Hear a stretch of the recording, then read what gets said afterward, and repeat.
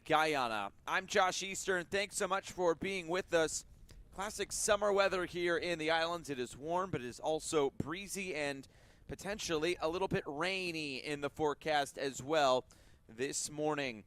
Well, we are kicking off the playoff matchups in this competition after the group stage completed just earlier this week. Today we have the first matchup between the Dominican Republic and Guyana. The Dominican Republic so far has not lost in this competition, but their goal difference was not quite enough to usurp Guatemala, who was able to come away with the group win, and they are the team that will move on into the semifinals. Guatemala will take on Puerto Rico just a little bit later on today.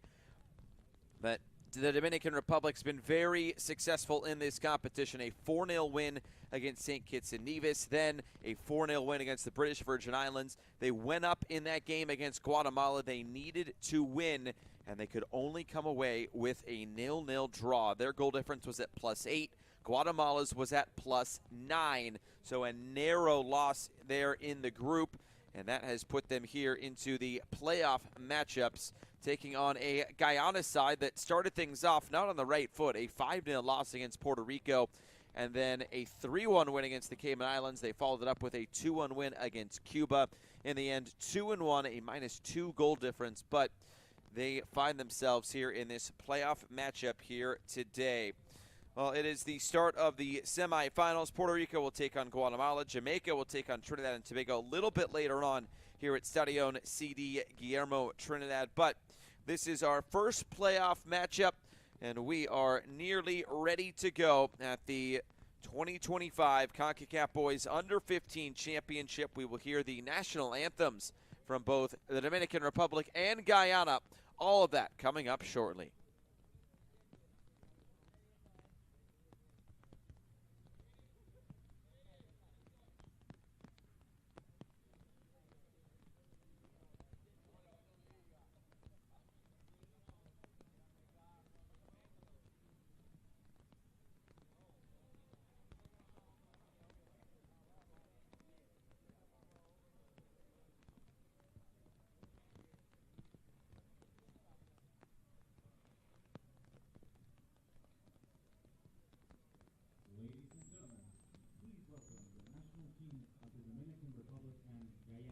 For the 2025 Concacaf Boys Under-15 Championship.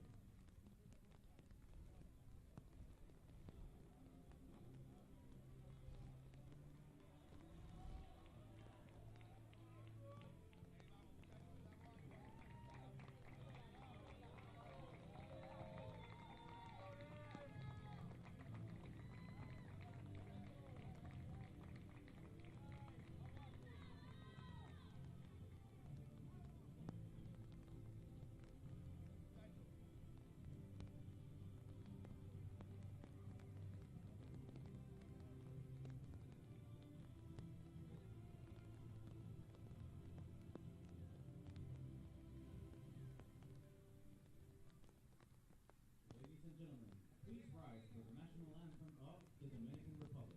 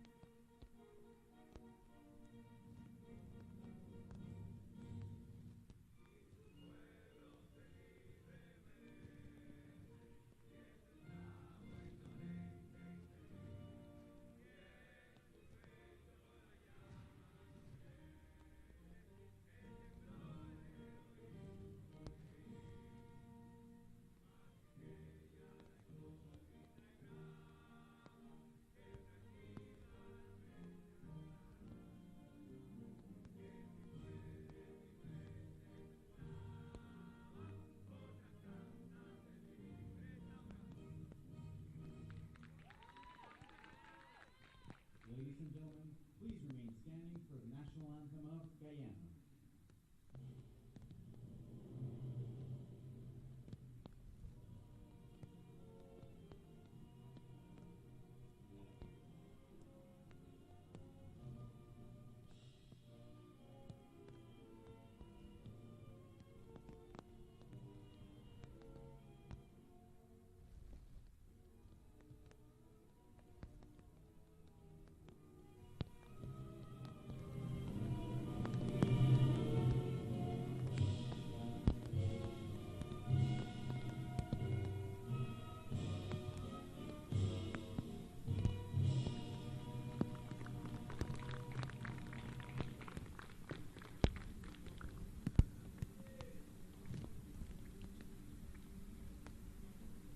Getting you set for first kick this morning from Orangestad, Aruba, and the CD Guillermo, Trinidad, as we are just moments away from kicking off the playoff round at this 2025 Concacaf Boys Under 15 Championship.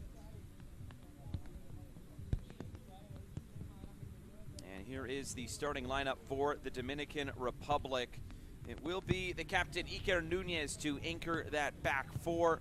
A double striker up top, Isaac Ramirez, along with Fernando Alvarez, will look to spearhead this attack today for head coach Eker Sanchez.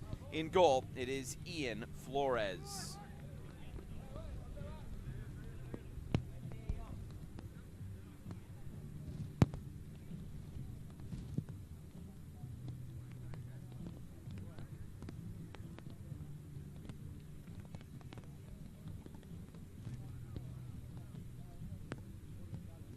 And of course, the referees for today's matchup from 4 different countries. Cleon Cully from Barbados. Javier Burgos is the first AR. He is from Puerto Rico. It is Kurt Charles from Trinidad and Tobago, the second AR. And the fourth official from Canada is Michael Venn.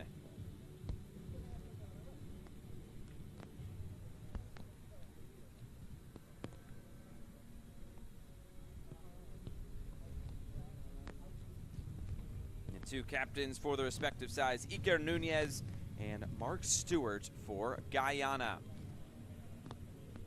And for Guyana this morning, it will be this 11 for head coach Levi Braithwaite. Coming off that 2-1 win against Cuba, it was Jermaine Garrett and Mark Stewart to get on the score sheet in the last game. Mark Stewart will be out there on that left wing, while Niall Kendall will be the one in goal today.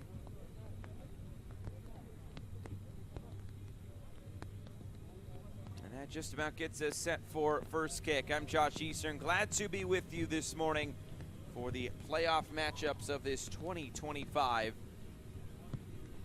Concacaf Boys Under 15 Championship.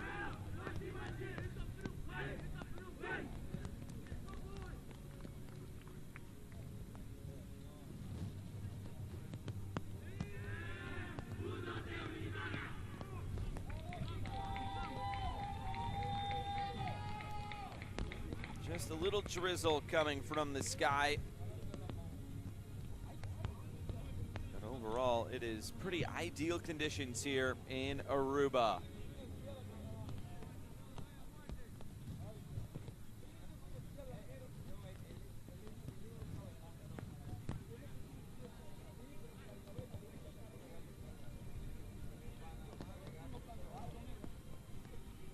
Waiting on the top of the hour, and we can get this one underway.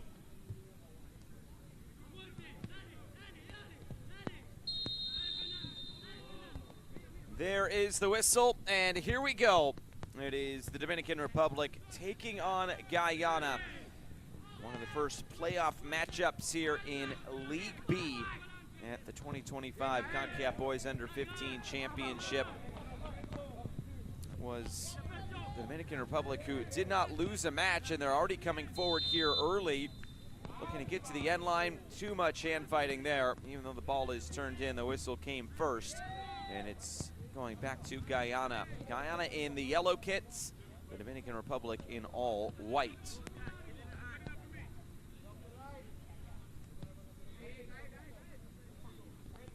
the Dominican Republic, a couple of 4-0 wins against St. Kitts and Nevis and the British Virgin Islands. That 0-0 draw, which almost felt like a loss against Guatemala because they had to win that game. It was Guatemala that put up 9 goals in one of their first matchups. But in the end, it was not enough. As this is played through, and maybe an early chance coming here for the Dominican Republic.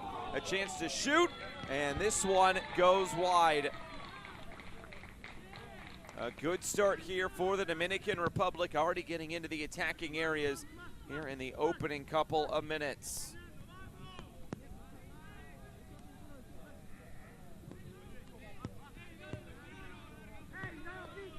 Niall Kendall looks like he will be a very busy goalkeeper today.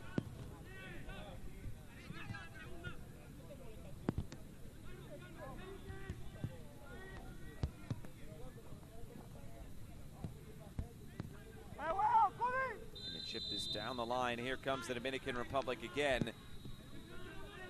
The flag is up for offside, and it will quickly go back to Guyana, and they want to get the ball rolling quickly. This will roll all the way back, just right to the top of the area, and Ian Flores is there to collect.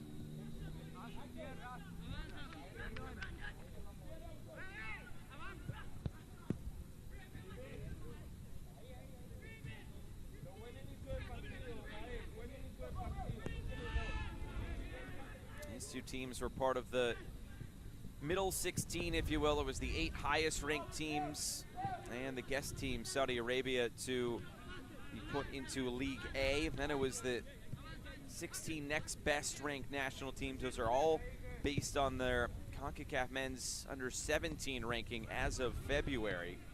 And then the final 14 teams were placed into League C.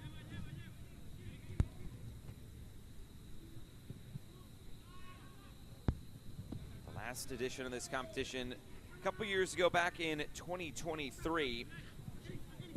League A was won by the United States. Nicaragua captured the League B crown, and then it was St. Martin who won it in League C.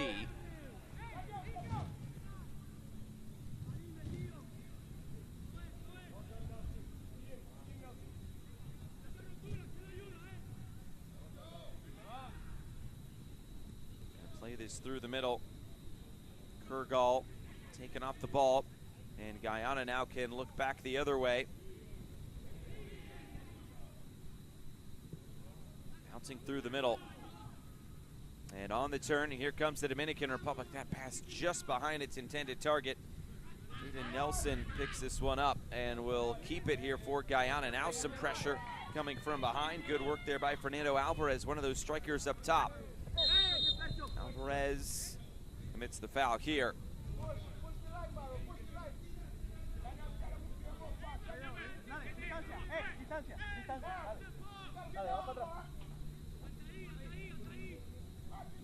A whistle there on Alvarez. Very eager to press early in this matchup.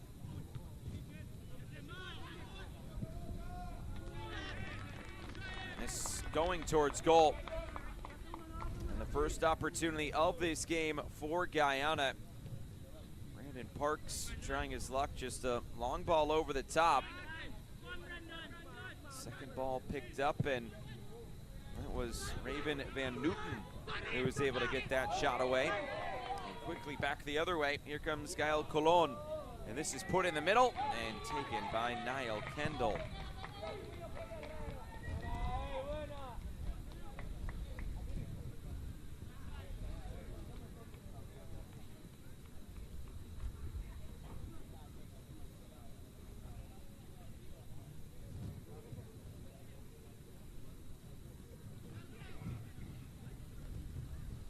Trying to work it through the middle. Dominican Republic, as this is a whistle here, going to ground. To be Luis Manuel Dabas. And a free kick going to Guyana. The Dominican Republic have to feel good coming into this matchup with their performances so far. Tough draw against Guatemala, knowing they wanted a win in that one to advance on to the semifinals, but now it's a player down here for Guyana. It is Brandon Parks.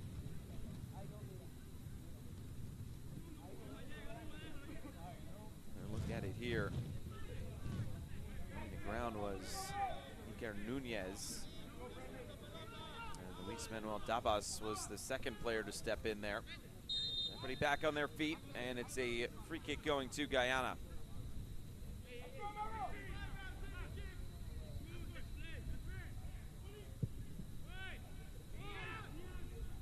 Ball floated forward. Pretty straightforward take there for Ian Flores. Long distribution back the other way. It's nodded forward once again, and this might work out, but it was last-ditch defending there by Nyron Barrow. Ends up out of play. Dominican Republic will have a throw.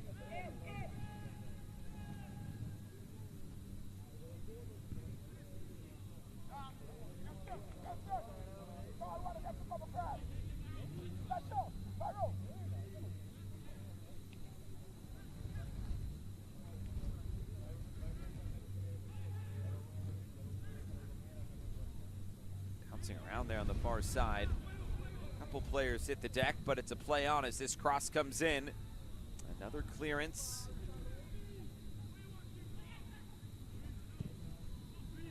Ball just stays in play. It's rolled towards goal. Technically a shot on target there, but really no danger of beating Niall Kendall in goal.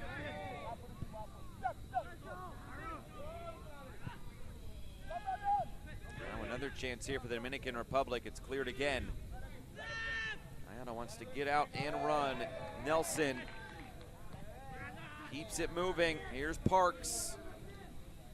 His pass blocked down. The Dominican Republic get it right back.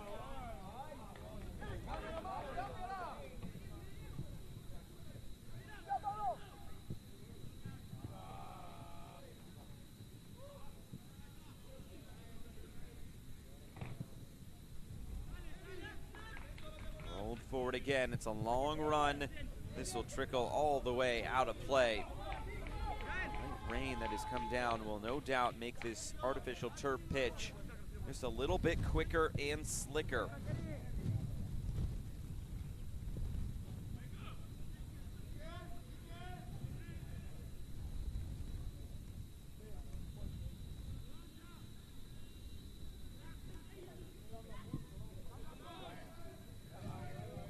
Long switch of play, playing over the top, making the run Colon. Colon chips this in towards the back post and taken again by Niall Kendall.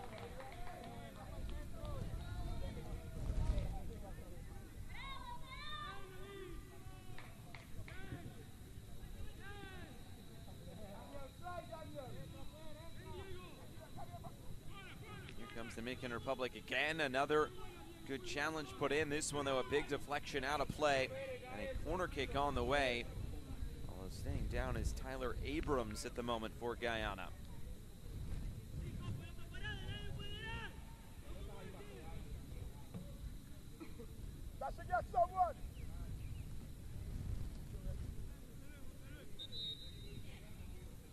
Good challenge put in there by Abrams.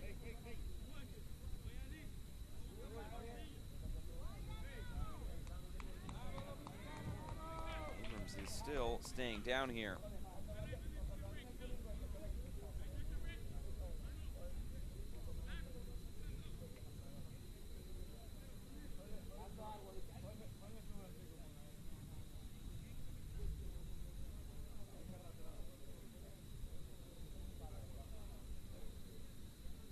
The Dominican Republic waiting on taking this corner kick here.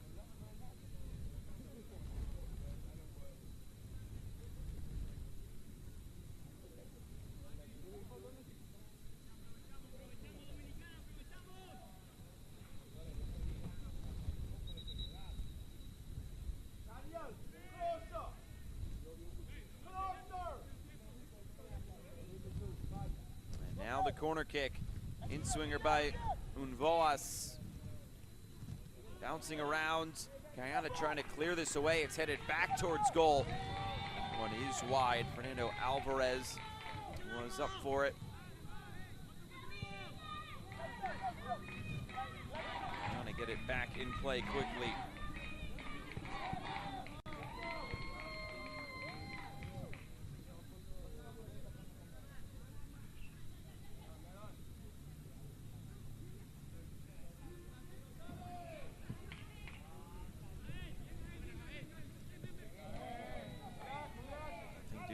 For Guyana, as the Dominican Republic look to play out once again. The sun's starting to peek out here in Orangestad. Moved out wide.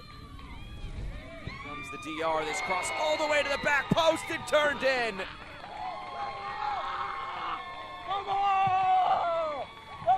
Axel Unvoas arriving at the right time, and the Dominican Republic is on the board. Good work there, getting it in from Ramirez. This ball just has to be dealt with, though. It was missed in the middle, and that was a crucial miss there. It's Axel Unvoas to open the scoring. This is a Dominican Republic team that's been full of goals in this competition, a couple of 4-0 wins. And now on the board here first this morning.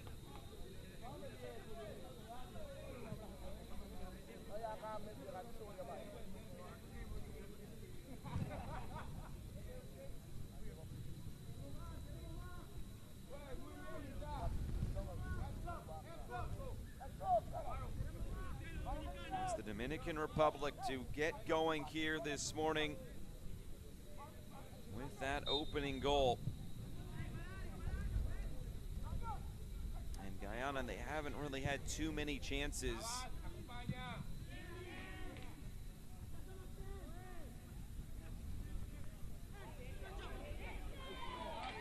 Here comes the Dominican Republic again, looking for a second. This time Niall Kendall is able to scoop it up. Turned over again, Unvoas slides it forward. Chance to shoot, shot is blocked. Good block put in by Nyron Barrow that time.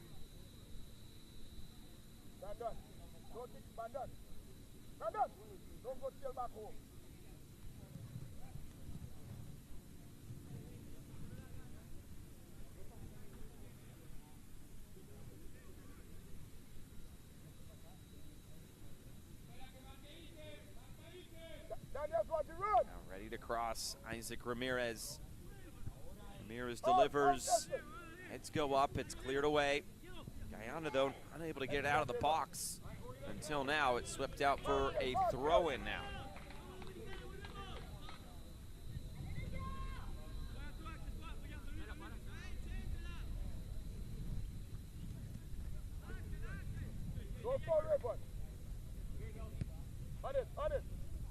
Colon gets it right back in play. Back for Unvoas. Unvoas plays the square ball. Chance to cut this one back. And now a chance to shoot. This one, though, lifted well out of play. Again, Isaac Ramirez. He had the assist on the goal. Now he wants one for himself. And just lifting this one up and out of play.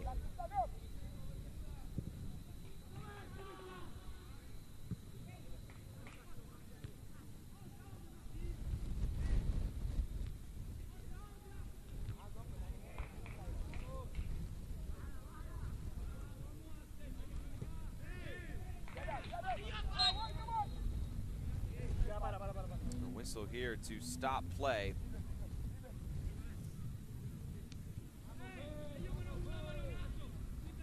There will be a free kick going to the Dominican Republic here.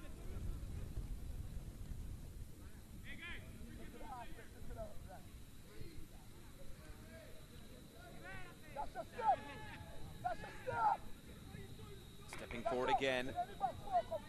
Slotted out wide. Colon lifts the cross in. It's spilled and it's turned in.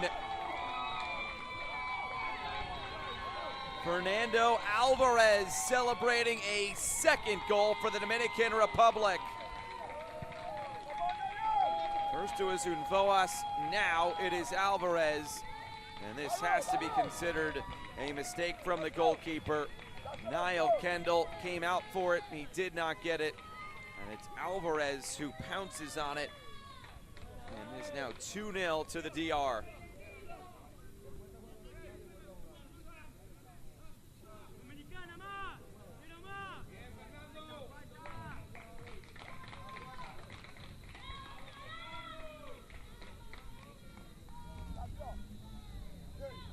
Well done there for the Dominican Republic.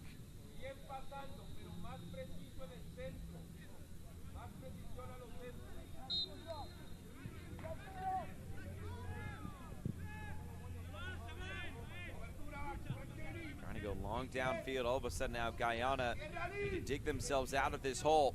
Trying to turn the corner, getting to the end line. That ball ended up out of play.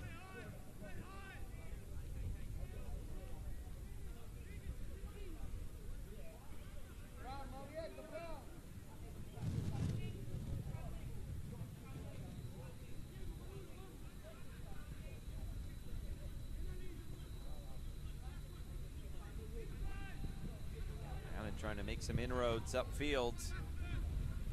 Cut back and cleared away.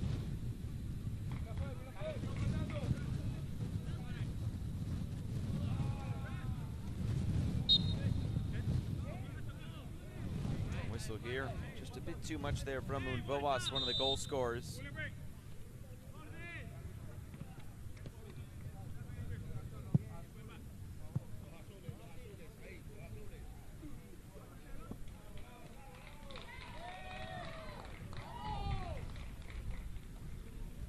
Stoppage here, just about the midway point of this first half. Remember, it's 35-minute halves here at the Concacaf Boys Under 15 Championship.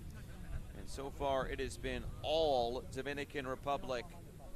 Axel Unvoas opening the scoring. Fernando Alvarez adding on to it.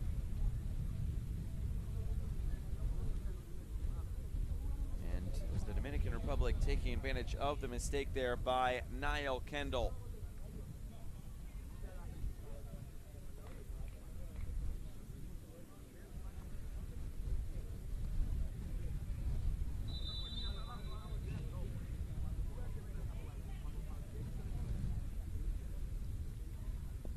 Another look at these goals. Isaac Ramirez putting that in a good area. And it was Unvoas who was able to touch that one home. And then a little bit later on, just this cross put in by Colon, spilled by Kendall, and put home by Alvarez.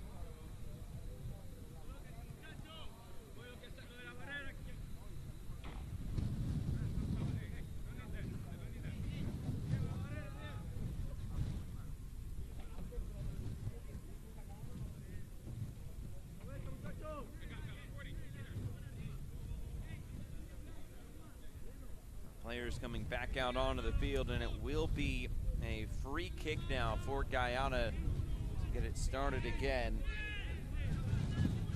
Tasher standing around this, so is Nyron Barrow. Tasher sends it in, and it's taken right there by Ian Flores. Pretty straightforward take.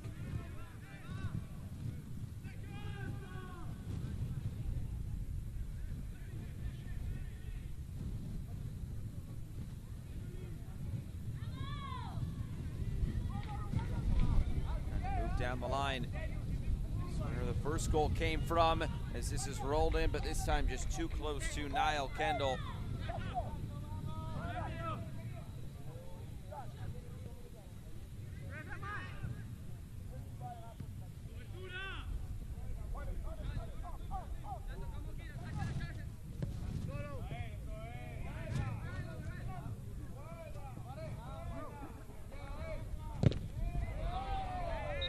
Ooh, a big collision there. Kyle Colon, thumping challenge he was on the receiving end of. Coming over there was Nyron Barrow.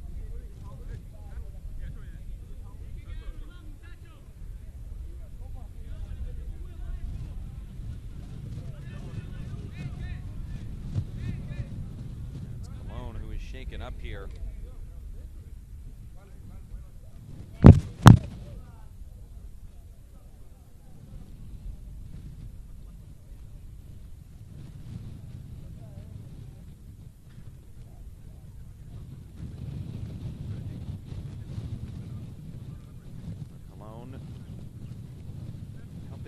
To that opening goal.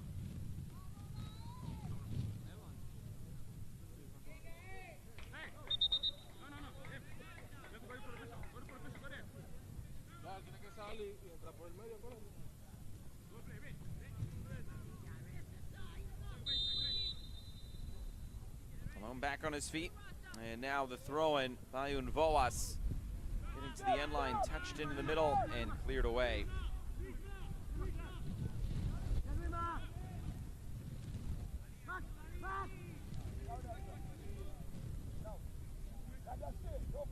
Pergel keeps it moving. Now Unvoas again.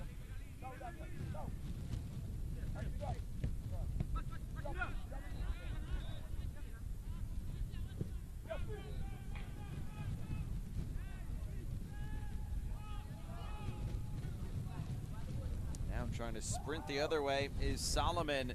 Solomon turns it back. Van Newton, he can carry on. Van Newton steps around one challenge but couldn't get by the next. Unvoas.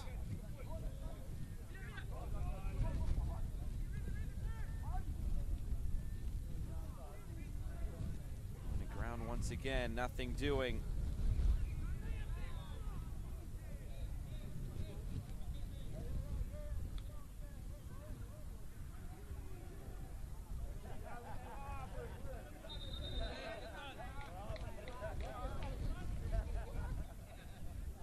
Here, this will be going to the Dominican Republic.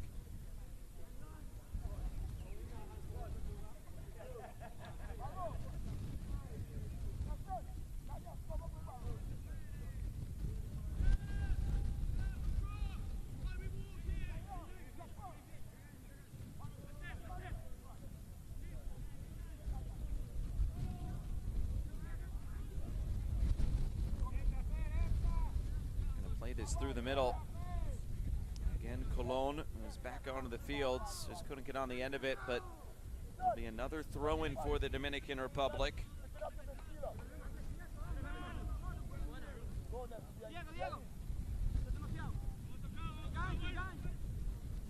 to get end line here. The cross fired in. The header was steered back into the middle. There just wasn't anyone there in a white shirt to come to claim it. Now Guyana can run back the other way. A good challenge put in to break up that counterattack. It was Jermaine Garrett who was striding forward.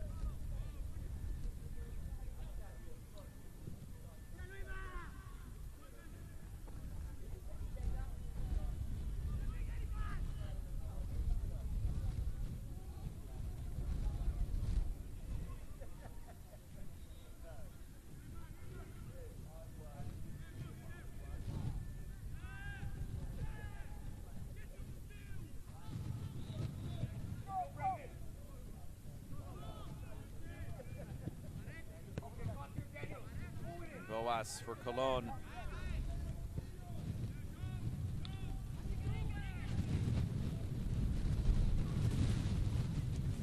Move this forward and into the corner, but that pass over hit and a roll out of play. It'll be another goal kick here for Guyana. Trying to get something started in this first half. It's really been all Dominican Republic so far today. Those two goals having them comfortably out in front of this one.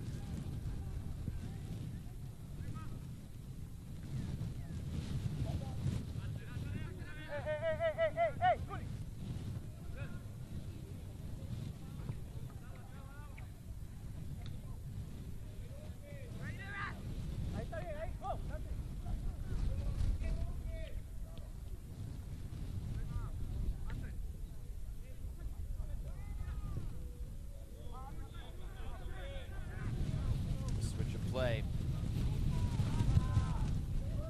Now the challenge put in. It was a heavy one there by Tyler Abrams. And it was a clean one. Abrams getting the ball there.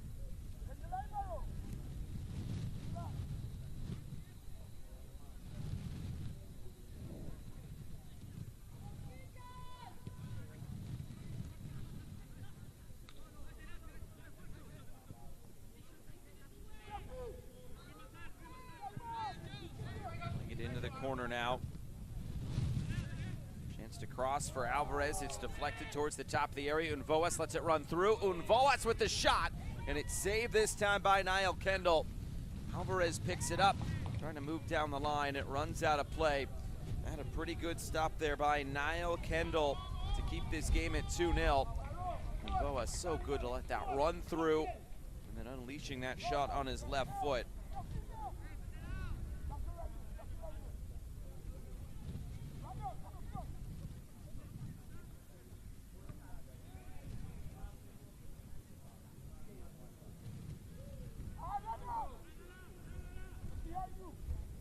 Into space. Now turning the corner. Not able to keep this ball in play once again. And a goal kick coming for Guyana.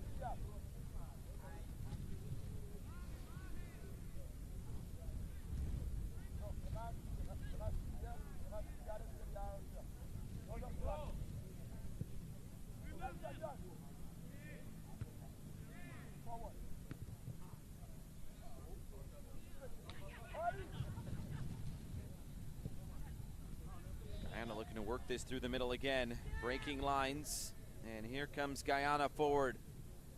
These white shirts get back defensively and close the space so well. This shot blocked, and an easy take there for Ian Flores.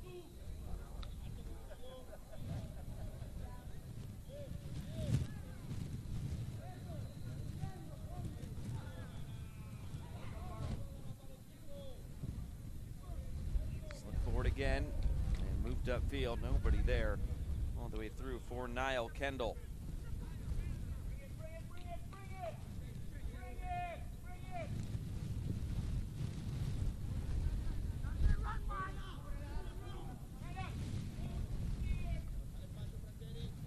Up again, and straight out of play. Guyana just has not had much momentum going forward in this game today.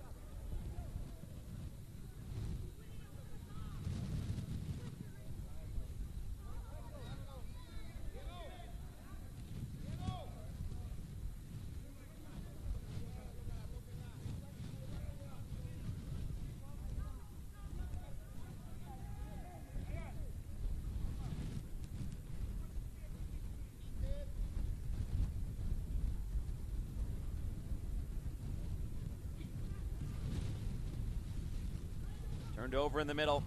Guyana want to go quick, and they just have not been able to connect those few passes through the middle. On the other hand, though, the Dominican Republic have, and here they come forward once again, turning it infield. Options available. The shot is saved. The rebound was a heavy touch. And now Guyana a chance to play out. All they can do, though, is give it right back. Turned back down the line. Bouncing around. The cross coming in. The header is saved. Niall Kendall able to get across the goal mouth and put this one out of play. Corner kick on the way.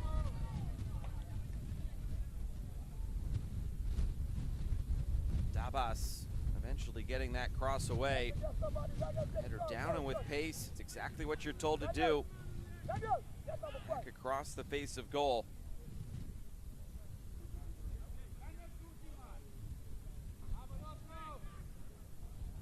Just a good save at the end of the day for Niall Kendall as the in-swinger comes all the way to the backside.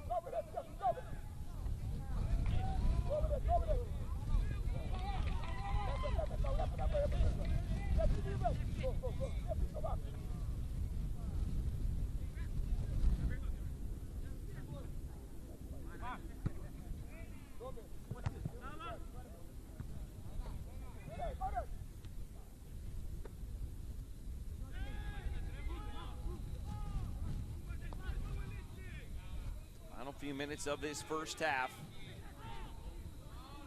Dominican Republic well in command of this one.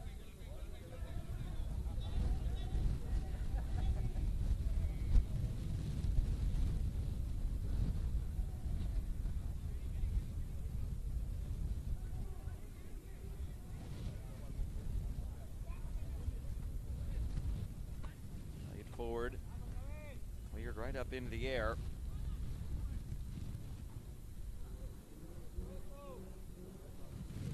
Trying to carry this one out.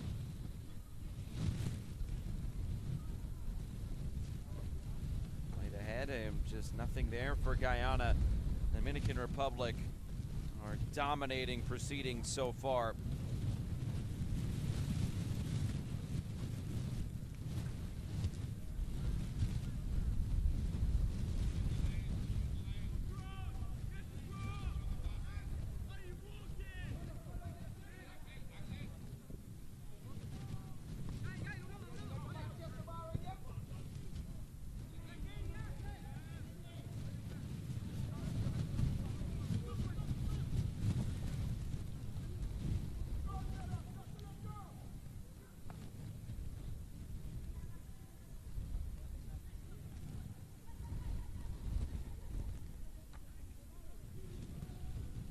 Guyana, again, trying to get something started. This one coming towards goal, and it's taken by Ian Flores. Those have been the type of shots that Guyana has gotten outside the area. I mean, nothing to really test Flores. This might be something. Daniels just floated forward and taken by Flores.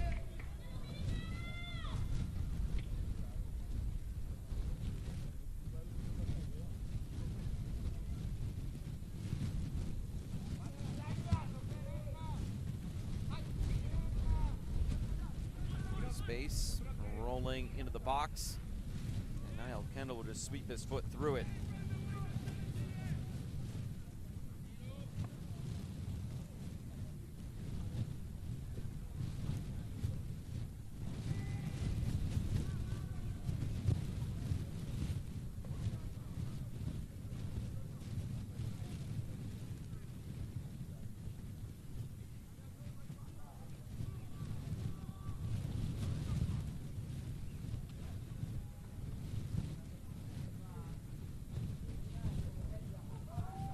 Trying to get something going again. Trying to just get some bodies forward here. That pass broken up. Dominican Republic first to every 50-50 ball. And out of play, and a throw-in coming here for Guyana.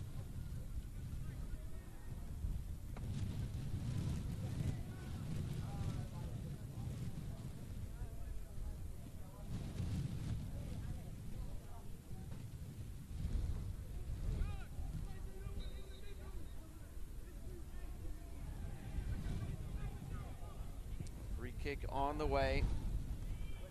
This one lofted forward, bouncing once in the box, the header away. Dominican Republic able to deal with it.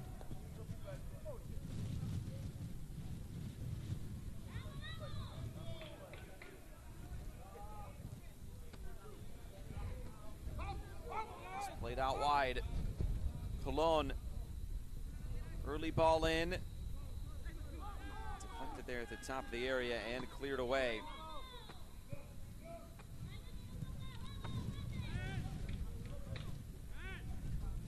Colon cutting infield again.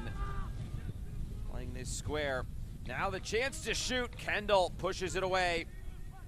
As we enter 1 minute of stoppage time.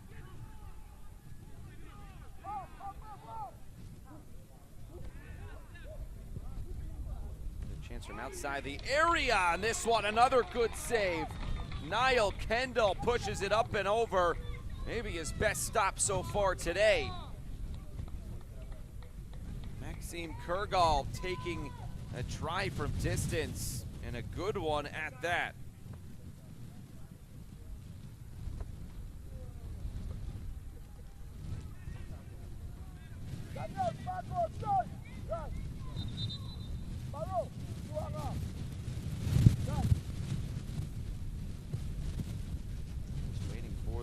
kick here. The referee stepping in.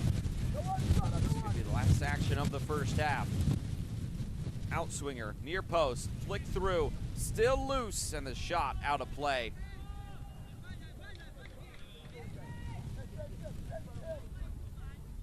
Now all eyes to Cleon Cully. See when this first half comes to a close.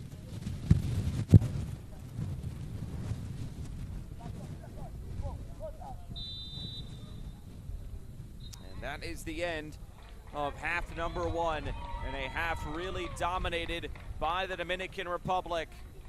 A team that has yet to concede a goal so far in this competition. They are looking stout defensively. They've done enough offensively to have a comfortable and commanding lead. At the break here from Aruba, the Dominican Republic 2, Guyana.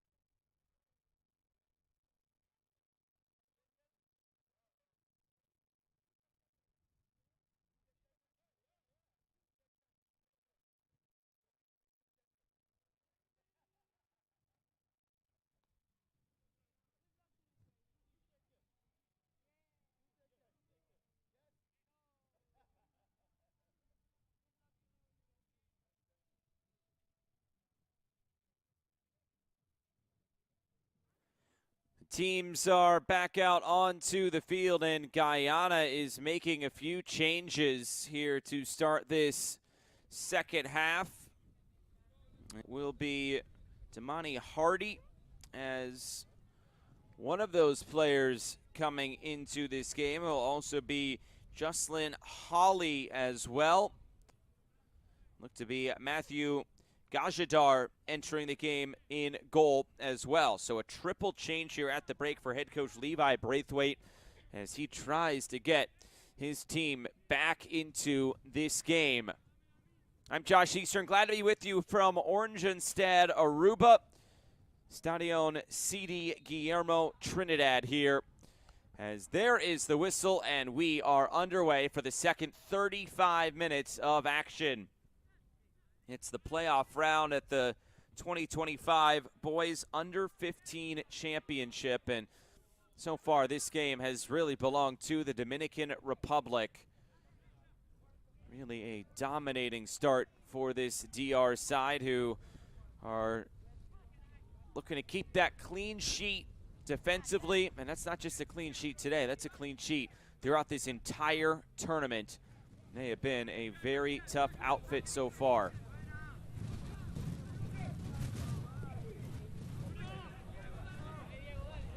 Play this into space, and plenty of it for Diego Rey. Rey moves it forward, and it's too close to the goalkeeper. And this is the new goalkeeper, Matthew Gajadar.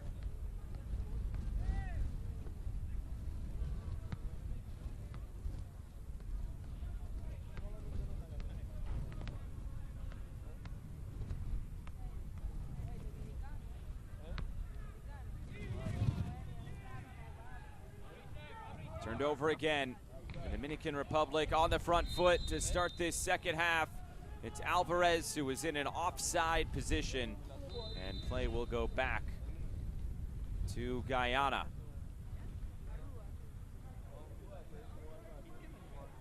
The referee stepping in. Fernando Alvarez to stop delaying that restart.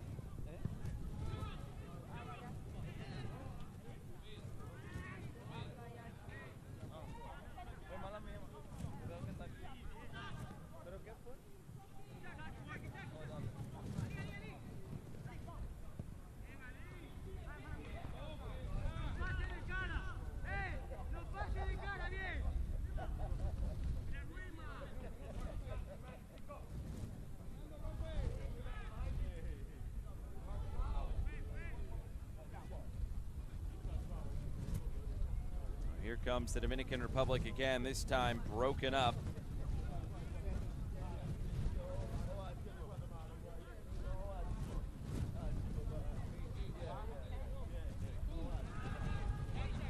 Played into space and getting it out wide again for Ramirez. His cross coming back post. Collected in the middle. Trying to turn towards goal. Unvawas couldn't get a shot away, and it's cleared. Another foul here. This time it leaves Jaden Tasher down on the turf.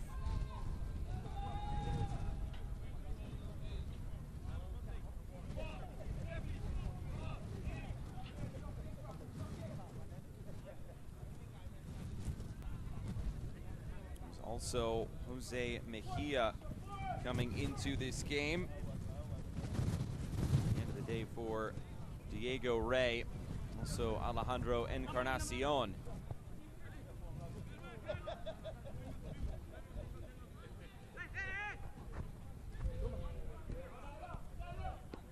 And confirmation of the subs for Guyana as well.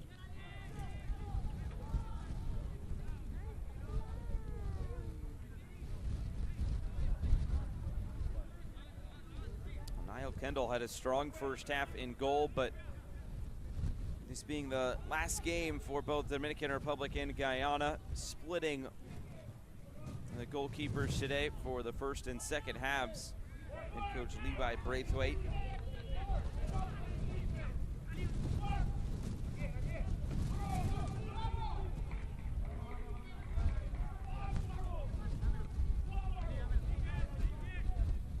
Shake it up there. Jermaine Garrett.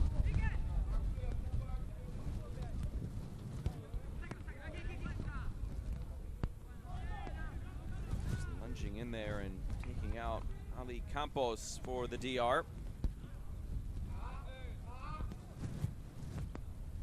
This comes through the middle again, looking for that through pass, and not on the same page as Axel Unboas.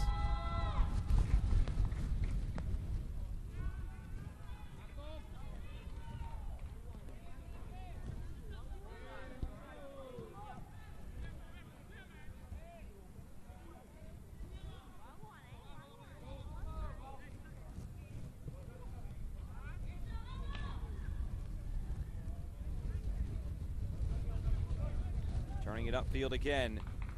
Another chance to cross and put this in the middle, but just too close to Gajadar. Nearly, but not quite.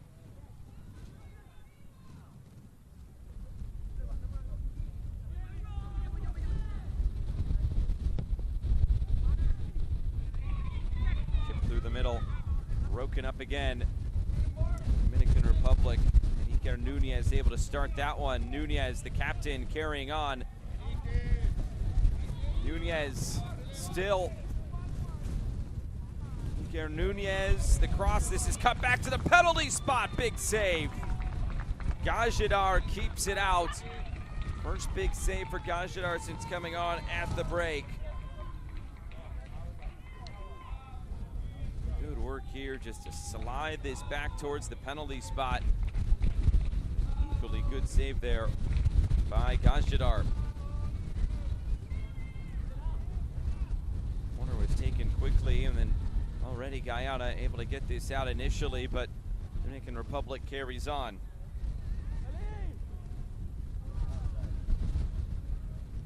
Loaded ahead, another header away.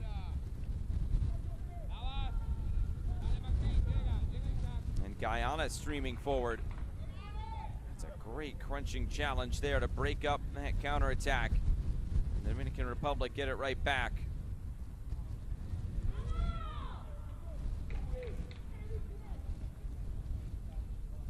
Ball runs out of play, was last off Guyana.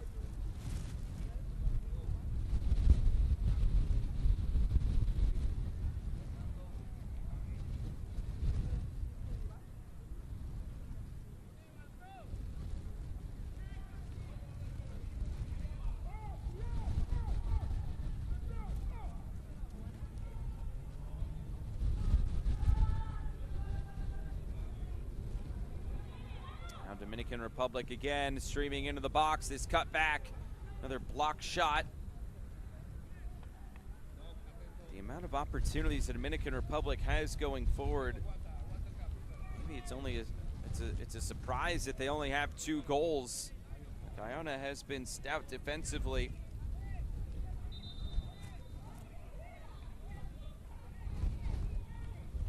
Another look here. Player coming into the box. Kenny Brito was just upended there.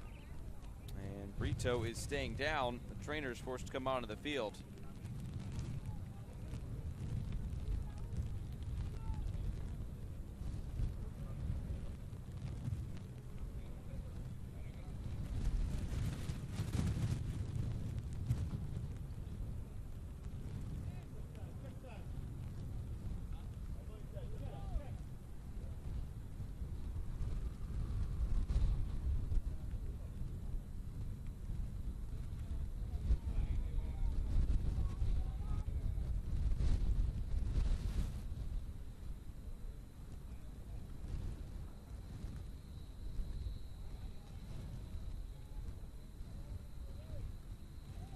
Everybody back on their feet and almost ready to go again.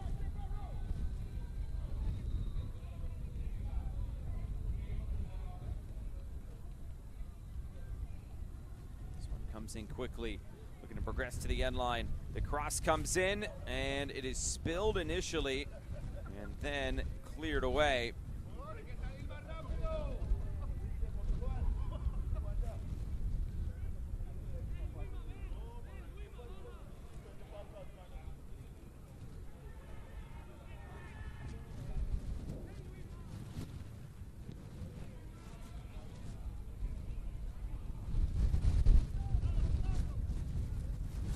all the way through once again.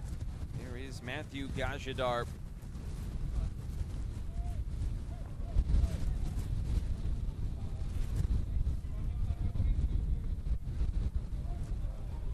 Play through the middle, going down there. A chance to try to just put this towards goal. Jocelyn Holly just trying whatever he could to get it on target, but a pretty straightforward take there from Ian Flores. Not much power behind it.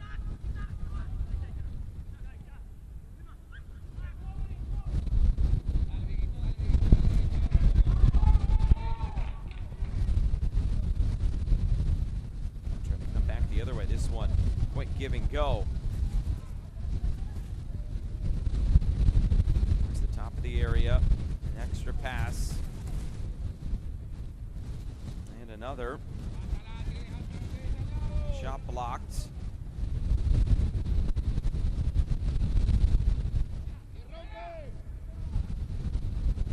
Quick passing here. And the Dominican Republic just elect to keep it here.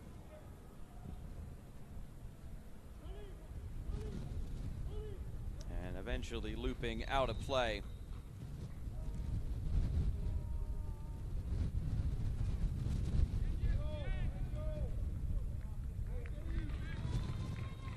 Triple sub coming here. Emil Castillo. Will be Jose Mejia coming into this game, and Rodrigo Linera as well. A triple change on the way.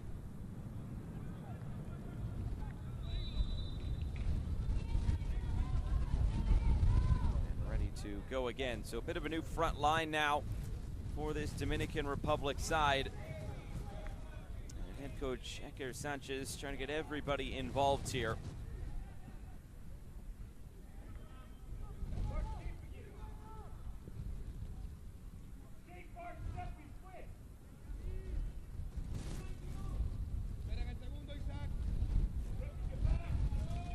There on the far side, the cross is floated in right towards the penalty spot, not dealt with.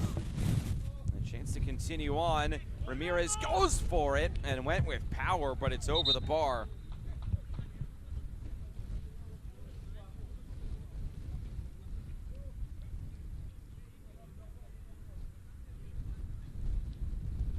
And a sub for Guyana as well. We'll see Travis Grogan enter this game.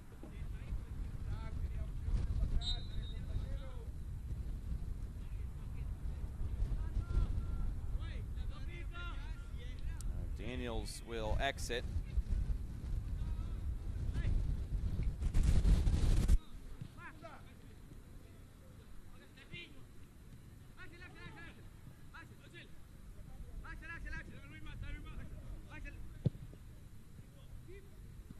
This one sent towards goal, and Gajadar is there to collect.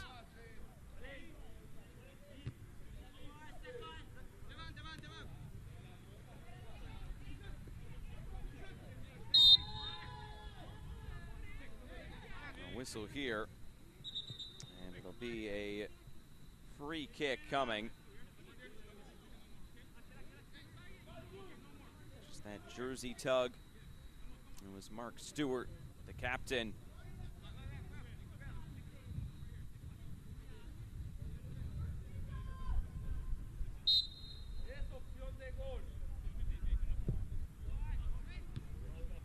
This one sent forward, and again headed away.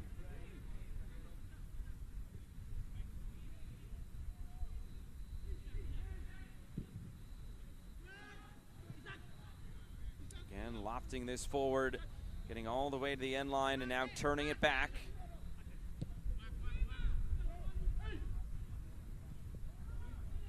Move back centrally, stepping forward and taking off the ball. Here comes Guyana, trying to make something of this, but just nothing on.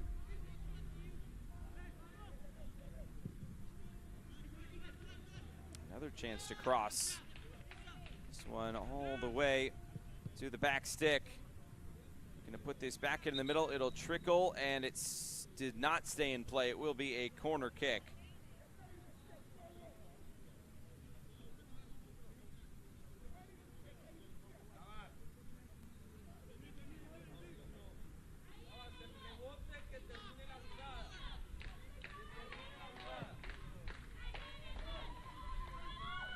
one put towards goal. It's loose, and it's turned in.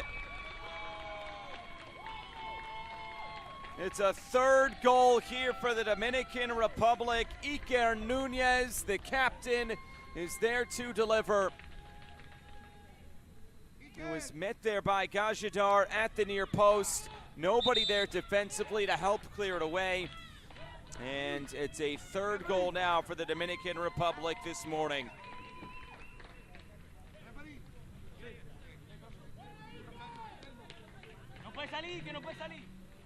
Iker Nunez celebrating that goal as the Dominican Republic are in full command here today.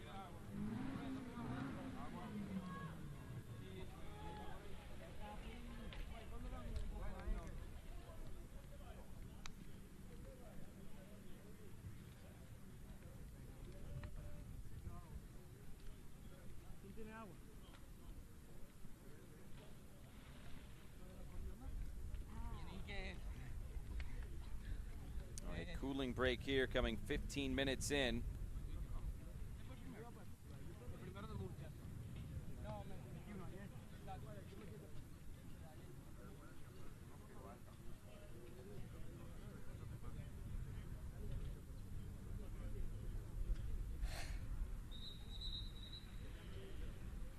right now everything going the way of this Dominican Republic team.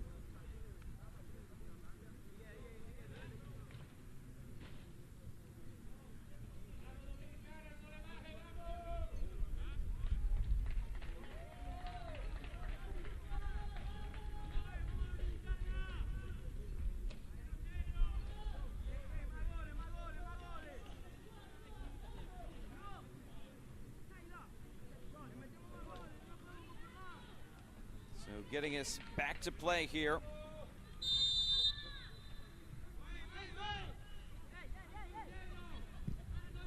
And here we go again.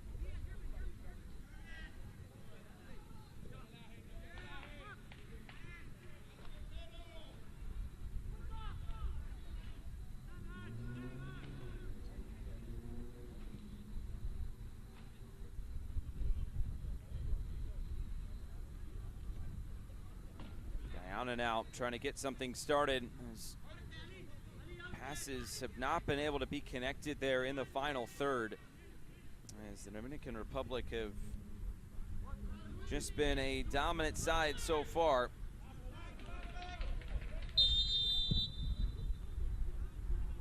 A whistle here. This also shows just how dominant the Dominican Republic have been, and really throughout this entire competition, and just tough luck for them that they were not able to beat out Guatemala in terms of goal difference. It was so close. More goals scored for Guatemala as well in this competition, so the Dominican Republic just not quite up to speed with Guatemala, and that 0-0 draw. They had a chance. If they would have beaten Guatemala, they would have been the team in the semifinals, but the Dominican Republic forced into this playoff matchup, and they are showing their proficiency. And it really goes back to what the Dominican Republic has been able to do over the past few years in terms of their entire football federation. As this ball's played forward, Gajadar coming off his line to clear it away. Now has to race back into goal. With the Dominican Republic qualifying for the Under-20 World Cup a few years back. This shot's taken on, and it's going to be a fourth.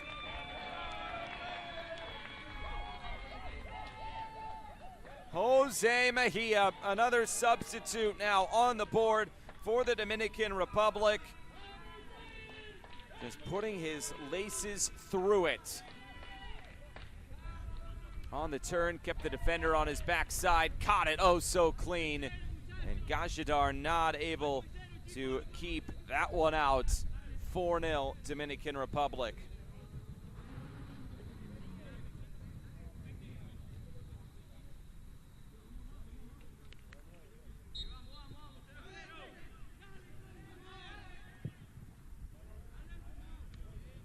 So back to play.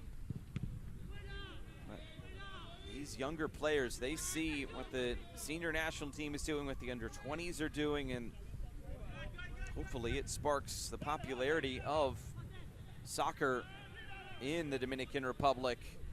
It's so much known as a baseball nation, and so many pros in Major League Baseball, but in soccer, there are also some very proficient athletes and players, and it just continues to grow in that country.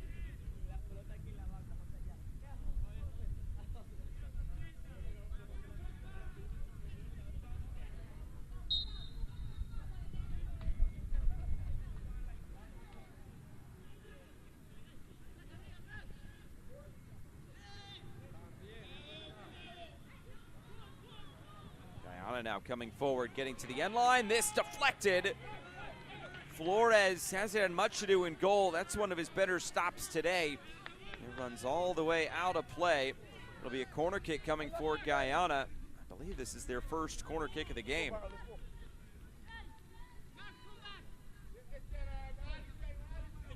Kennard! Kennard! Send someone on the keeper. Not you. Not you. Nelson, up. Nelson! Nelson! Back, come in. Go back. Towards the near post, and couldn't even make it to the near post. Out of play. Pass, Mark. Pick up early. Mark, early.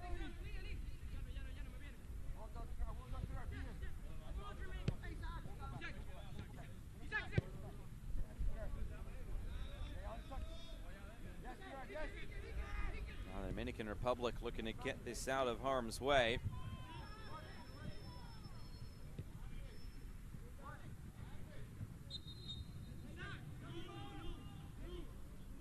A whistle here, and it will go the way of Guyana here.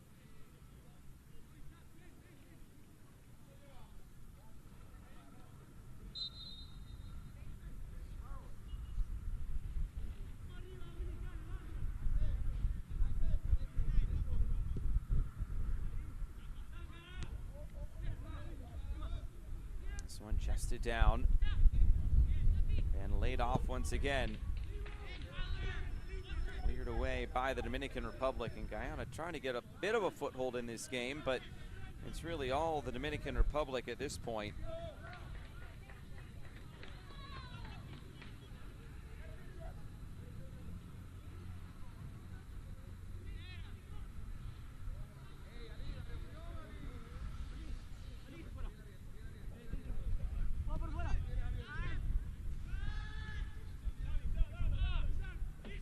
Comes the Dominican Republic again. Ramirez turning the corner, cutting this one back towards the penalty spot. It's rolled in again.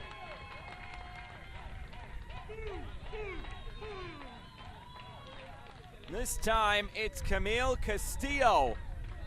5-0. This is about as easy as it gets. Isaac Ramirez turning the corner. The cutback ball, nobody tracking the run of Camille Castillo. And Castillo delivers for the Dominican Republic.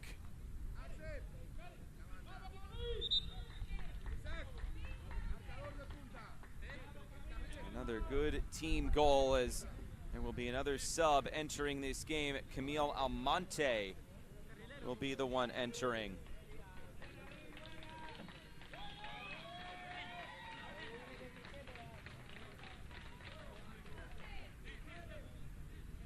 Oh, it is all Dominican Republic here.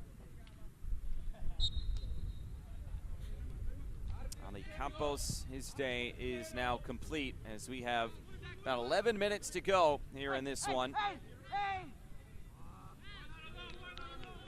Flores will see this one out of play.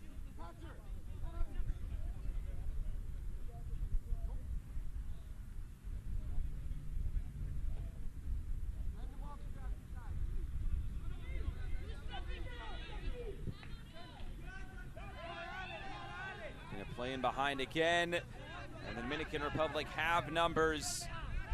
Voas cuts it back, Another chance to shoot. Oh, that side of the goal was wide open. Alejandro Encarnacion just not able to find it.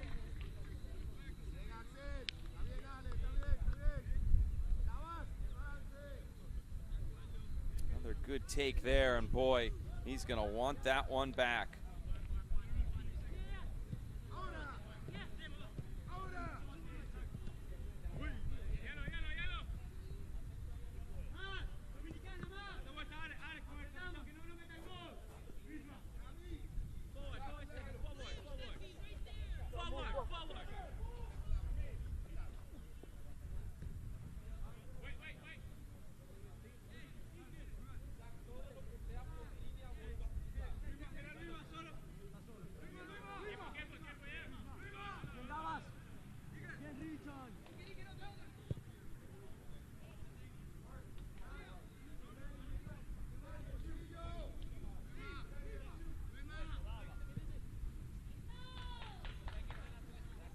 Comes the Dominican Republic again, looking to turn the corner, going down in the area, cleared away again.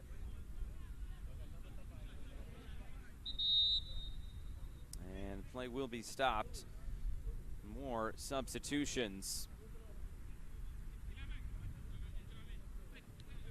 And this time it will be Sean Phillips. We'll get about 9 minutes there to close this one out.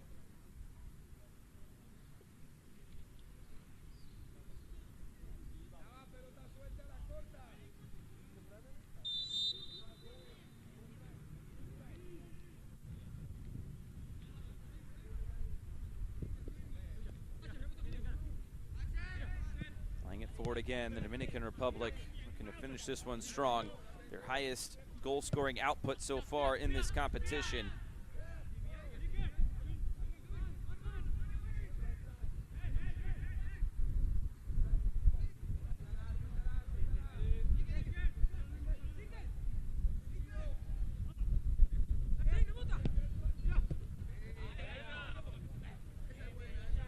Trying to play this forward. And this one will run out of play.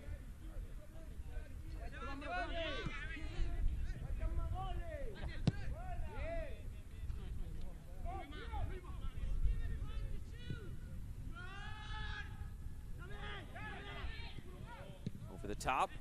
It's put across the face of goal, cleared away. Another chance to shoot. This one deflects in.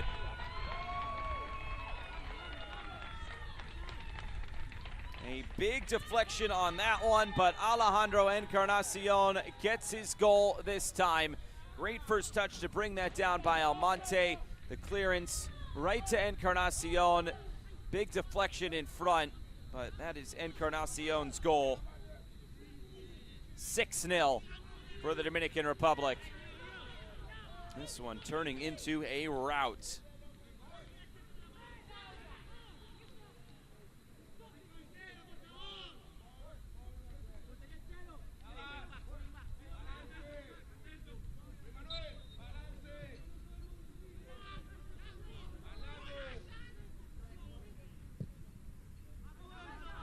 Back to play. Guyana is trying to get to the finish line now. This has been a very strong performance here from this Dominican Republic side. It's played over the top. This will run all the way through to Gajadar.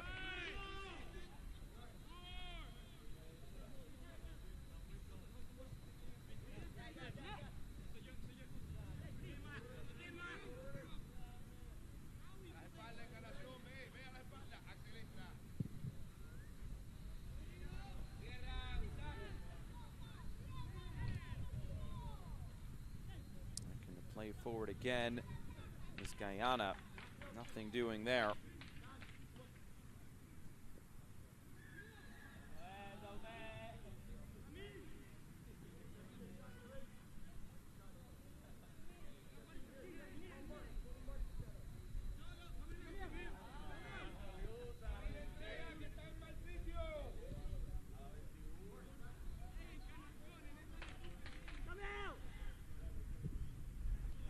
Final Final minutes here from Aruba in this competition for the Dominican Republic and Guyana. Ball played forward again, and it will be collected by Ian Flores.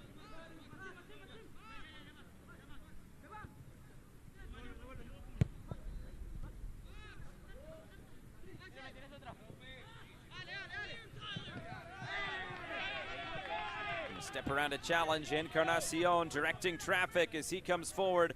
The extra pass into the middle. One touch to settle. Mejia keeps it moving. Trying to get a shot away here. Now almost every yellow shirt is in the area. Dominican Republic will pass it around. Another chance to shoot, this time out of play.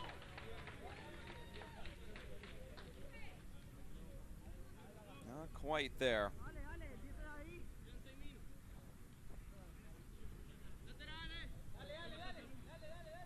Kurgal just trying to line that one up.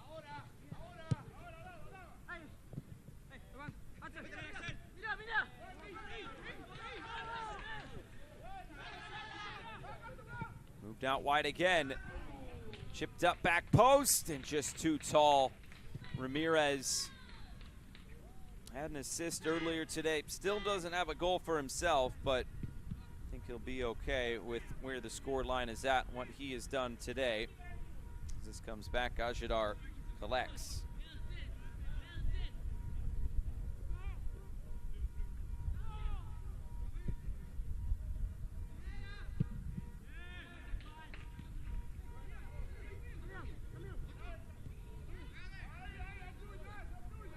Another chance here, weaving through and taken off the ball.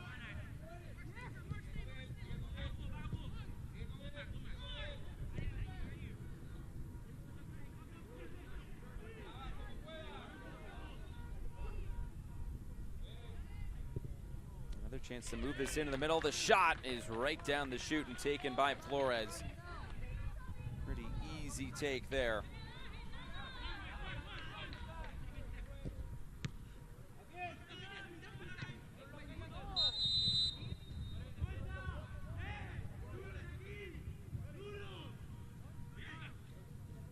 Whistle here.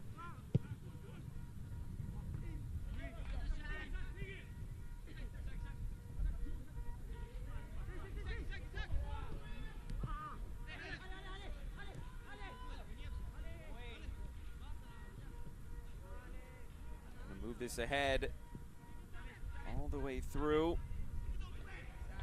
and swept clear and out of play.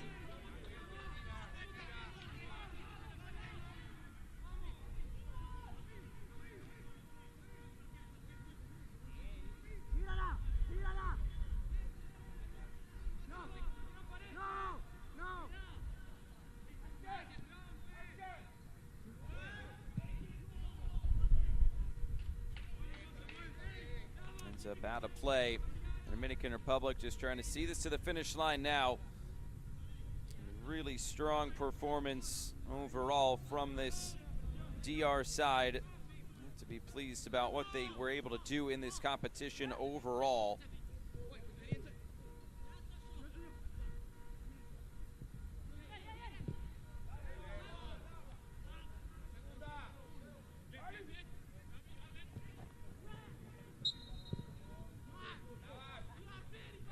Whistle here. It was a foul against the Dominican Republic.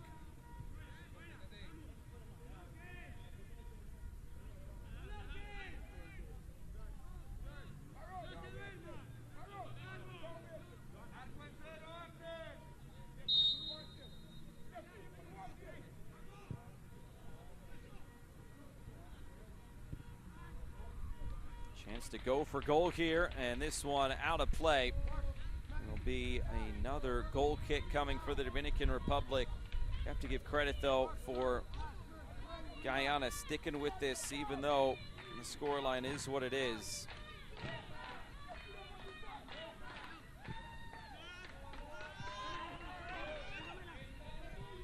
And here comes the Dominican Republic, maybe for one more. It's cut back, and it's saved by Gajidar this time.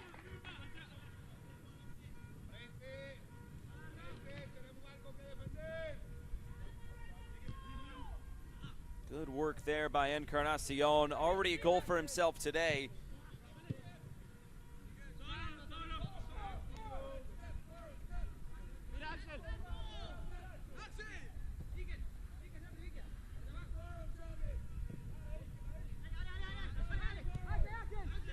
Again, played through the middle as the final seconds tick away. We'll see how much stoppage time is added on here.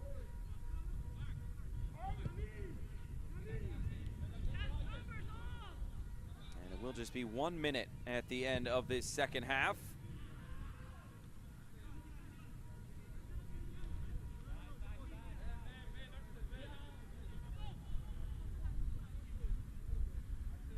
If this scoreline holds, the Dominican Republic, 4 matches played. They will have scored 14 goals in those 4 matches.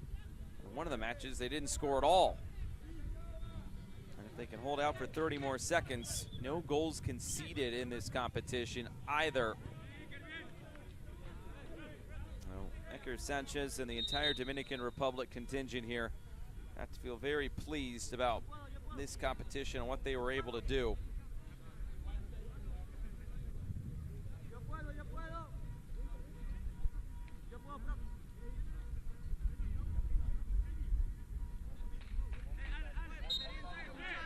Look here, that's the captain Nunez, who was just shaken up.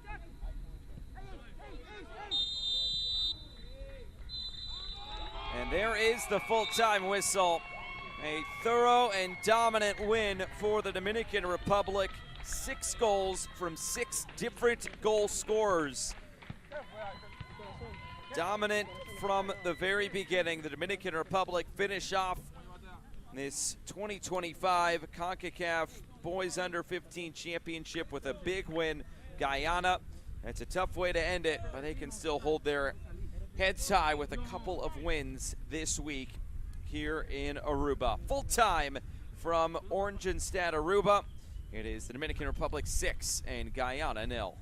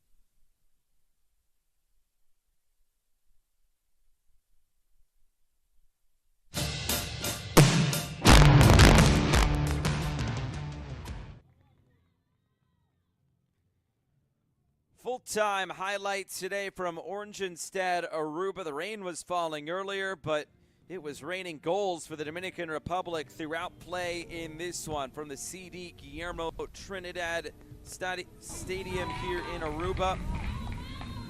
The Dominican Republic starting on the front foot early with Isaac Ramirez putting us in a dangerous area. Touched in there at the back post by Axel Unvoas.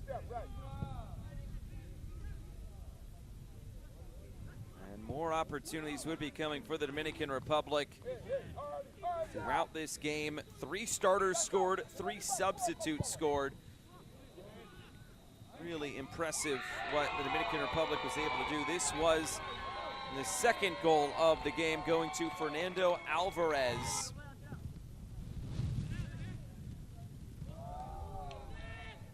And then trying to cut this one in. Unvoas looking for a second goal. That one broken up. More opportunities coming. This one headed and a diving save by Niall Kendall. Another shot from distance and another save for Niall Kendall just to push this one up and over the bar. And trying to get to the end line was Iker Nunez, and eventually a big save from Matthew Gajadar.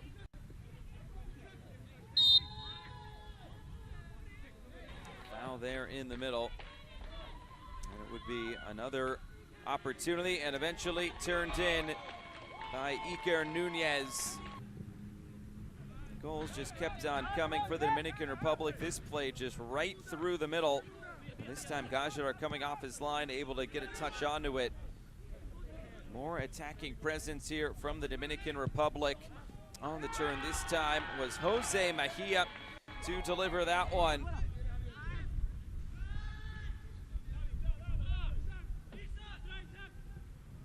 Able to turn the corner and cut this one back. Another easy finish this time. It was a goal for Camille Castillo, and there would still be more in this game. Cut back again, Encarnacion. Oh, he wanted that one so bad, but he would have to wait just a few more minutes, as Encarnacion would get another chance. Great first touch there by Almonte to bring it down. Here, big deflection on it, beats the goalkeeper. And in the end, a 6-0 win for the Dominican Republic.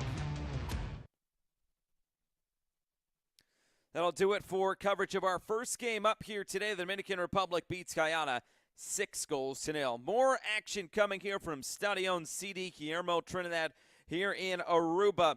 For now, we'll step aside. More action from the Concacaf Boys U-15 Championship on the way.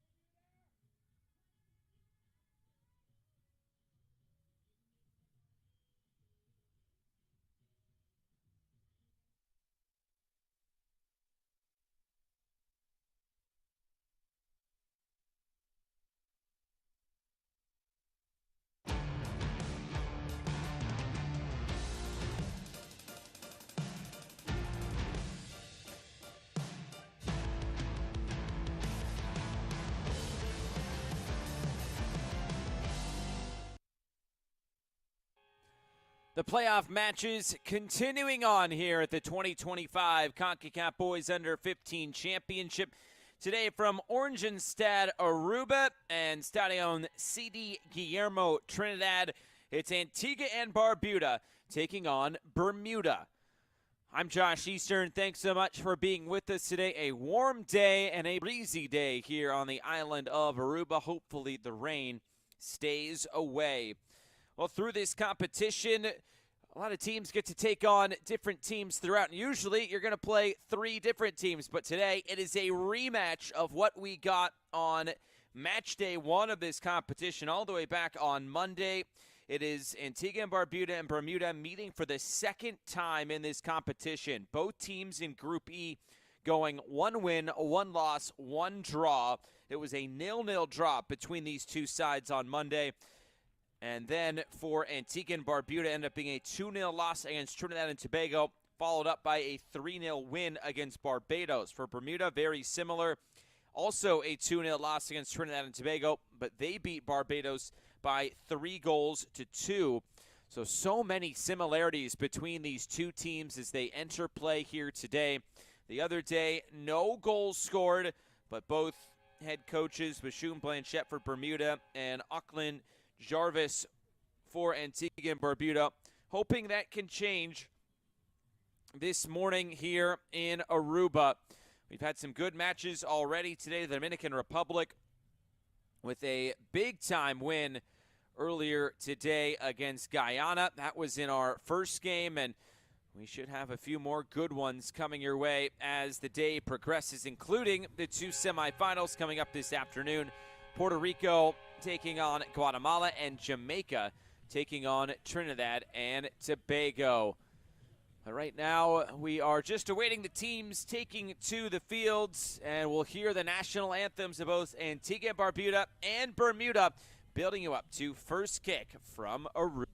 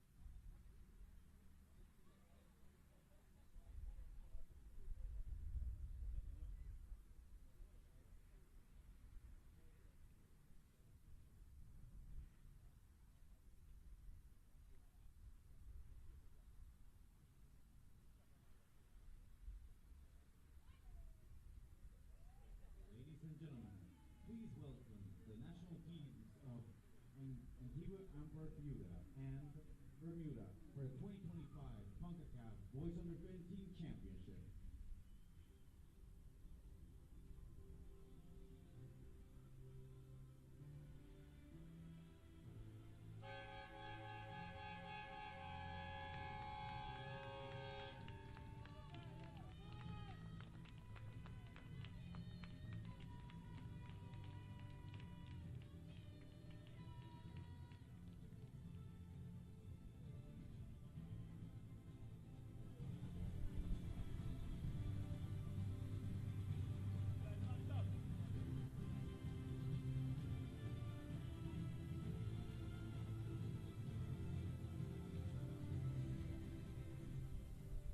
Ladies and gentlemen, please rise for the national anthem of Antigua and Barbuda.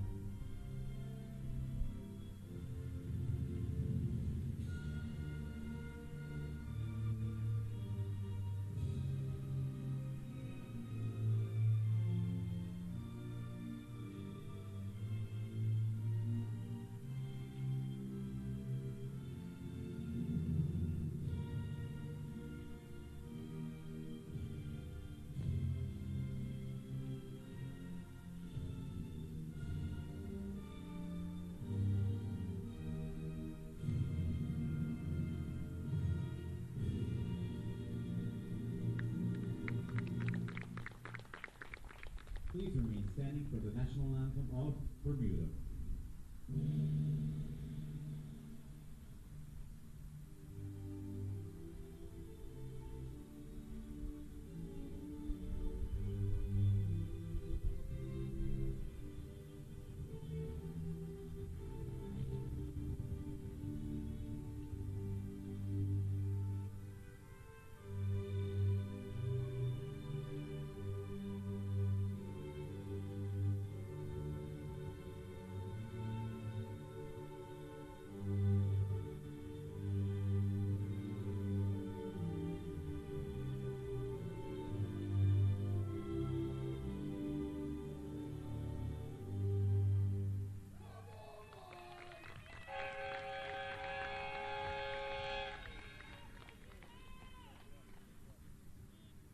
Getting you set for first kick today from Oranjestad, Aruba, the playoff round here in League B, Concacaf Boys Under 15 Championship.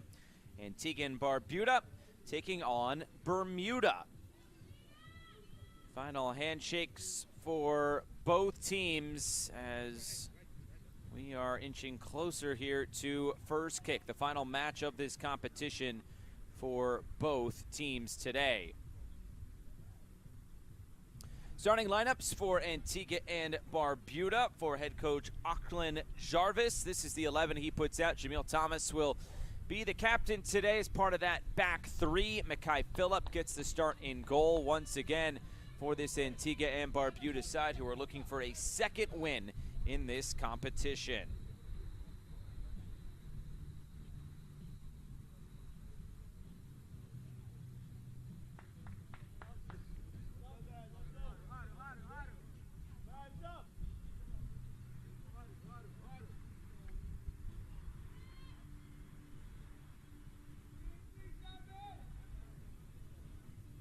And the officials for today from Costa Rica, Jonathan Leighton, Jerio Valverde, also of Costa Rica. From Grenada, it is Kessie Phillip, and Damian Rosa from Martinique is today's fourth official.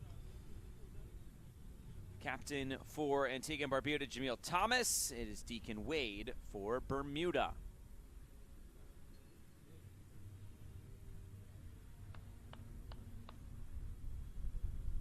And the starting lineup for Bermuda, Deacon Wade, of course, will be the captain out there at left back. Xavier Thomas gets the start in goal for head coach Vishun Blanchette. It's Gian Wolf who will help to lead the line today for this Bermuda side that is looking also for their second win of this competition.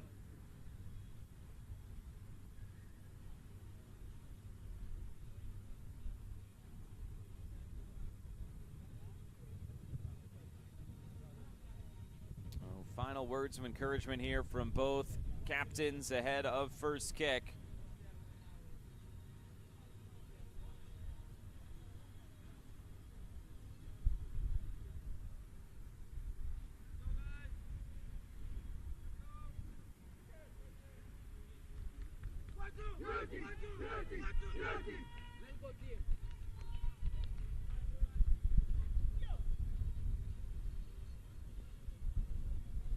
Bermuda will be in the pink kits today, in the white tops and yellow shorts. Antigua and Barbuda.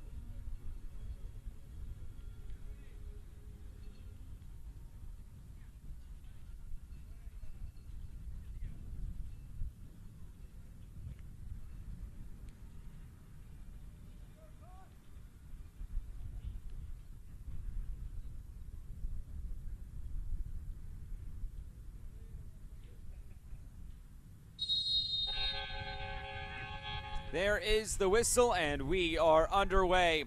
Antigua and Barbuda taking on Bermuda.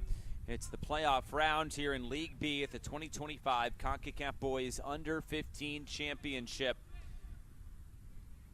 Busy week here in Aruba. That's where the League B is being taken place. And how about those skills already in the early going, leaving an Antigua and Barbuda player that looked to be Robert Jeffrey on the turf. Going back to the game the other day, no goals scored, but Antigua and Barbuda willing to put the pressure on, as here's Bermuda coming forward early on. Poked away, and eventually it is back out to midfield. Deacon Wade.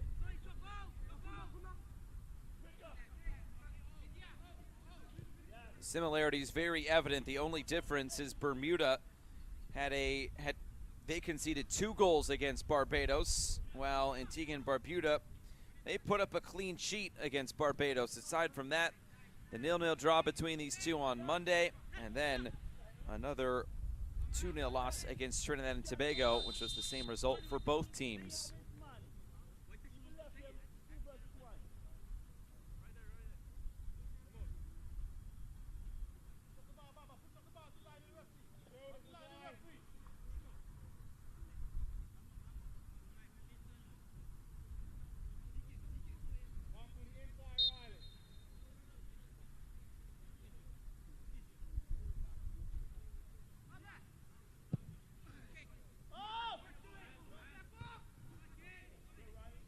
Played downfield. It was Bermuda who was mostly on the front foot in that game on Monday. And Antigua and Barbuda, an opportunity to get back at this Bermuda side. A touch over the top there for Robert Jeffrey. Jeffrey still battling. Jeffrey trying to get free. Kyrie Tucker into the corner and forced to play this one out of play.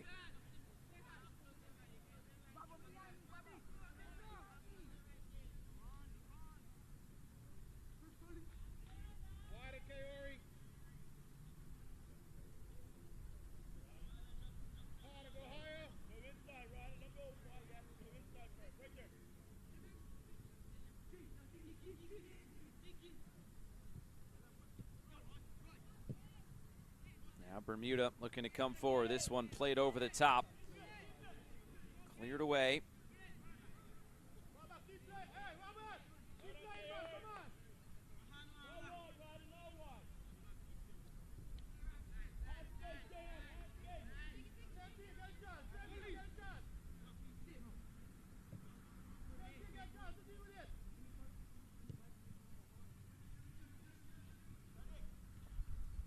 Bermuda starting this game in possession.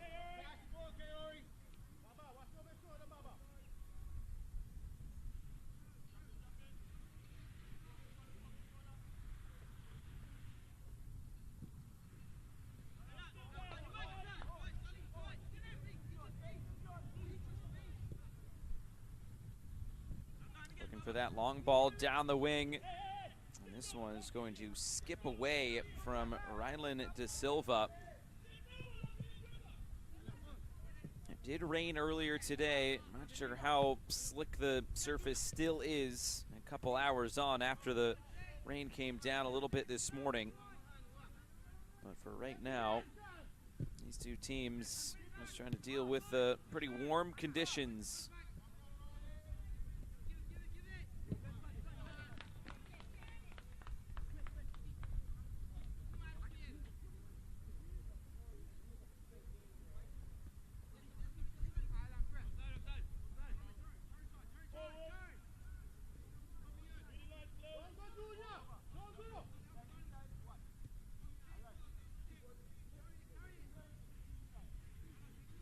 Again, Bermuda just taking some time on the ball here early on, and really no pressure from Antigua and Barbuda. So Bermuda is under no pressure to really move the ball forward. Everybody in their defensive half here for Antigua and Barbuda. Maybe the likes of Robert Jeffrey had a lot of energy early in the week. That is waned as the games have gone on, as this ball is sent well out of play. And it'll be a goal kick on the way. Kyrie Alboui trying his luck.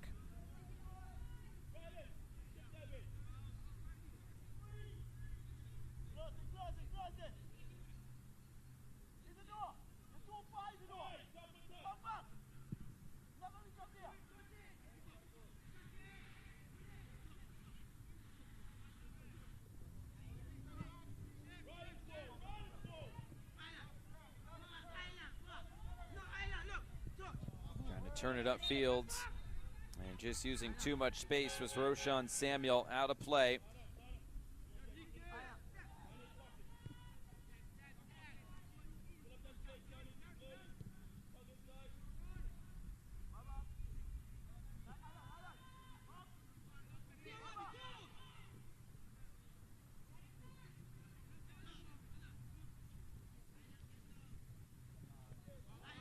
Antigua and Barbuda trying to get something started here. This match starting very similarly to what we saw on Monday. As this cross comes in all the way through the box and out of play.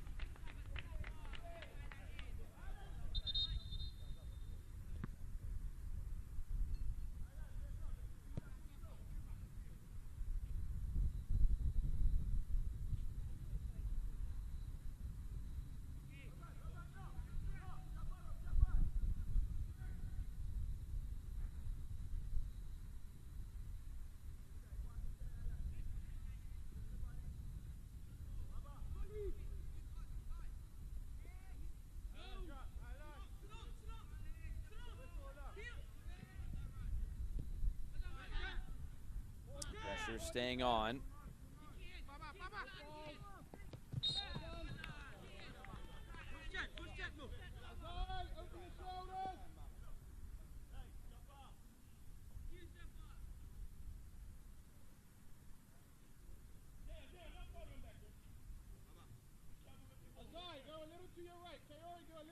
Antigua and Barbuda, another set piece opportunity now to send it back the other way. Slow start to this one. No big opportunities for either side. Remember, a 0-0 draw between these two just on Monday.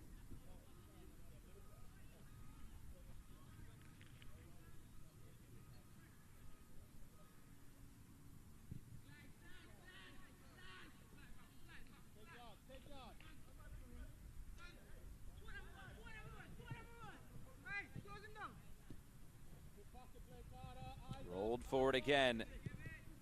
Trying to make something of this. It's cut in field and blocked down. And Bermuda able to get right back on it.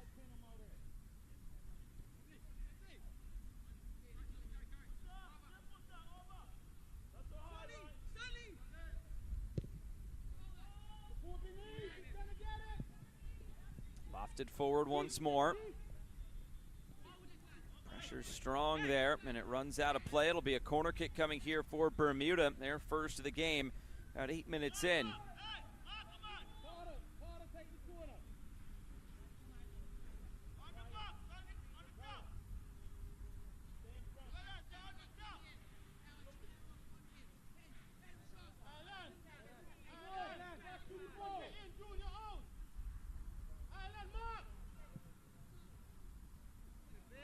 Ball comes in, and we'll do it again.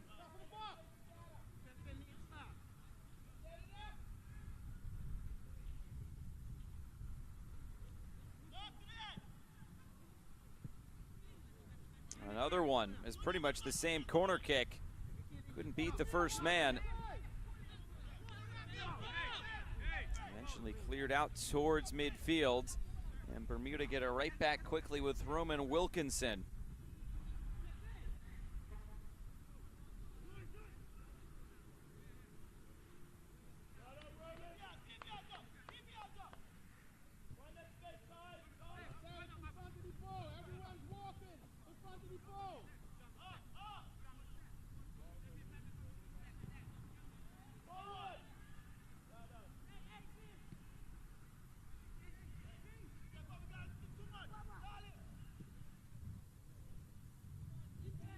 Again, lofted forward.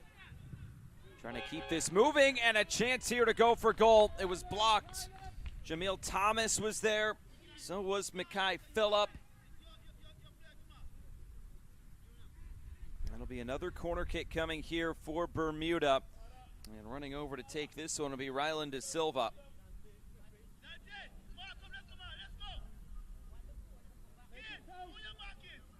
Another look at it here.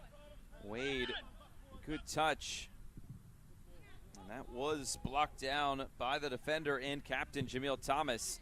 The corner taken, and this one will end up rolling out of play.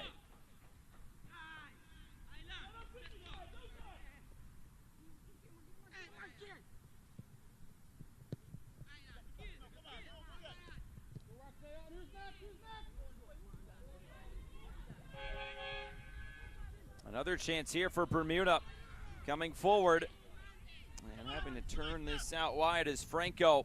Now Franco's cross cleared away in the middle.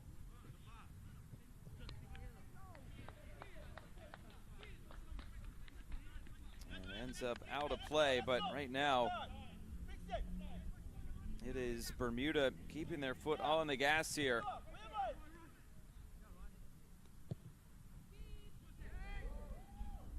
Floating through the middle again, another clearing header. Able to keep this alive at the top of the area. Franco, who was just behind Ryland De Silva. It'll run all the way out for an Antigua throw-in.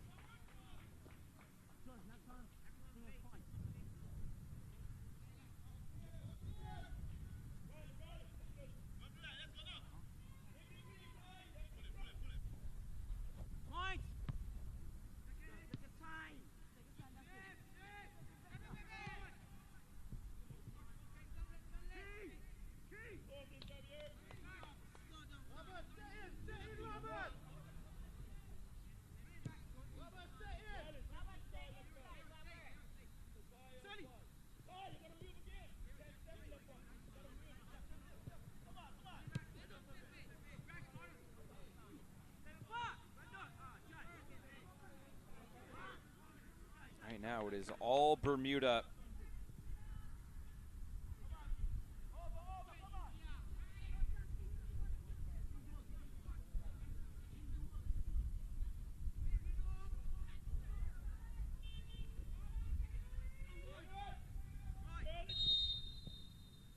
Bermuda, and this will be a whistle here, and another free kick here for this Bermuda side.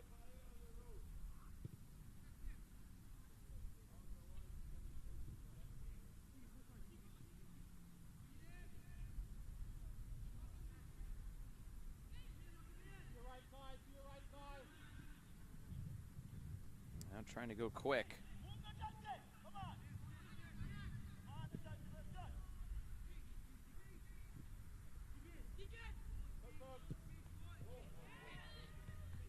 Right through the middle, and this running all the way through. Again, it's taken by Mackay Phillip about 13 minutes into this game, and shots, opportunities going towards goal, very few and far between. Very similar to what we saw the other day. Here's Jeffrey now. Shot was blocked. Robert Jeffrey is trying to stay with it here. Jeffrey, another deflected shot, and this will roll right into the waiting arms of Xavier Thomas.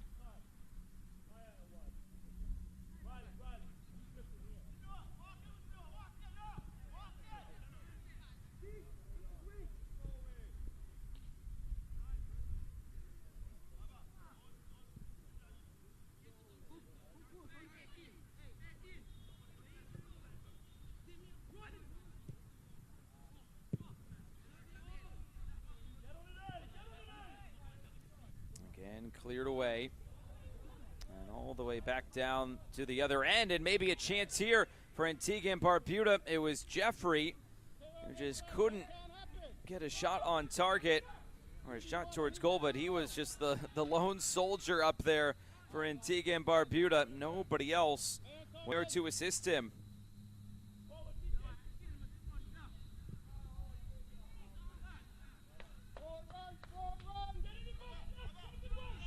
Long over the top again. Trying to keep this in play and just skirting the end line, going around the defender. Eventually the flag is up, and it was out for a corner kick.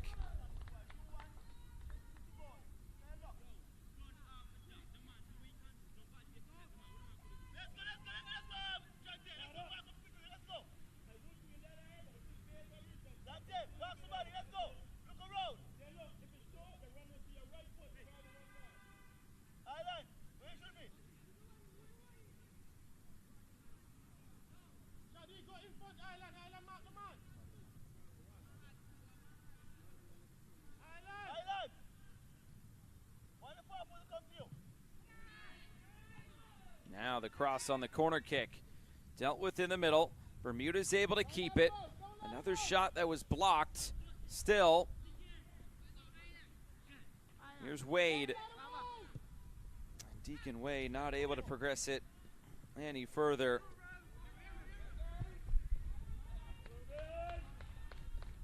Roman Wilkinson throwing the brakes on and turning it right back upfield. And Bermuda can get back at that possession and this posture that they have been in since the beginning of this game.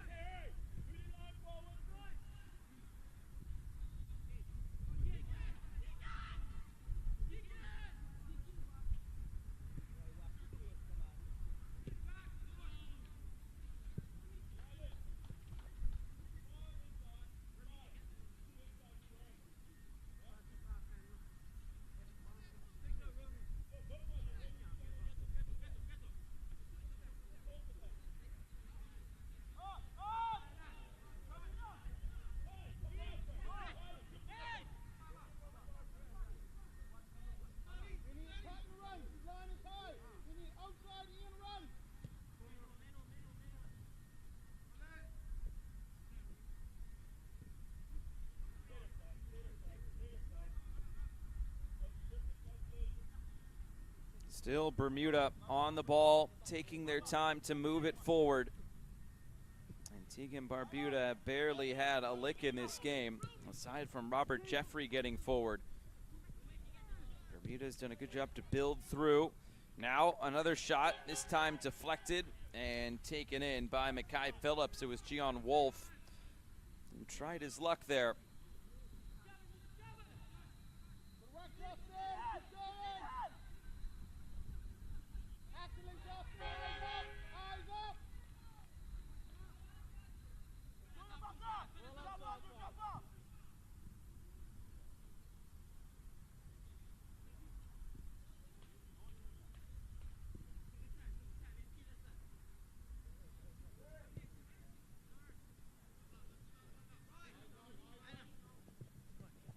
Trying to turn this upfield now. It's moved out wide.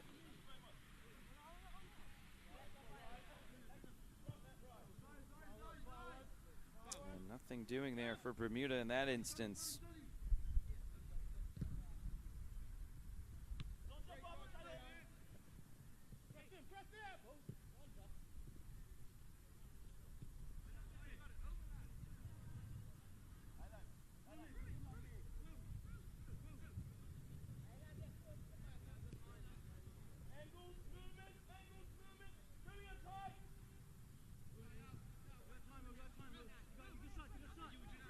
Bermuda working it slowly forward again. This ball's played in behind and straight out of play. Again, just nothing on for this team.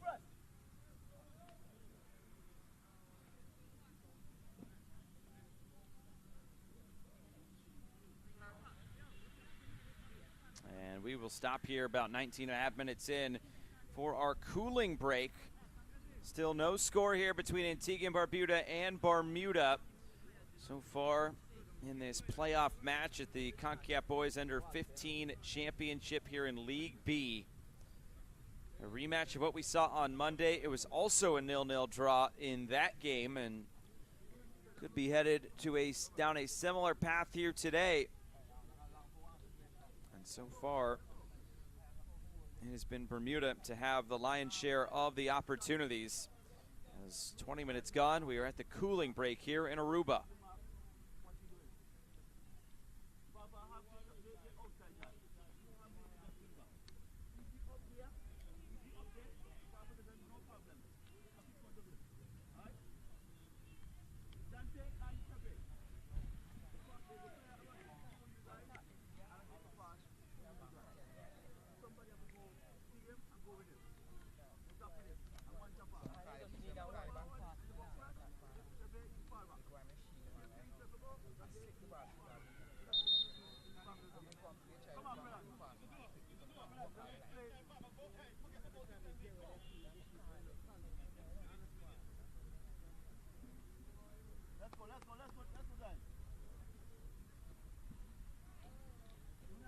Let's go, guys.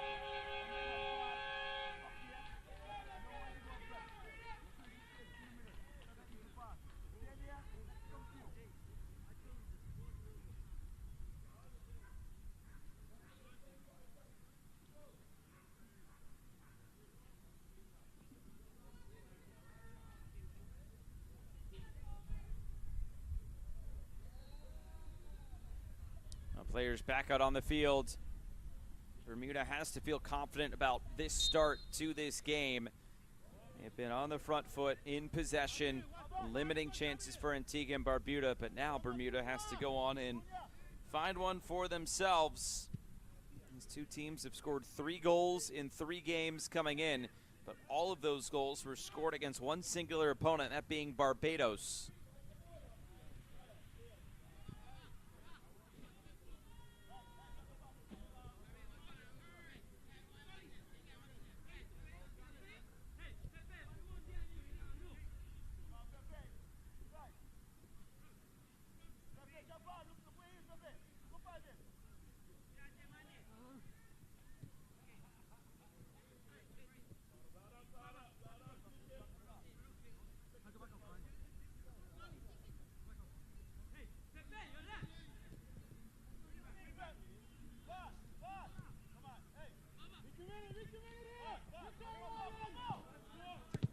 And the pressure here from Bermuda, and touched out of play. If anything, Antigua and Barbuda have just made it tough defensively for Bermuda to find those opportunities going forward.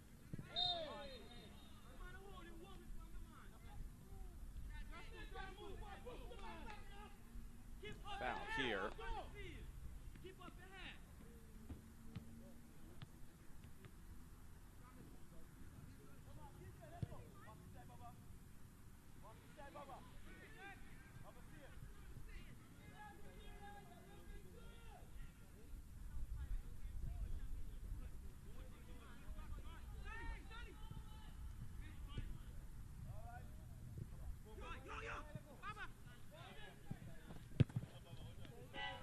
Playing behind, and again that is broken up and put out of play.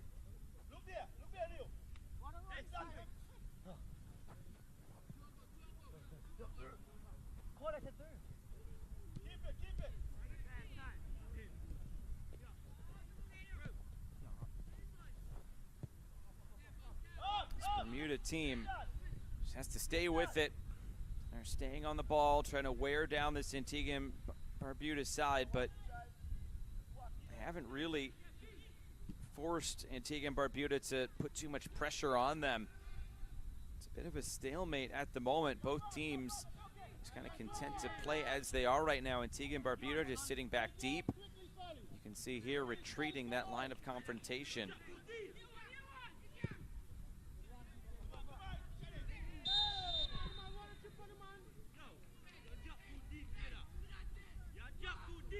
Whistle here, and maybe something coming now for Bermuda. They'll have a set piece. Just the legs getting tangled up there. Deacon Wade along with Jamil Thomas, the 2 captains, and now it's De Silva who can stand over this set piece.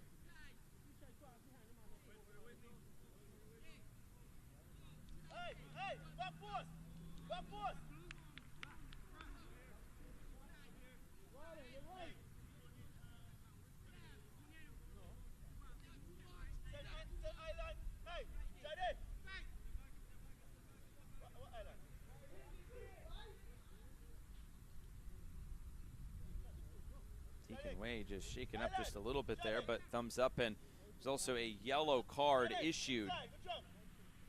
Looks like that goes to Shadiq Gomez. De Silva stands over it. De Silva curling, it's on target, it's loose in the middle, but the goalkeeper, Mackay Phillip, will come away with this one. A good effort going up and maybe just around the wall.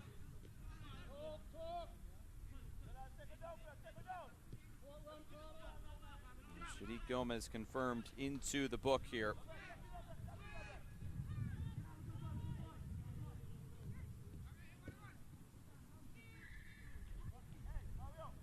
Ball lofted forward, and nothing doing there for Bermuda.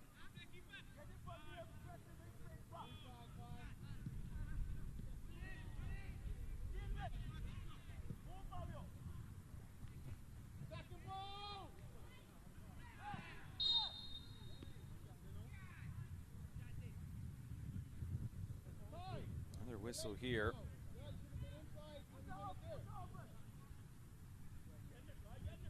This time it'll be a set piece coming for Antigua and Barbuda.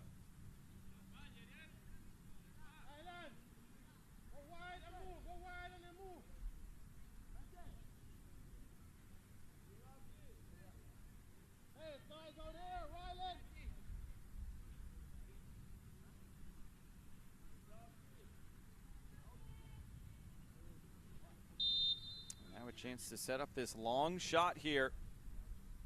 Griffith instead will just move it out wide.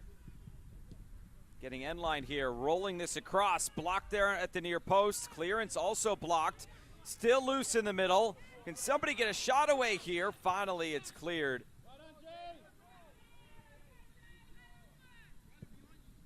Touched out wide and floated towards goal. An easy take there for Xavier Thomas.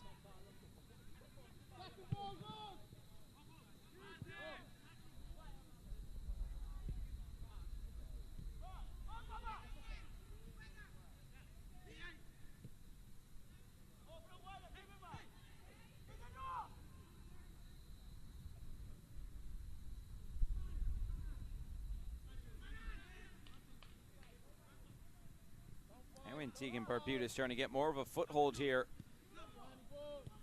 Moved out wide again and played down the line. Cutting this into the middle and nothing there. A foul here, and it's another free kick coming for Antigua and Barbuda.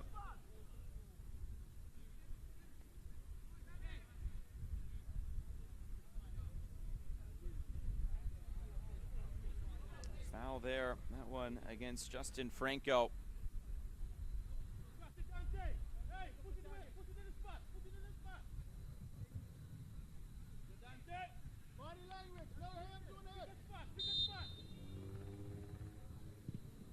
Now a chance to go for goal. It's low and it's saved. The rebound is just wide into side netting. Best chance of this game so far for Antigua and Barbuda. Going low with the strike this time, and that is just a great stop. And then coming out to close down the angle again was Xavier Thomas. Jadante Griffith so close there to finding that opening tally for Antigua and Barbuda.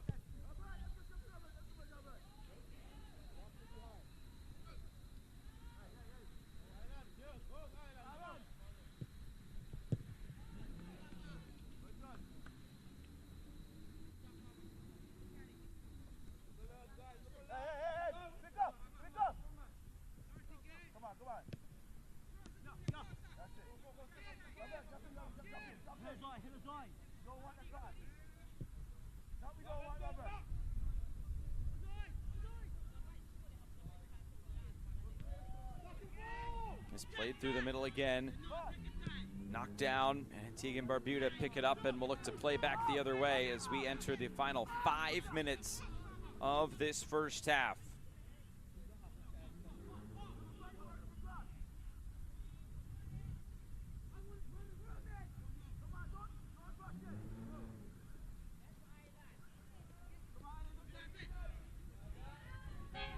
And weave forward again. This moved out wide. It's kept in play. Chance to roll it back towards the top of the 6, and the shot's over the bar. Another good chance coming forward here for this Bermuda side. Roman Wilkinson was all set up by Wolf here, sliding to the top of the area, and Wilkinson just leaning back a bit too much.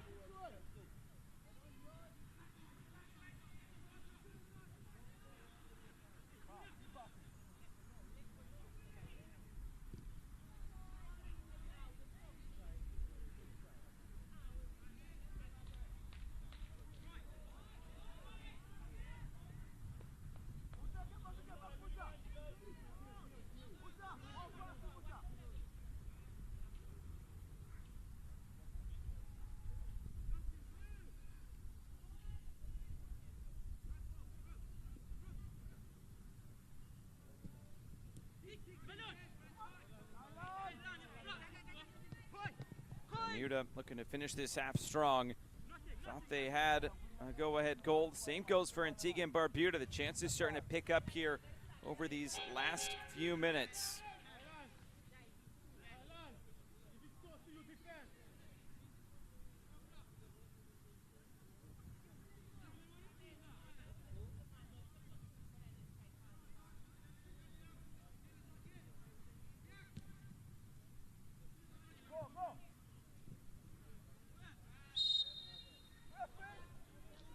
Another whistle here, and that'll go back to Bermuda.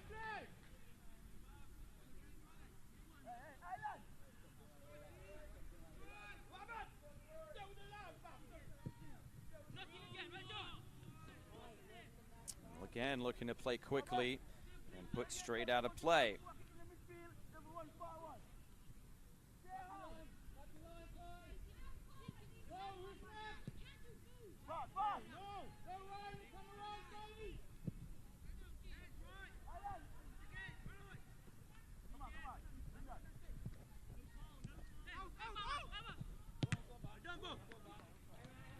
Final couple minutes of this first half, Bermuda and Antigua and Barbuda doing battle.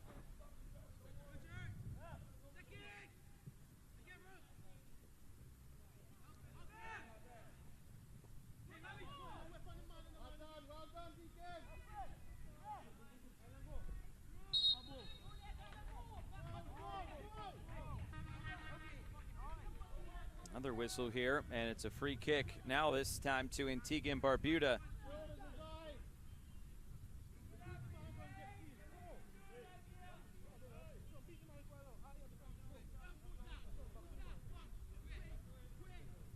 Looking on, the head coach for Antigua and Barbuda, Auckland Jarvis.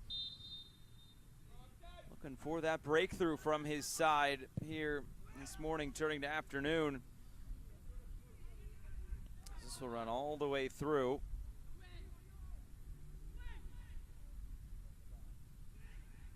Weaving through, trying to break this up again. It's still loose there at the top of the area. And Bermuda finally able to pick this one up.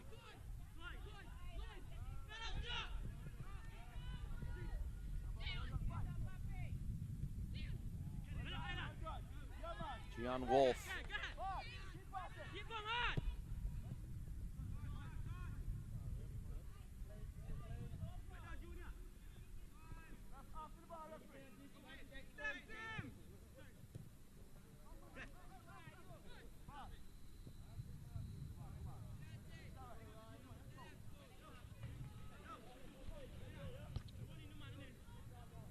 Straight out of play. We get a little bit closer to first half stoppage time.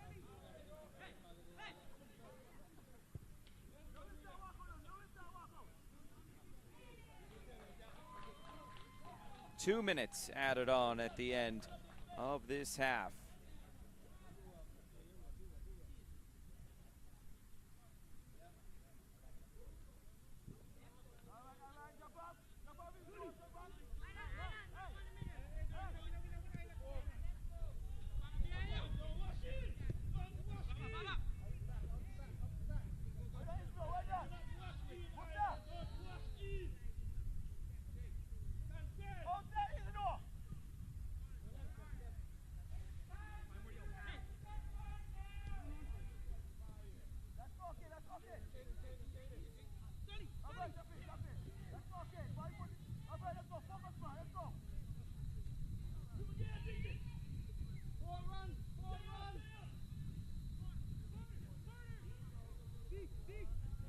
Midway through the minimum of 2 minutes. Bermuda trying to get something started here late on as it's moved out wide. Chance to roll this to the top of the area of that 6-yard box, and it's deflected out of play. Corner kick all the way. Deacon Wade again leading the charge here for Bermuda. Starting things in the middle and nearly finishing off this play. Kayuri Alboui able to put that cross in the middle, but credit Jamil Thomas again stepping in to break it up. Hey, top of the box. Look on the box. Look on the box. Top of the box. Sadiq, yes. Wade delivers all the way over everybody's head. And again, it's cleared away. Come on, stick with it, let's go! Stick with it! Stick with it, Jeff! Sent back towards goal, and this one ending up out of play. 2 minutes have expired here of stoppage time. All up to the referee now. And there it is. First half has come and gone, and again, like we had the other day, no score through 35 minutes. Hasn't been for a lack of chances, though. Plenty of them in this first half for Antigua and Barbuda and Bermuda. We have reached the break here from Aruba. It's Antigua and Barbuda 0 and Bermuda 0.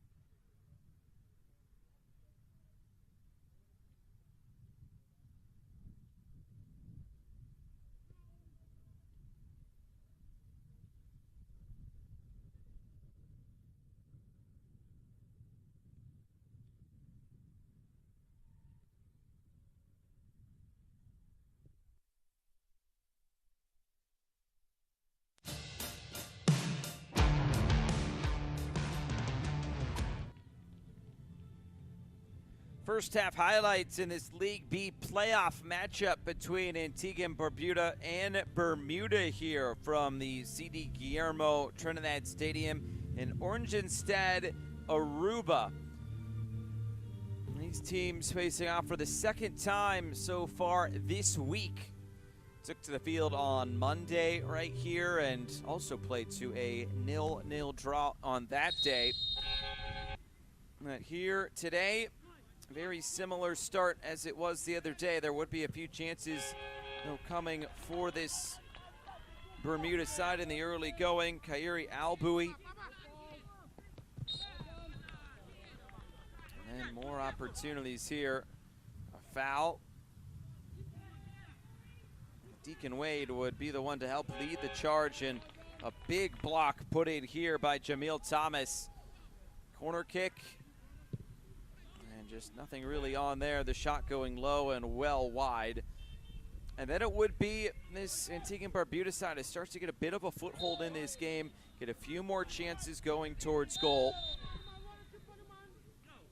But overall, there's not a whole lot of opportunities in this first half. A yellow card would go out to Shadiq Gomes.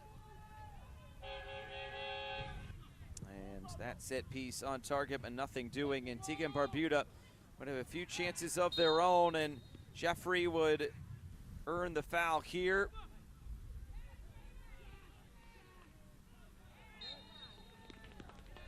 And then there was another whistle right there, sending Colin Harry to the ground, and this would be a big save needed by Xavier Thomas, and then the rebound put out of play.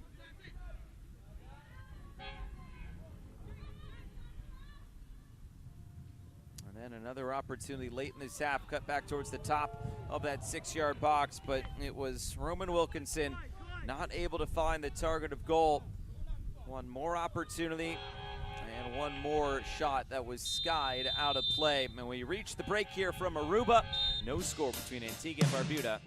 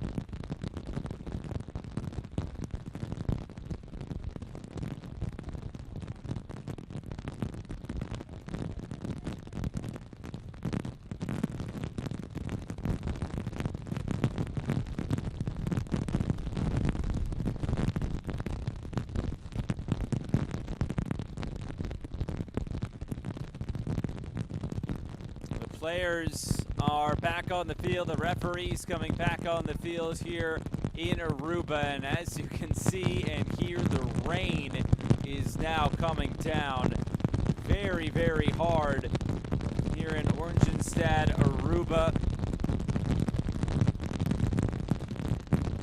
It is going to be an interesting second half with how hard the rain is falling.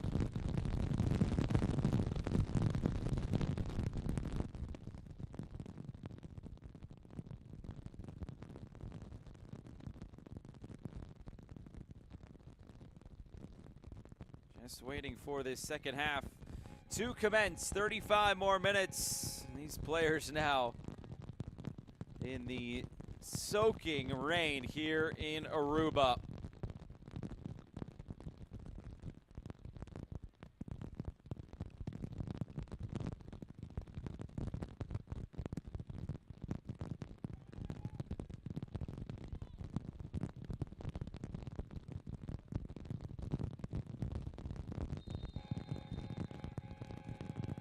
There is the whistle, and we are underway. 35 more minutes, and it is now pouring down rain here in Aruba. Antigua and Barbuda and Bermuda played to a scoreless draw on Monday as well.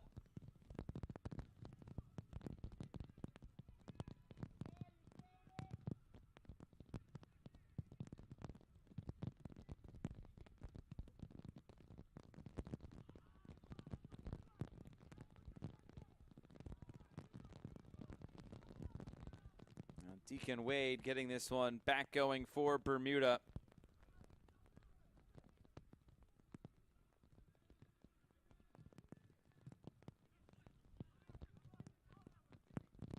All the way back, and they will start things again.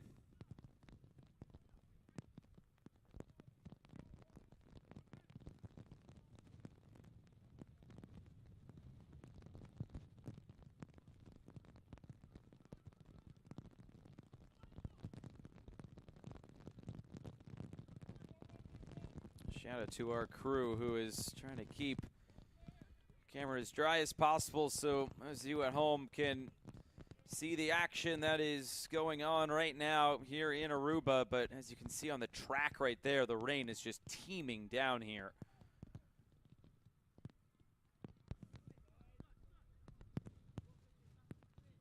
Coming into the area.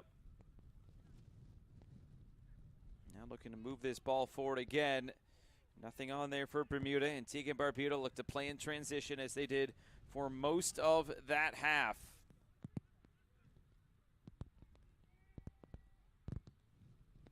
Wade through the middle.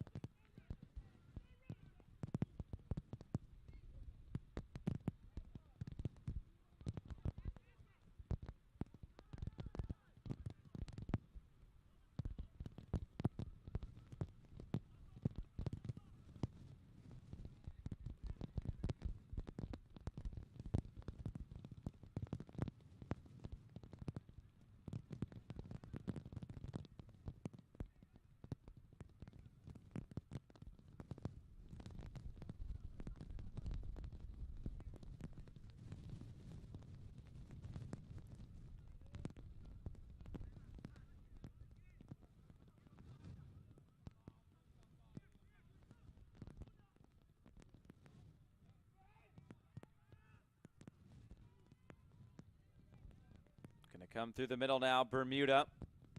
Couple minutes into this second half.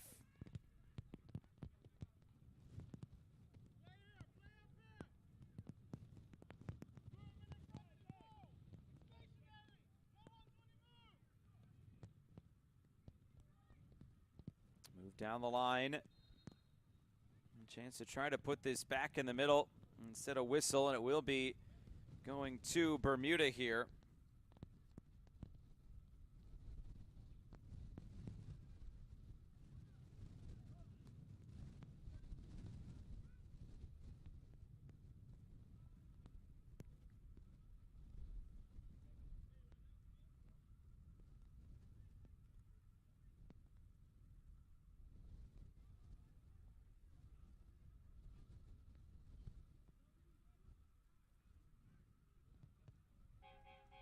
Turning it upfield now. Here comes Bermuda. Moved out wide. Well, if this field wasn't fast enough already, this field is going to be even faster with now how wet it is. As this ball bounces through, collected there and brought down. Eventually touched away and out of the path of Azai Dyer.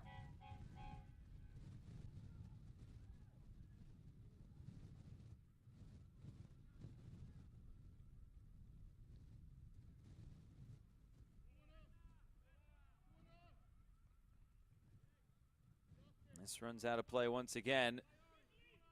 And this time a goal kick coming for Antigua and Barbuda.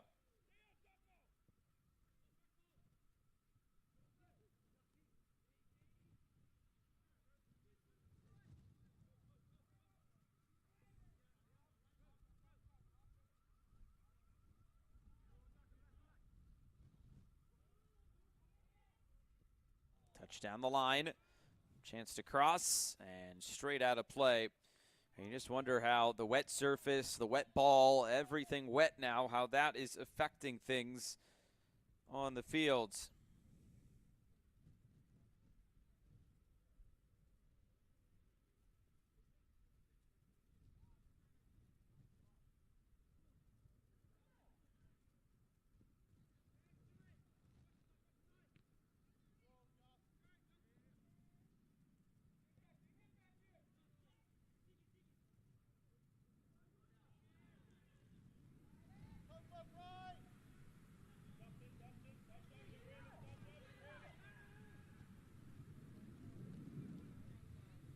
Now the sun's starting to come out once again.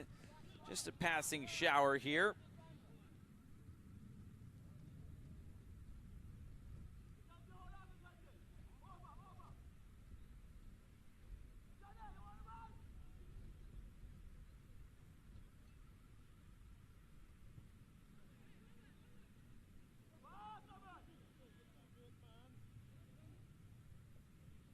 Now coming through the middle.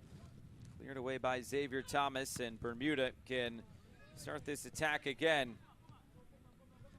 Everybody's now soaking wet, but hopefully the sun can dry them out a little bit as it comes out here in Aruba. That ball went out of play.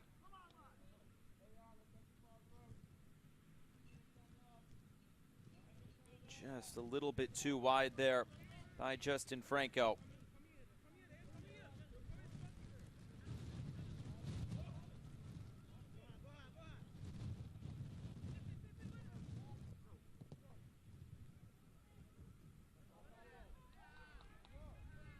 Again, out of play, but this time a throw-in for Bermuda.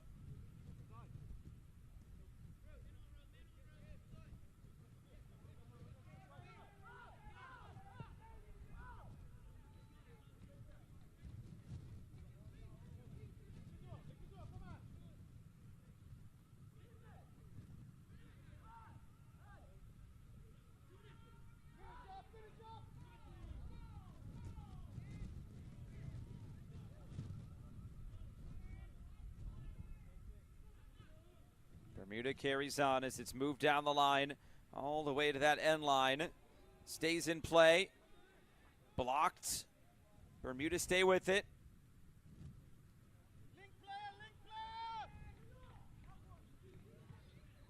Looking through the middle now. Chance to fire this towards goal. It had good power behind it. And just wide as Mackay Phillips sees it out of play.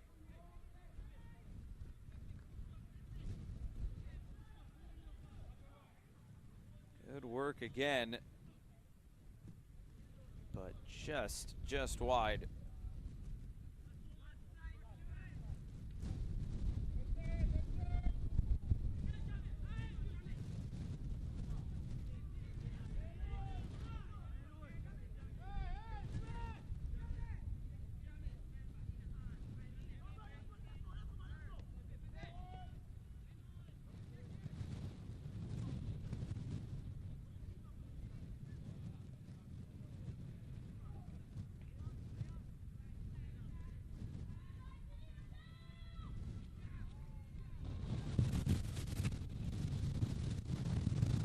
Through the middle. Here comes Bermuda forward once again.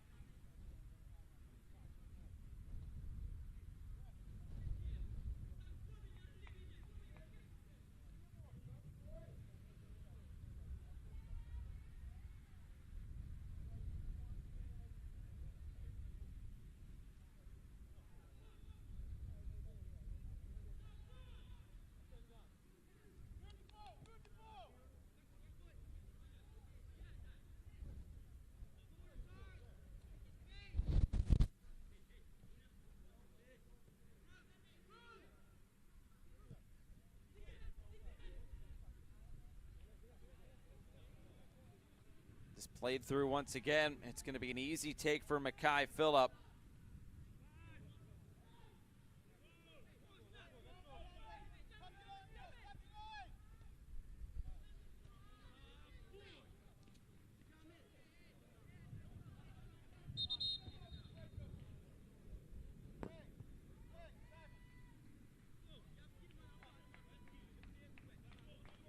A substitution here for Bermuda. Swan Edmi Chaz will enter the game. Quick sub here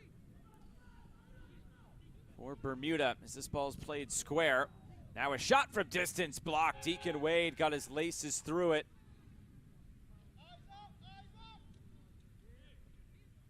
Again coming through. A chance to move it out wide.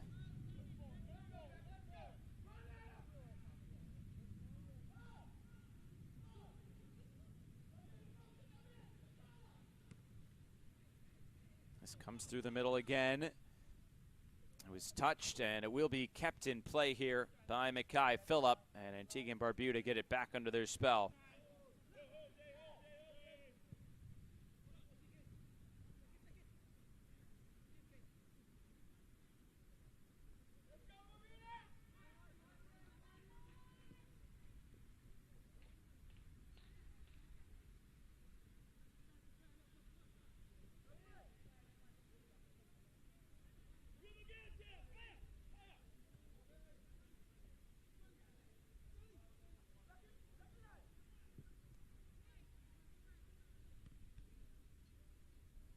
Again, floated forward. Nothing doing there for Bermuda, and Antigua and Barbuda can race back the other way, trying to play in behind. Still nothing there. Now a whistle, and a free kick will go the way of Bermuda. It's been a frustrating afternoon so far for Robert Jeffrey. And a substitution coming here. Ethan Camacho and Ezek Williamson, along with Chase Joseph, will all be coming on a triple sub here for Antigua and Barbuda. Both teams with pretty short benches.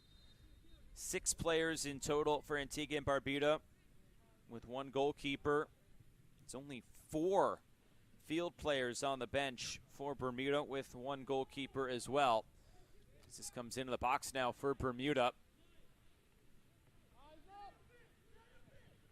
Chance to try to cross. It's lifted in, looking for Wade on the turn. Wade dribbling through, going down, and eventually it's taken by Mackay Phillip. So close there for Bermuda.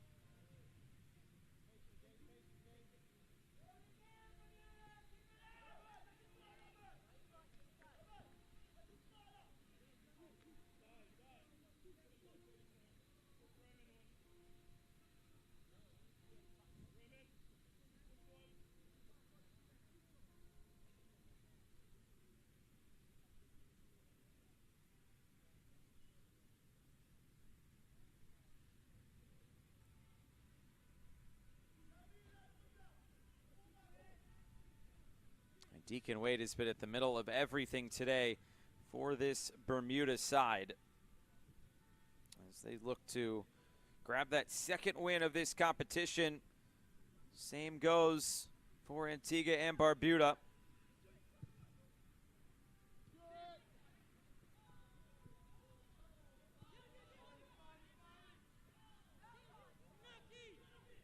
Chance to progress forward again.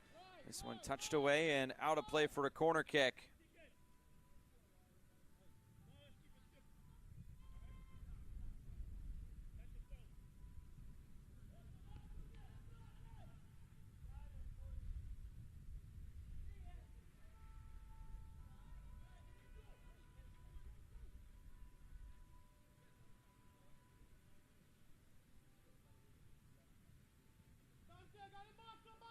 Now a chance for De Silva to put this into his central area from the corner.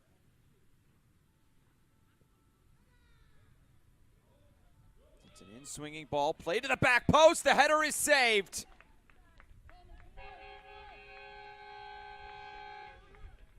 Big chance there as this ball is put out of play. Lifted in once again, the header. Oh, it was a good one there. And eventually cleared. Well, talking about Deacon Wade, he's already played for Bermuda internationally. Played at the Caribbean Football Union Under-14 Challenge Series qualifier in Trinidad and Tobago back in November. Started all 6 of the matches. And it was Bermuda who reached the final. They ended up losing to Barbados on penalties 4-3, but he talked about how beneficial it was to get that sort of experience. As Jeffrey comes back the other way, his cross blocked. Jeffrey again, staying with it, looking for options. And Bermuda come away with it.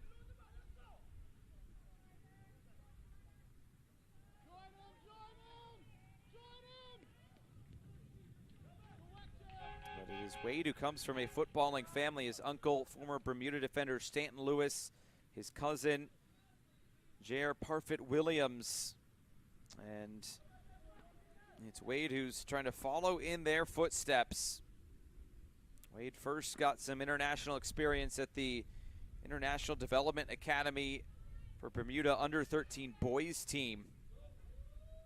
And that was with the Super Cup in Northern Ireland in Belfast.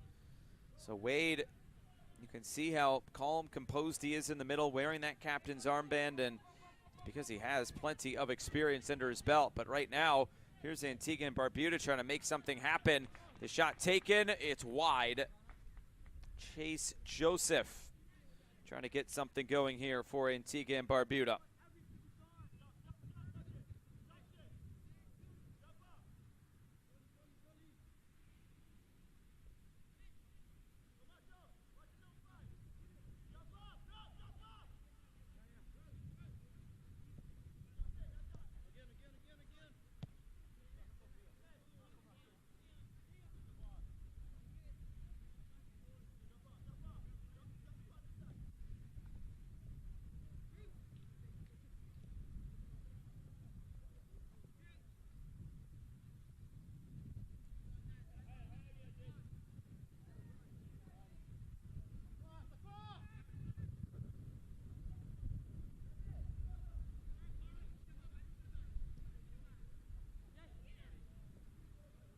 Again, Bermuda trying to get something going forward here.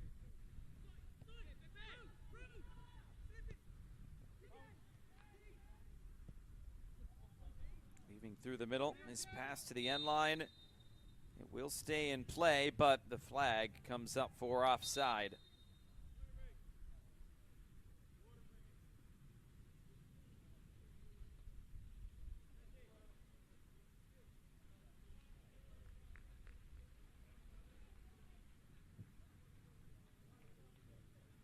A stoppage here. It will be a cooling break coming.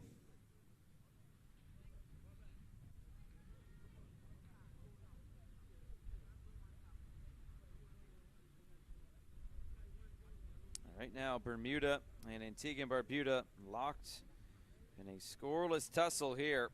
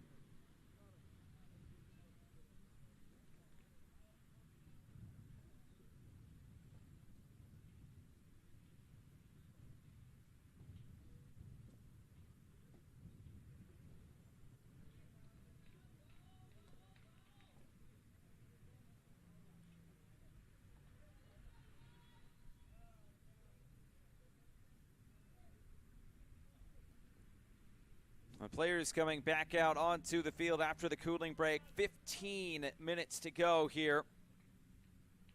And right now, it is still a scoreless draw between Antigua and Barbuda and Bermuda.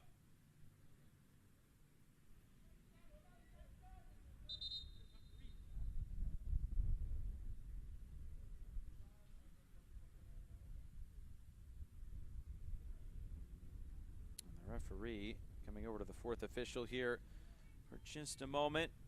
Damian Rosa having a word with Jonathan Leighton. There is the whistle to get things back underway.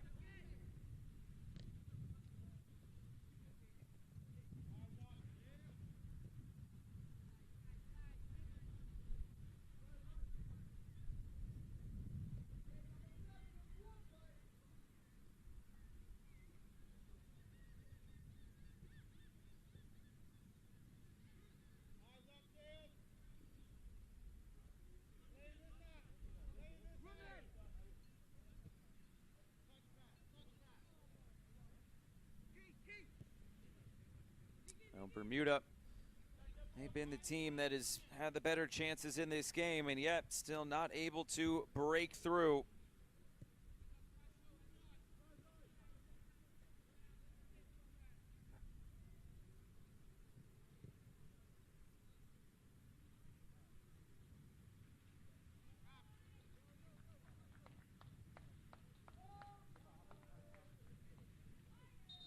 Ending up out of play, and Bermuda will now make a substitution here. Coming into this game, Zidane Lightbore. And Ryland De Silva will be exiting.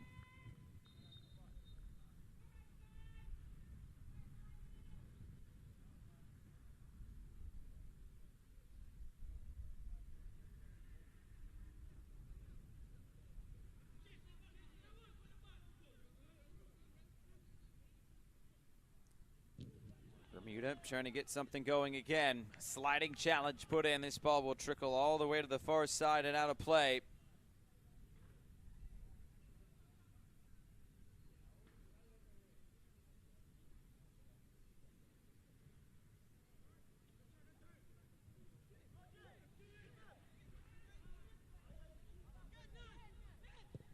And now maybe something here for Antigua. Barbuda shot from distance is out of play. Good effort from distance there from Nazik Williamson. And it was almost a spectacular opening goal.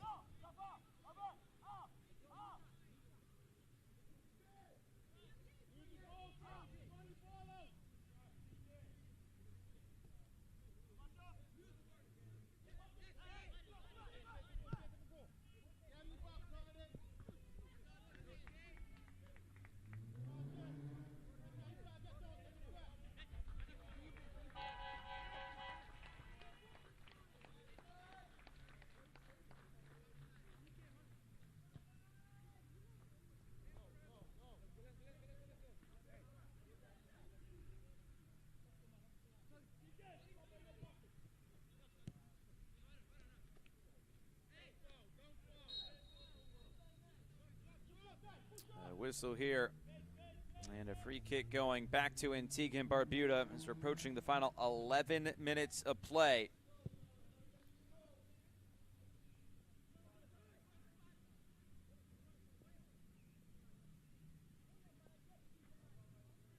Stepping in to break that up, Solomon Salam. Let's move forward once again. And Bermuda have some momentum here going forward, and that ball is over, hit, and out of play.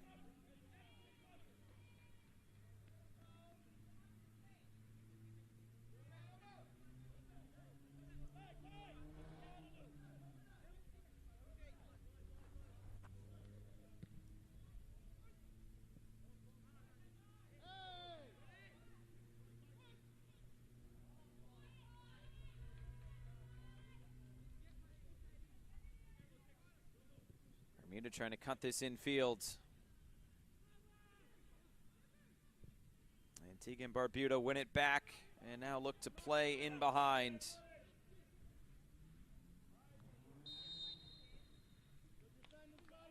Whistle here and just too much hand fighting.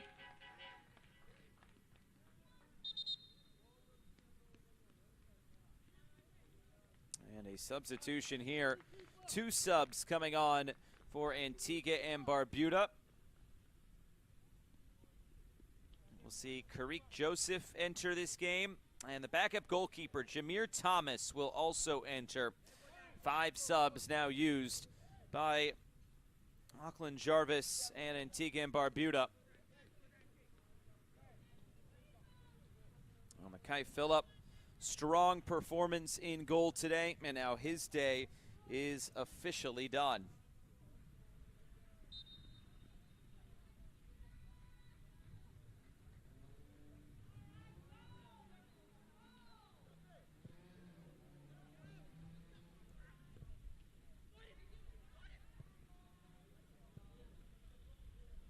Slid forward and then quickly move back. Well, now can Bermuda try to test this new goalkeeper, Jameer Thomas? Mackay Phillip, strong performance today. I'll have to organize a corner kick here. This one is out of play.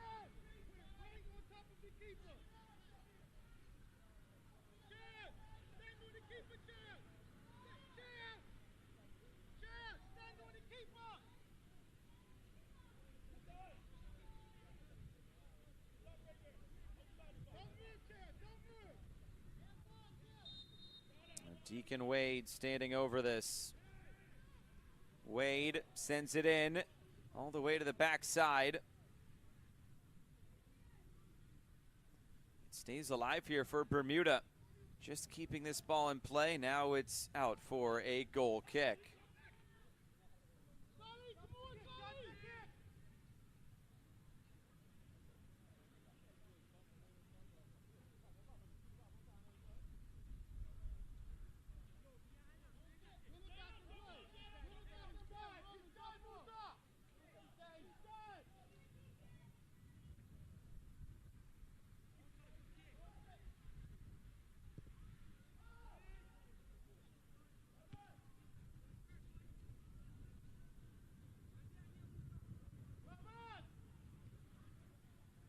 Lift this over the top again. It's headed away.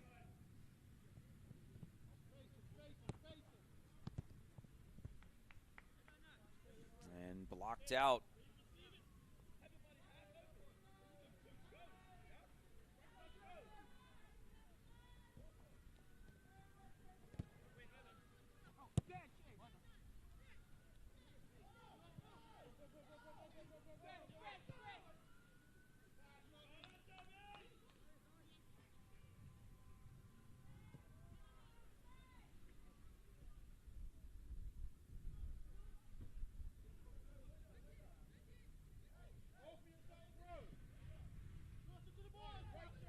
Bermuda staying on the ball here.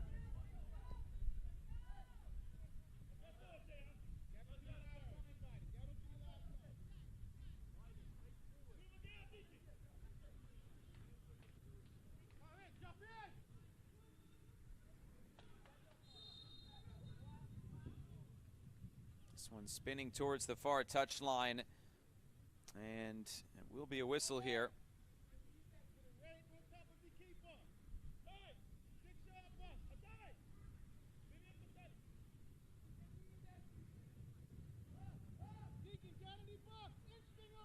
A free kick coming for Bermuda late on.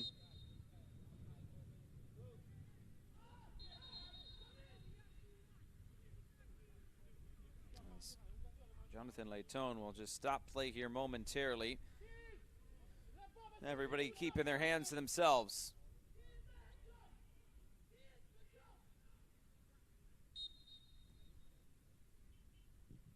Now floated in, top of the area, headed along, on the turn. The shot is well wide, but it did take a deflection there.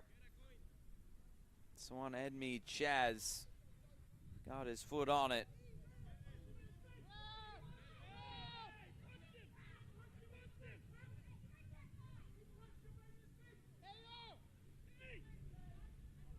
And a player down. That is Chaz, who just took that shot on.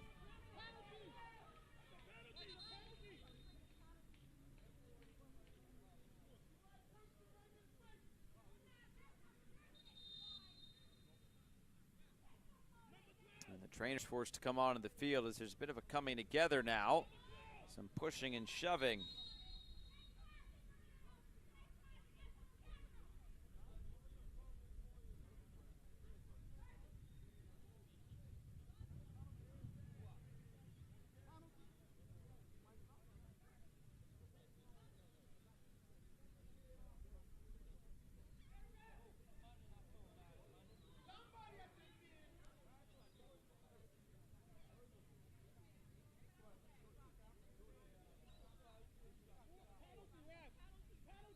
Still a stoppage here with the player being tended to.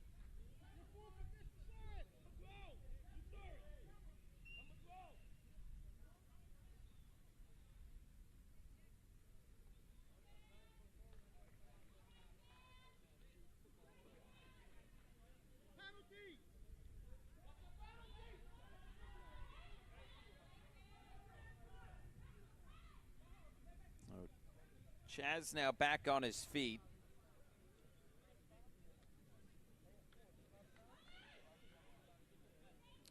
Appears referee sorting some things out with a few yellow cards now.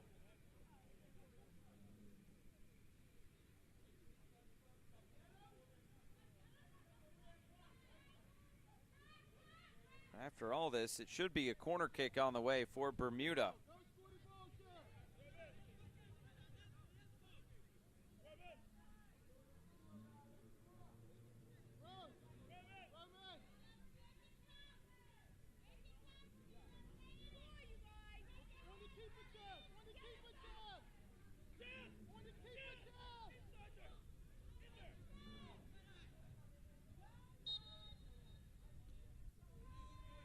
Now the whistle comes for the corner kick. Put right in the middle. Good defensive header away. Nodded back towards the box. Bermuda trying to keep this one alive. A whistle comes. And what's the decision? It appears it's going to be a penalty. A point to the spot here. Another look at it from this angle. Just getting tangled up there on the far side. Look to be Jeffrey, and it's a penalty on the way for Bermuda late into this game. Solomon Salam will step up and take this now. Bermuda and Antigua and Barbuda have played almost 140 minutes of scoreless soccer this week. And right at the end, Bermuda, a chance to take the lead. It's the backup goalkeeper, Jameer Thomas, in goal. What a moment here. Solomon Salam hesitates and rolls it into the corner. Bermuda leads late on here in Aruba.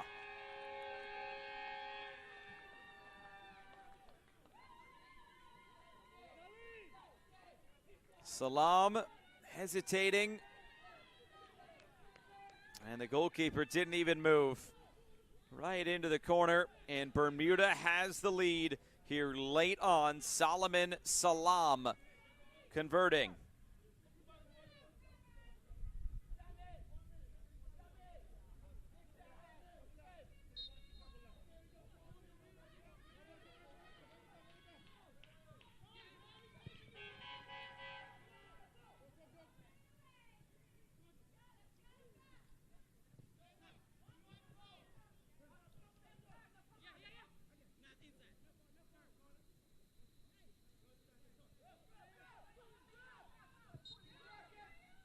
So now into the final minute of regular time, Antigua and Barbuda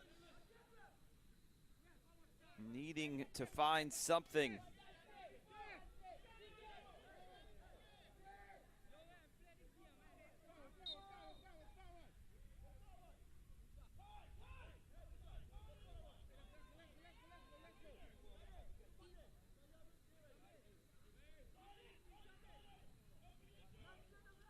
Into stoppage time. We'll see how much time we do get here. This ball floated towards the top of the area.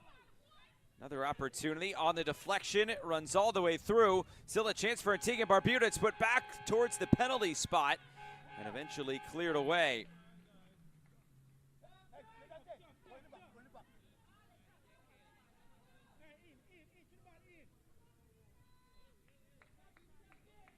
And a sub here late into this game, Shea Davis.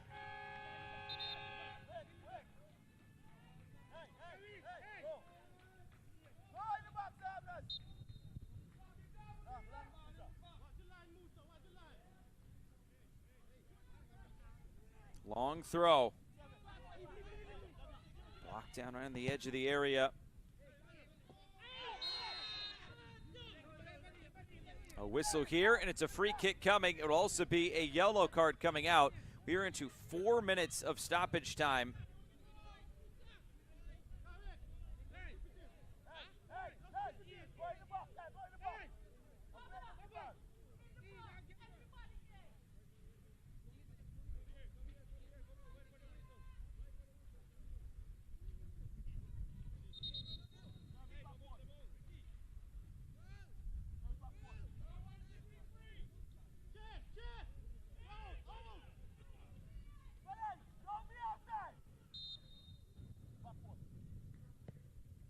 Chance to lift this one in. Played to the back post. The header looping just wide. Good service put in there by Karik Joseph. Xavier Thomas able to see this go wide.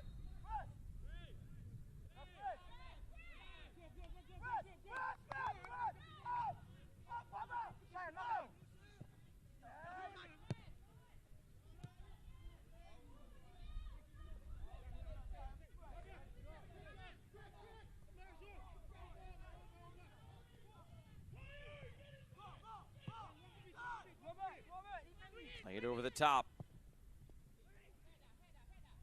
And now this ball floated towards the top of the area. Chance to pick this up and shoot. And it's saved. The rebound is put out of play. Big chance late in this game. Xavier Thomas stepping up big here for this Bermuda side. Another look at it here. Off the post, actually. It looked like maybe he got a fingertip onto it, did Thomas. That was clear off the post.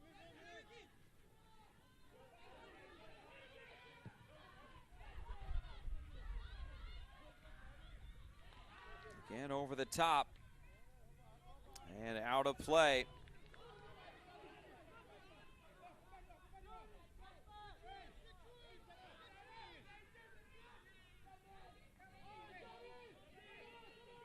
It was Shea Davis that picked up a yellow card.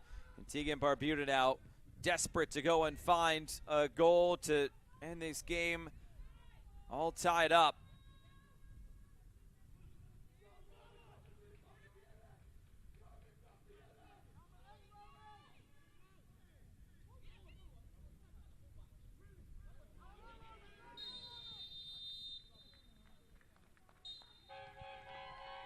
And that is full time. Bermuda with a late goal, able to take the win today against Antigua and Barbuda. These two teams so closely matched up over this entire week. They started off with a 0-0 draw today. A 1-0 win for Bermuda in the 69th minute. Salam slotting it into the corner from the penalty spot. And that is the difference here today. Their journeys end in this Concacaf Boys Under 15 Championship. It finishes Antigua and Barbuda 0, Bermuda 1.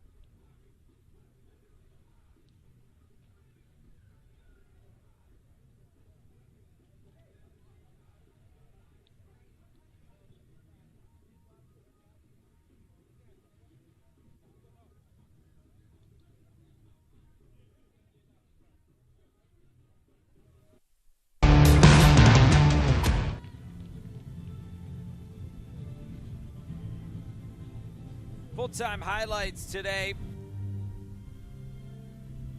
It's Antigua and Barbuda and Bermuda. A playoff round at this 2025 Concacaf Boys Under 15 Championship. These teams just faced off the other day on Monday, played to a 0-0 draw. And now it is a chance here in Aruba to close out with a win. Bermuda was on the front foot for this entire game. Plenty of chances, not really able to find those golden opportunities. Yellow cards early.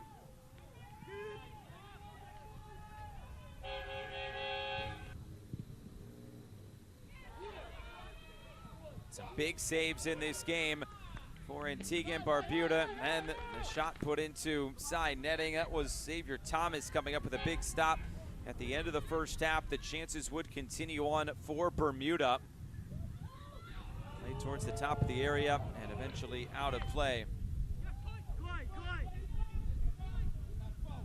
First half would continue with Bermuda getting these opportunities and out of play, and halftime came and still scoreless.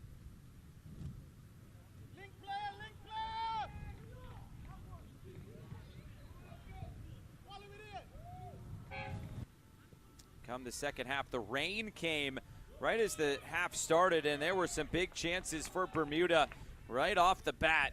The header saved that time by Mackay Phillip. And a couple other chances. This was not a bad effort for Antigua and Barbuda. Coming back the other way. Yellow card here.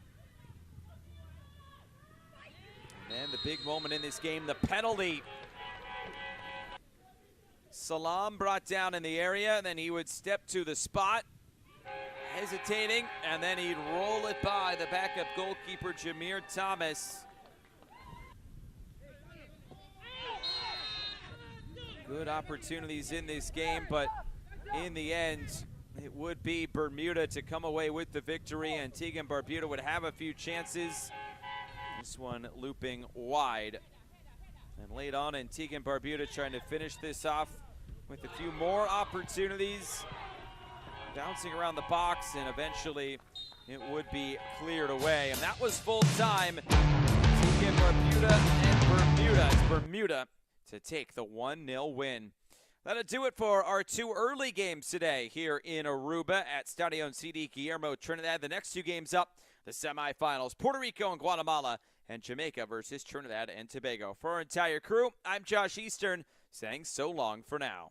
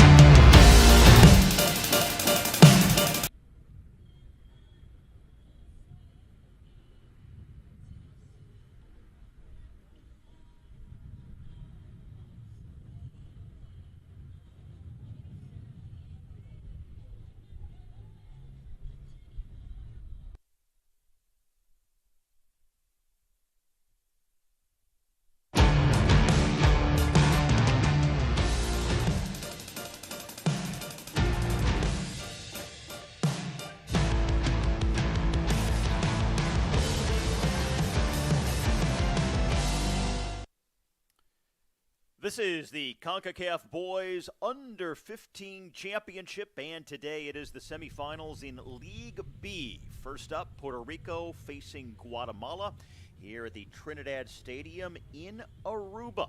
Glad to have you with us on a very warm Friday afternoon. Temperature in the mid-80s, partly cloudy skies for this first of two semifinal matchups. Puerto Rico taking on Guatemala, just ahead of Jamaica, which is facing Trinidad and Tobago.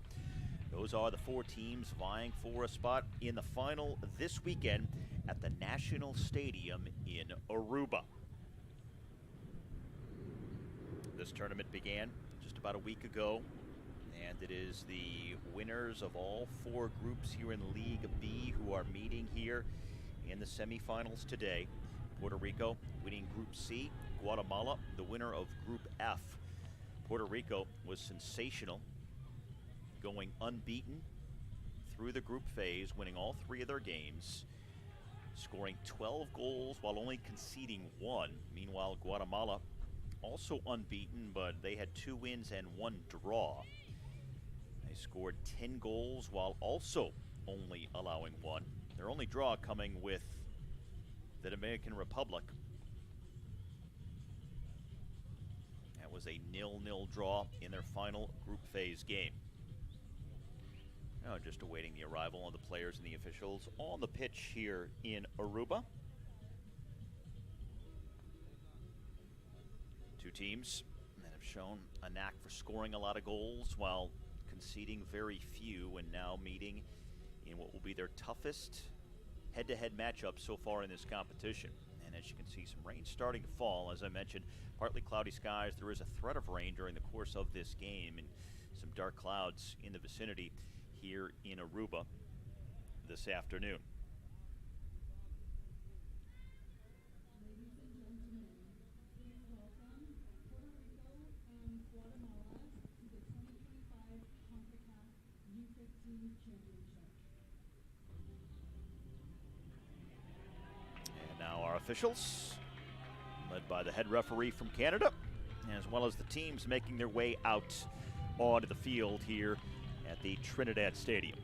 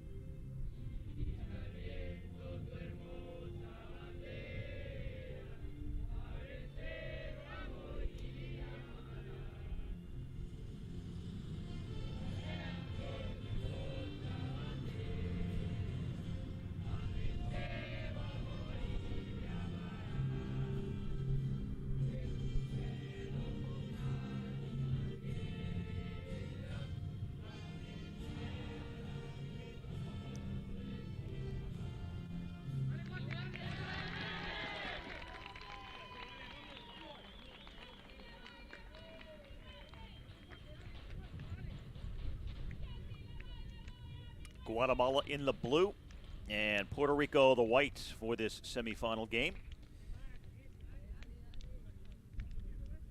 And we will get a look at the starting 11 for each team as the captains prepare to meet the officials at midfield.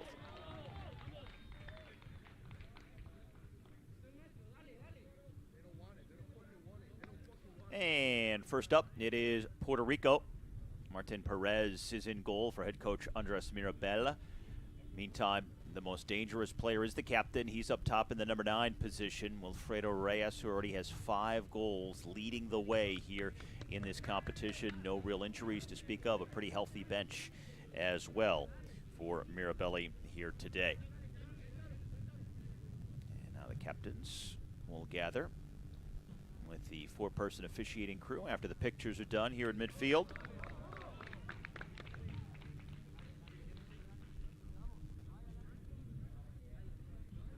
Carlos Salera is the captain for Guatemala, and as I mentioned, Wilfredo Reyes, the captain for Puerto Rico. Michael Venn from Canada is the head referee.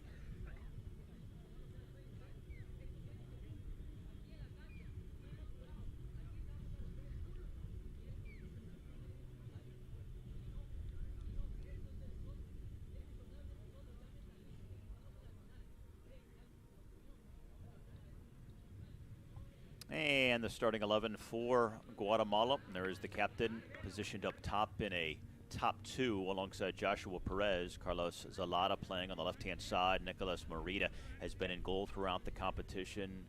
Williams Varagran is the man in the middle, the number 6, as Edgar Cato is the first-year manager on the touchline for Guatemala. And a place in the finals, which will be held tomorrow on the line here at the Trinidad Stadium in Aruba.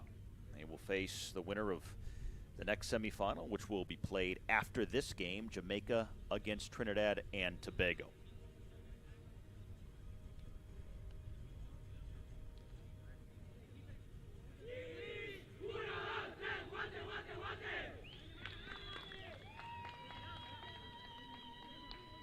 Windy, cloudy, warm, with a threat of rain as this game is poised to commence. A week-long competition in Aruba for League B. The Concacaf Boys Under 15 Championship now in its 12th year. This is the 5th edition. And down to the Final 4 in this particular league.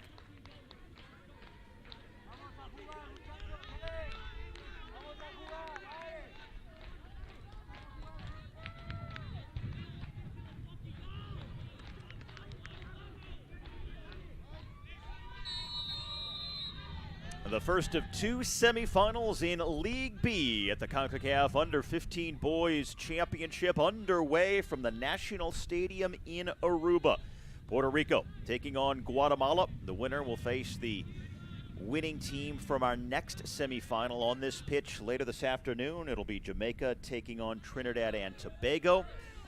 But as far as this match is concerned, 2 teams both unbeaten so far in the group phase. Puerto Rico won all 3 of their group phase games, scoring 12 goals along the way while conceding only 1. Guatemala matched their defensive prowess by also only allowing 1 goal through 3 games. They scored 10 goals, but they did not win all 3 the way Puerto Rico did. Guatemala won 2 and tied 1. It was their final group game against the Dominican Republic as they tied 0-0. 2 teams that like to have the ball, both good, fast, pacey squads. They can get up and down the flanks, good technical ability. So with 2 teams playing similar styles, it'll be interesting to see which one can impose their particular strategies, tactics, and overall philosophies on the other and kind of dominate the tempo and rhythm of this match. Both very offensive-minded, scoring a lot of goals, stingy defensively, but something has to give here today. It's the most difficult test by far either team has faced in this competition. Now both sides playing in their 4th games.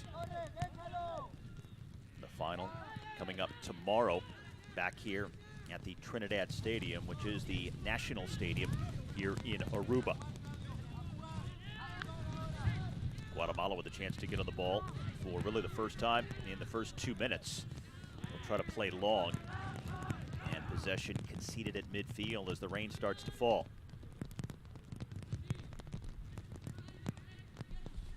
A little heavier than it was earlier.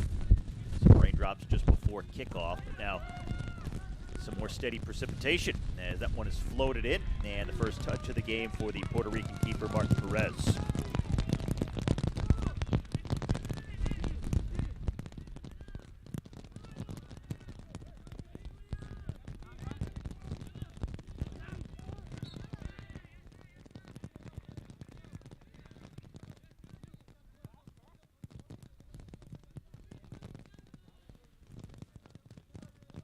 Guatemala has played by far closer games here this week than has Puerto Rico, as they have been involved in one-goal game and, of course, the draw in their final group game. So they got the 1-0 win over St. Kitts and Nevis in their second group encounter, and then the 0-0 draw with the Dominican Republic. So they've had the experience of playing in close games, but for Puerto Rico, while they've dominated all three of their opponents, they've shown to be the best team in the group. As the rain is really coming down now, and a chance for Guatemala from the top of the 18. That's one slotted between defenders, but then just chipped over the top of the bars. Sebastian Rivera getting in, and the first real dangerous offensive chance for either team in this game comes just over 3 minutes in. Controlled nicely by Quiñones.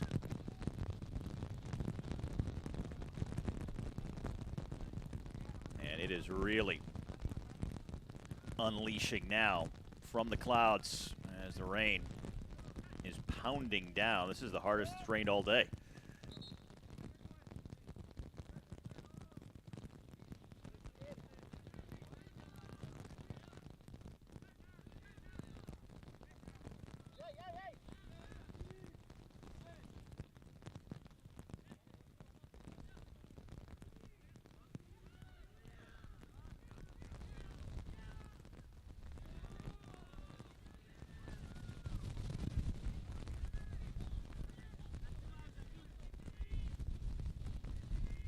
Now the keeper, Perez, coming way out to usher that one out of bounds. Throw in for Puerto Rico.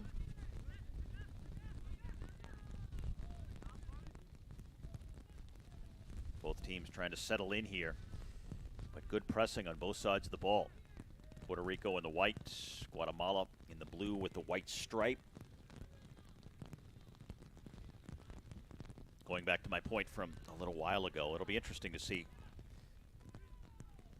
the two different mentalities. One with Puerto Rico, a squad that has dominated all of their opponents so far, so they haven't played a close game, but that's, of course, because they've been so good. But Guatemala, even though they haven't been as dominant, more familiar with playing in tight ball games and the intensity and drama that comes with the high stakes that we have here today, a winner-go-home type of situation. So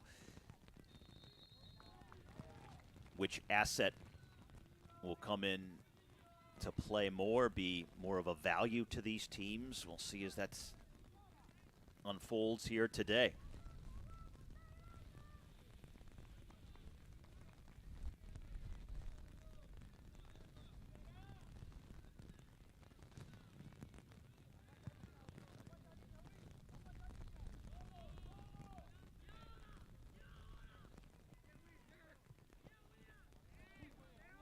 Now a chance for Guatemala. Villagran crossing it in. No one there in a blue shirt headed out. And then the one-time volley from Albarizes. Guatemala still controlling. And scampering out to fall on it is Perez, who had to read that one well. As the diagonal pass got in behind the defensive line.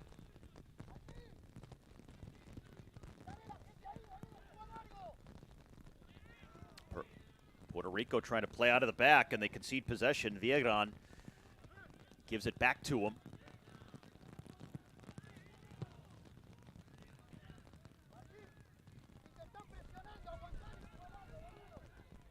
Puerto Rico trying to build. Fabian Sals. And out for a Puerto Rico throw.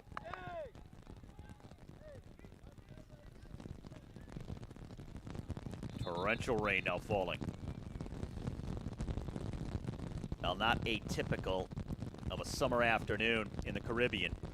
You can get these torrential thunderstorms and sometimes just heavy showers that move through, but they can be over quickly. Don't usually persist for long periods of time, but when you're in the middle of them, it is challenging.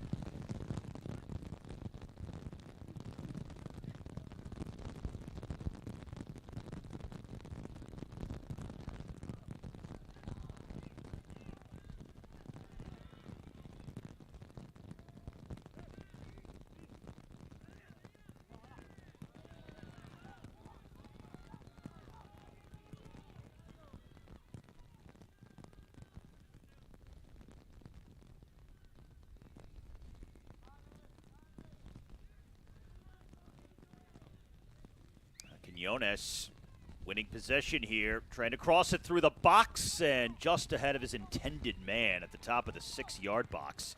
He was trying to find Joshua Perez, who was sliding in. Guatemala creating the better opportunities here so far in the first 8 minutes or so. Their press high up the pitch has been giving Puerto Rico some trouble. They're trying to play out from the back, and Guatemala has really been smothering them. Guatemala has been able to turn Puerto Rico over in their own end, and that has led to some of these chances in the early going. Now for Puerto Rico, Mateo Sanchez here.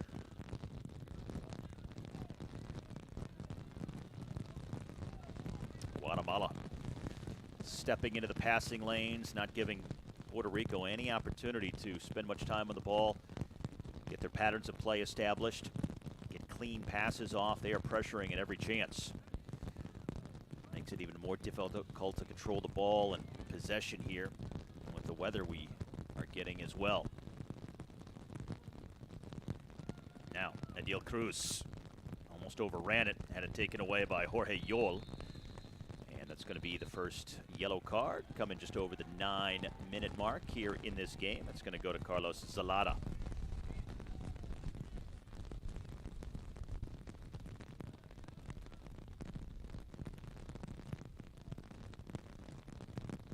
Easy call.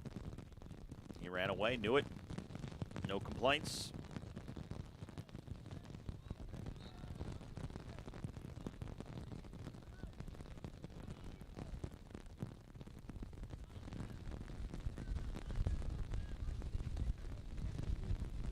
A tough ball to control. That allows Puerto Rico to swarm.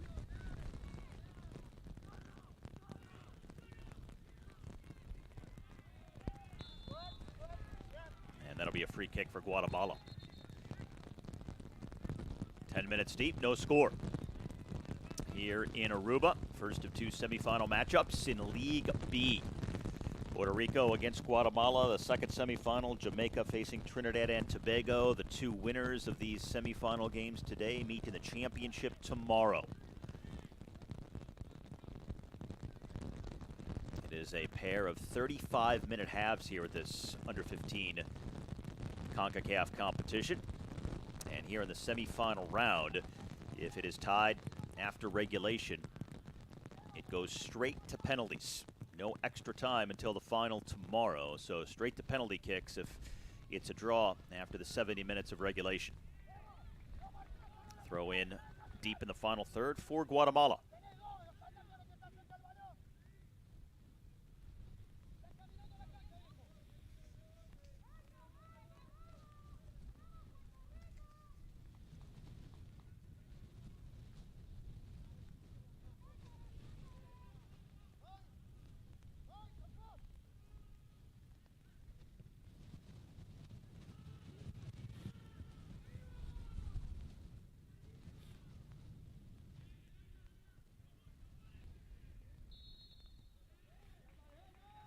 Foul whistle against Joshua Perez.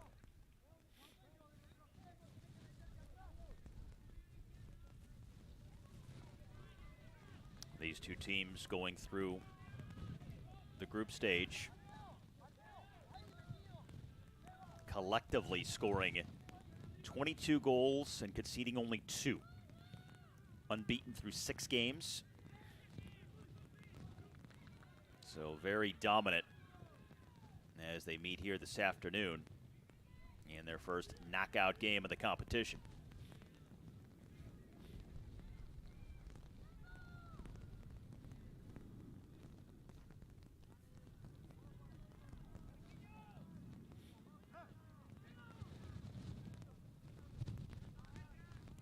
This is the 5th edition of this tournament. Most recently was held back in 2023, won by the U.S. Honduras won the inaugural event 12 years ago. Other winners have included Mexico and Portugal. Honduras, Mexico, and the U.S. playing up in Group A, or League A, I should say.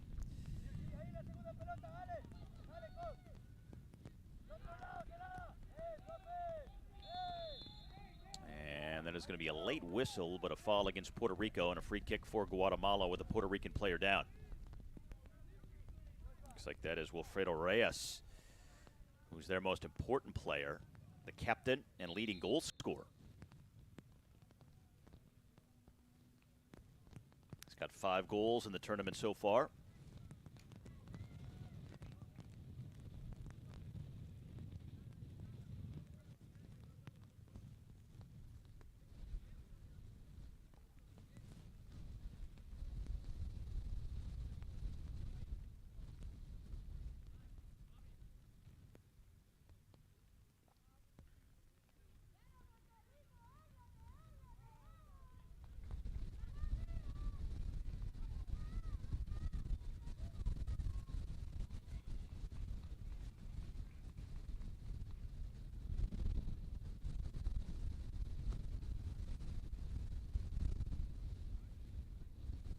So Reyes is going to limp off for the moment.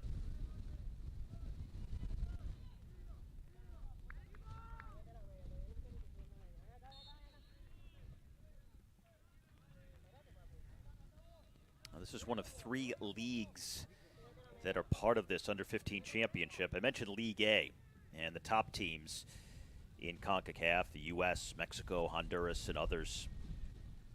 All the League A games taking place in Costa Rica. League B is here in Aruba, and League C, which is the next league down, is in Curacao. So 3 different locations for the 3 different leagues here at the championship this week.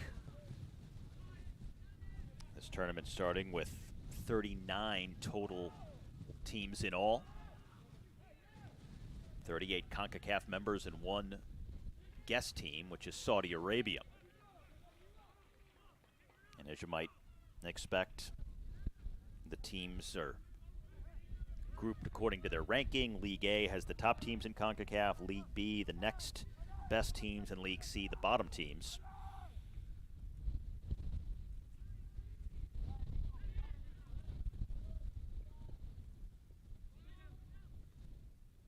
And here in the semifinals for League B today, it is the 4 winning teams from the 4 groups that have been staged over this last week here in Aruba. Group C, D, E, and F. This matchup here, Puerto Rico, the winner of Group C, and Guatemala winning Group F.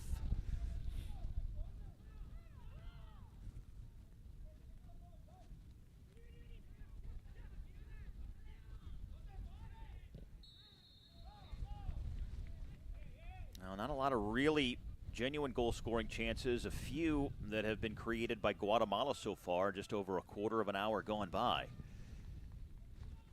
Puerto Rico, some reckless challenges. They've already been booked once. They've been the more physical team, trying to play on the counter for the most part. Guatemala also very active in pressing. Weather has been a story with heavy rain, the wind.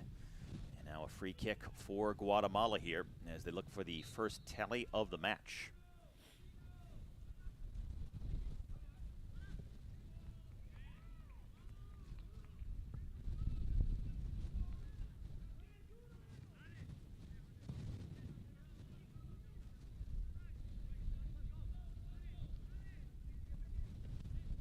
Guatemala may have played the closer games of the two teams through the group phase, but they did have the most one-sided game that either of these two teams has played, as Guatemala tries to work in here to the end line. Pass cut back, and now Puerto Rico just dumping it down that left flank.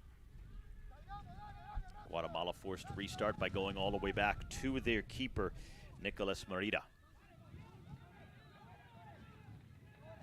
And there's a turnover. Here's an opportunity for Puerto Rico against the run of play, and they score! Their leading goal scorer adds another to his tally. Wilfredo Reyes, the captain, capitalizing on a mistake, and he's now got 6 goals for the tournament as Puerto Rico leads 1-0. Off the turnover, it was Fabian Salas who fed Reyes. Merida probably should have done better with that, but again, the ball very wet from the rain, slippery and tough to handle. And Reyes able to slot it home as Puerto Rico takes the first lead of the game, just shy of the 18-minute mark. 6 goals now through the first 4 games for the Puerto Rican captain.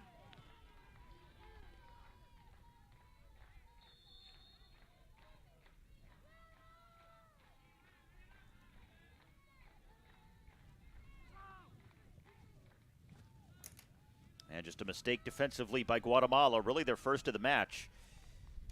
And after they had generated some early chances, and Puerto Rico hadn't even had a shot on goal or really come close to it, they pounce on the mistake, and they take the lead here. As Guatemala now finding themselves trailing for the first time in this tournament.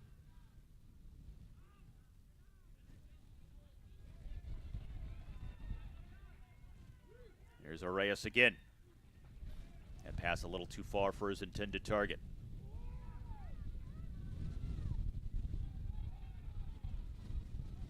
Puerto Rico keeping the pressure on, and the save made by Merida.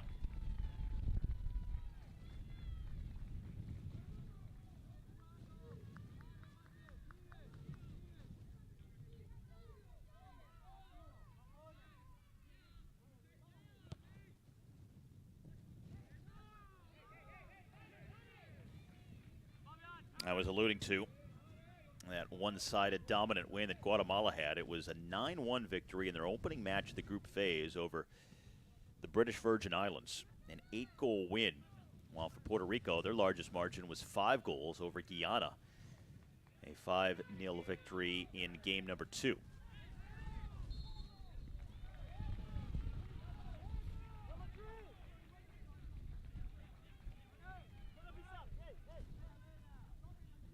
Guatemala conceding just their 2nd goal in the 4 games so far. 20 minutes gone by here, 15 left to go in the first half.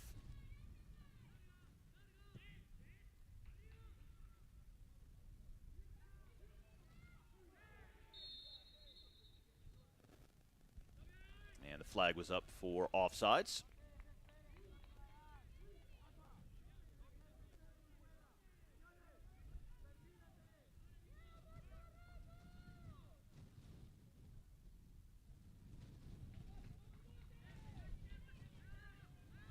May have been a dangerous play on that.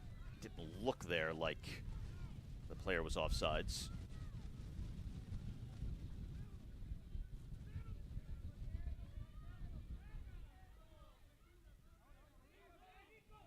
The Reyes goal is the difference right now here in the first half. Guatemala has had more possession. Puerto Rico's been playing in transition.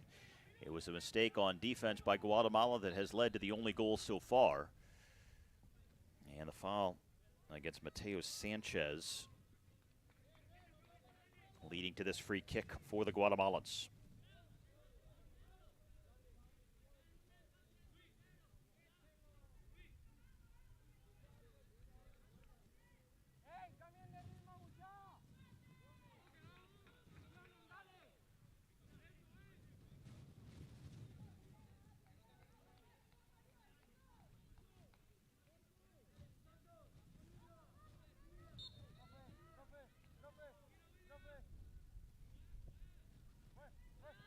Villagran plays it out wide. And that went out. It'll be a throw-in for Puerto Rico.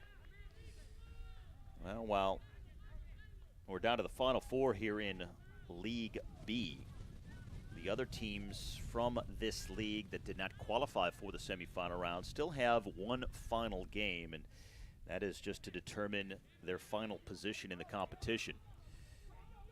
You got the Dominican Republic against Guyana, Antigua and Barbuda facing Bermuda. The host nation of Aruba taking on the Cayman Islands, St. Kitts and Nevis facing Curacao, Belize against Cuba, and Barbados against the British Virgin Islands.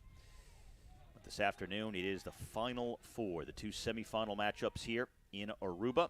Right now, in the first matchup, Puerto Rico leading Guatemala, and next up, Jamaica facing Trinidad and Tobago. The winners meet tomorrow in the final.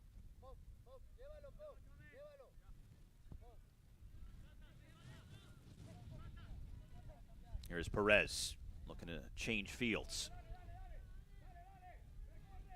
Brought down nicely by Luis Rodriguez. And a little too much juice behind that one.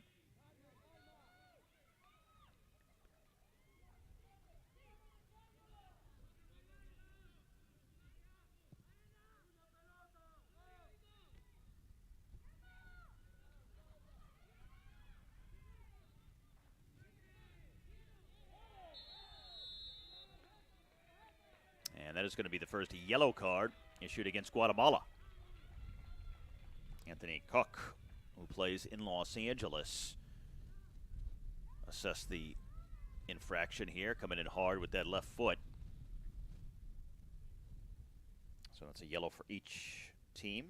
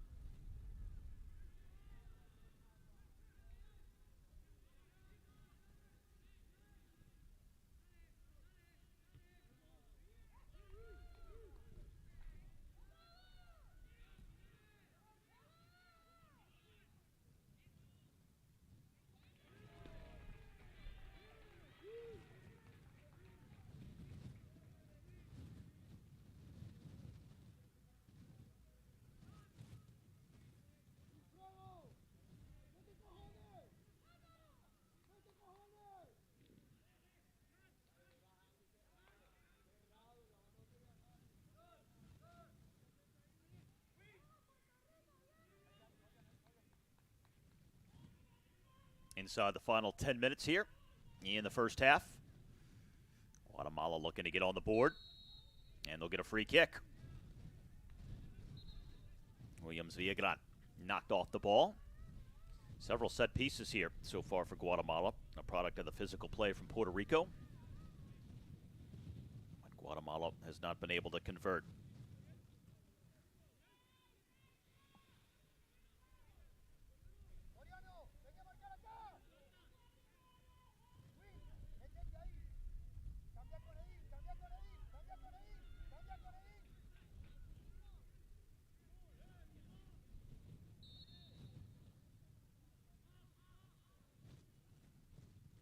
There's a long line drive headed out. And now a chance for Puerto Rico to move. And trying to move a little too quickly. Errant ball out for a Guatemala throw.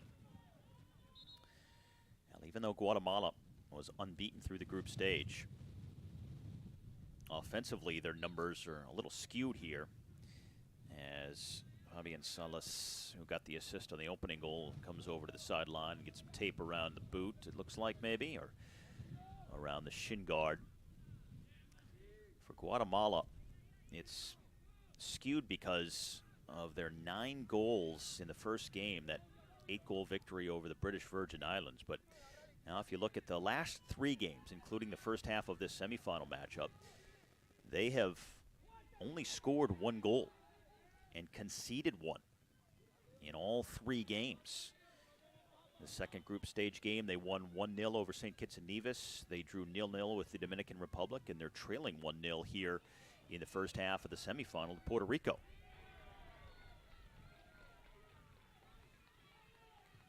So the pure offensive numbers overall can be a little misleading. This is a team that through their last 3 games have not shown the ability to be offensively prodigious. Still good defensively, but they're going to have to score some goals. Now Salis is going to come back in after the mechanical issue there on the sideline.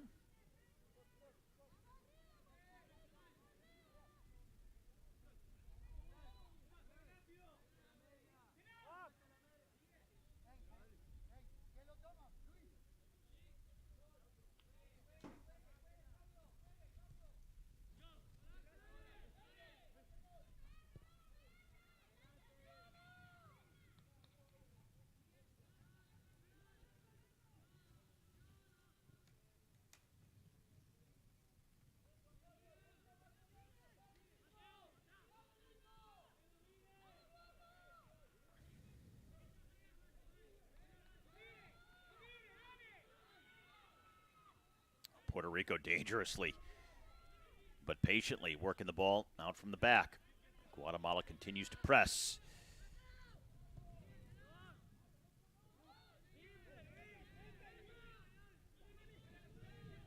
Puerto Rico flirting with danger at the back when they do that, but unlike Guatemala, they haven't made that one mistake that's led to a goal so far.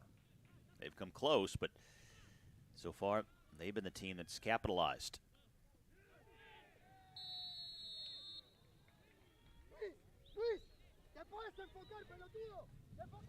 And that is going to be a free kick from just outside the area here. Kind of a late whistle there as Joshua Perez was taken down. So a series of free kicks for Guatemala in this first half, but by far this is the closest in they have been. Just outside the penalty area, 30th minute, a little more than 5 minutes plus stoppage time left to go here in the first half. And this is a tremendous opportunity for Perez, who was taken down and won this free kick, to go for goal from here. And a very tasty spot on the pitch.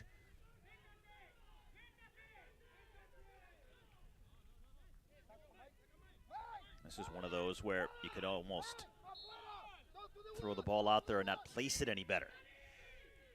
Very inviting spots, and he hits it, but the save is made by Martin Perez. He got it up and over the wall, and Perez read it, slid over, and made the stop. I think it might have gone off the bar, too, after he punched it away. First corner kick of the match coming here half an hour in, as the rain has largely stopped now. As I mentioned earlier, typically we just get these short bursts of storms that move through on the islands, but nothing that is very sustained. So now kind of tailing off here towards the end of this opening frame.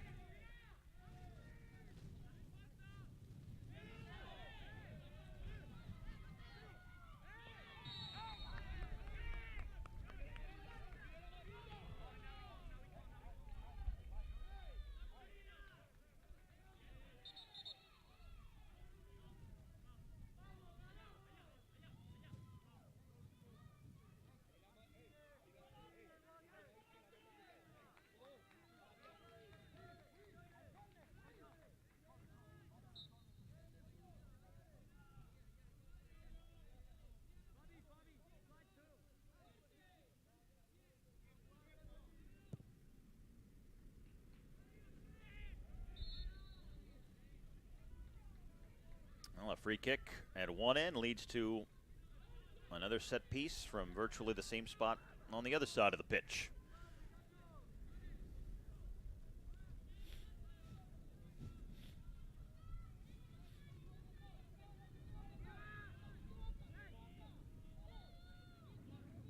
Now a defender slipping, and that's the kind of mistake that led to the only goal we've seen so far for Puerto Rico.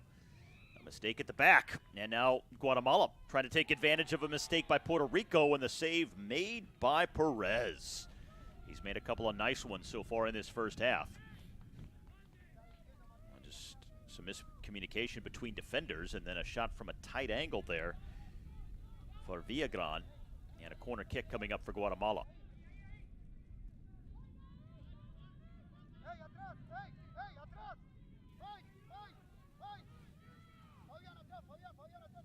Alvarez flings it in. Back post open. And then just chipping it to the 6 and tipped wide. Oh, a terrific chance. The best of the game so far. Guillermo Quiñones off a terrific feed here from Joshua Perez.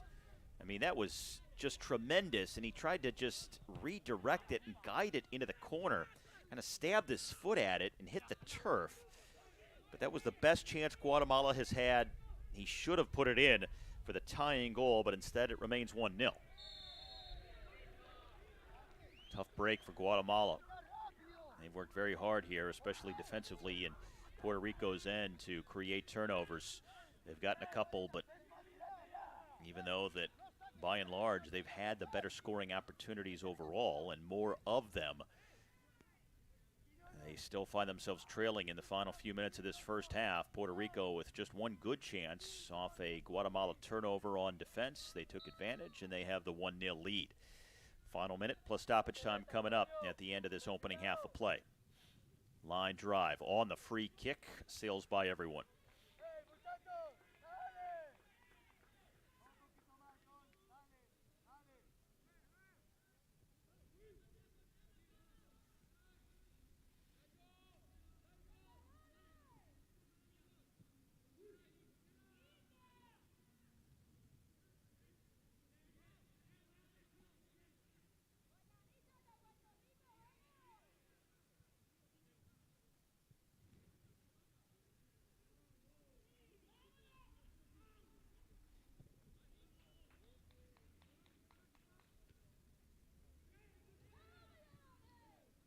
Probably won't get much stoppage time here, as we finish off the 35 minutes of regulation in this first frame, and 2 minutes will be tacked on.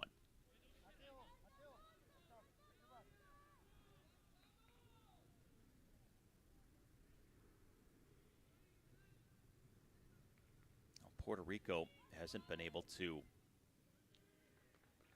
really orchestrate anything with their possession and their movement as a unit up the pitch in terms of offense creation and goal scoring opportunities. It's largely been playing on the counter that has been their way forward.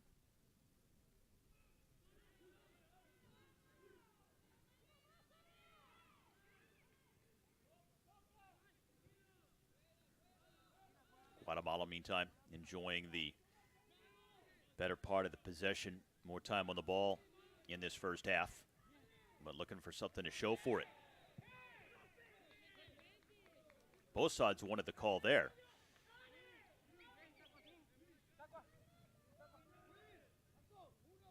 Jorge Yul going down as he met up with the big center back Miles Johnson. No call made. Throw in here. Good turn by Perez, and that's going to deflect out for a corner kick. So, half a minute left to go in stoppage time at the end of the first half. Maybe the final opportunity of the frame here. Corner kick for Guatemala.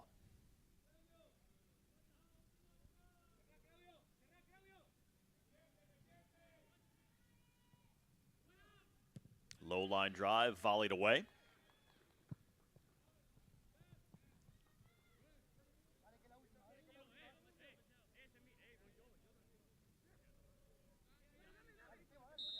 And that is the end of the first half in the first of two semifinal games here in League B at the Concacaf Under-15 Boys Championship. And the only goal so far belongs to the captain and leading goal scorer for Puerto Rico, Wilfredo Reyes. He scored in transition and following a mistake. And Puerto Rico with a 1-0 lead over Guatemala at halftime here in Aruba.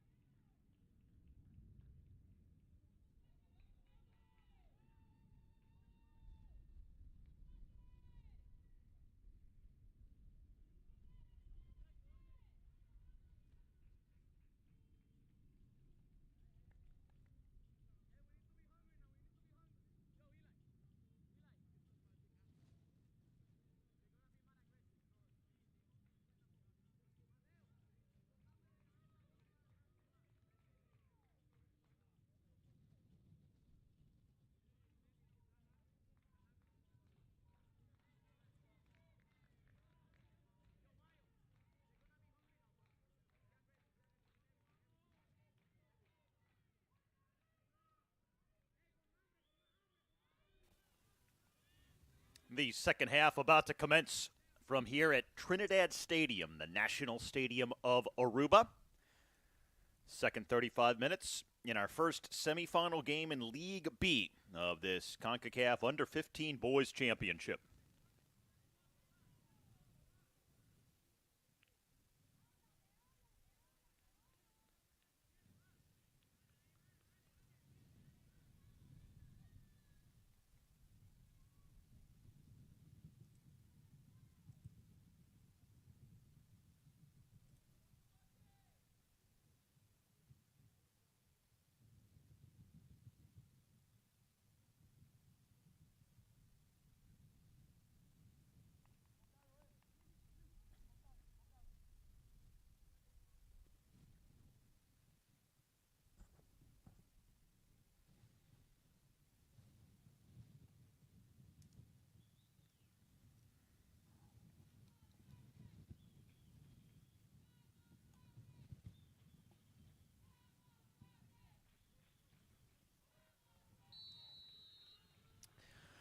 The second half is underway on a windy, warm Friday afternoon from Aruba. Puerto Rico leading Guatemala 1-0. With a berth in the final for tomorrow afternoon at stake, Troy Montañez has come in to replace Mateo Sanchez as the second half gets underway. Meanwhile, Christopher Paquet replacing Anthony Koch, who goes out after a yellow card in the first half. So a few substitutions here at the beginning of this second frame. The winner will face either Jamaica or Trinidad and Tobago tomorrow in the final. Those two teams will play just after this game here at this national stadium in Aruba. And this is going to be a free kick early in the second half for Puerto Rico. They didn't have many set pieces back in that first half. Guatemala had a ton, and by far this is the best chance from a free kick this close to goal that Puerto Rico has had as they look for the leveler. I should say to extend their lead to 2-0.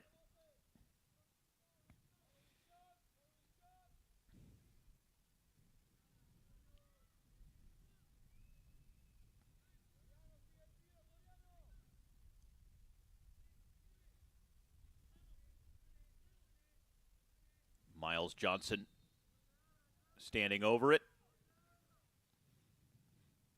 And Johnson hammers it through the wall. It's deflected. And it was that close to being 2-0. It'll be a corner kick after the touch. But that one was deflected as it was going through the wall. Watch again. And it hits the inside of the post and caroms across the face of the goal, almost along the goal line itself, and that close, inches away from what might have been a decisive lead. Instead, free kick here. Luis Rodriguez, first corner kick of the match for Puerto Rico. Makes it all the way through Guatemala with a chance to clear.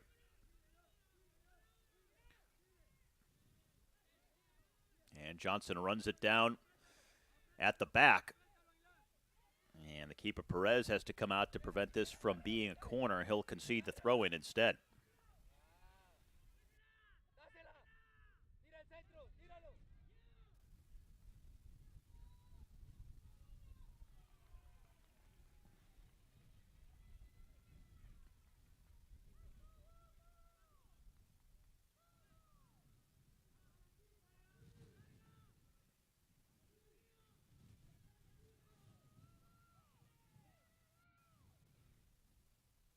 Claudio Albizuris plays it down the left wing, but Johnson is there. The big, tall, lanky, and pacey center back gets over to usher that one up the line. But here comes Guatemala again. Long shot in and just tipped over the bar by Martin Perez. Didn't look all that dangerous at first. It was well outside the box, but that one was placed so well. Watch it again. The shot by Jorge Yol might have been going over the bar, but Perez certainly couldn't take that chance. Corner kick, Guatemala.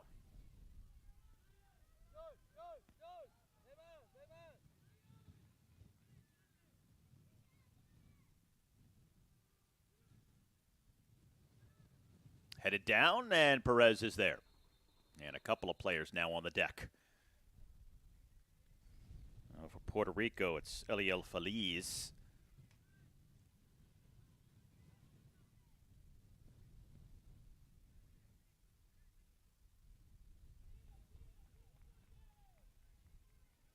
And I believe Jorge Chone was the player down for Guatemala. He's up and all right. Feliz still down, though, for Puerto Rico.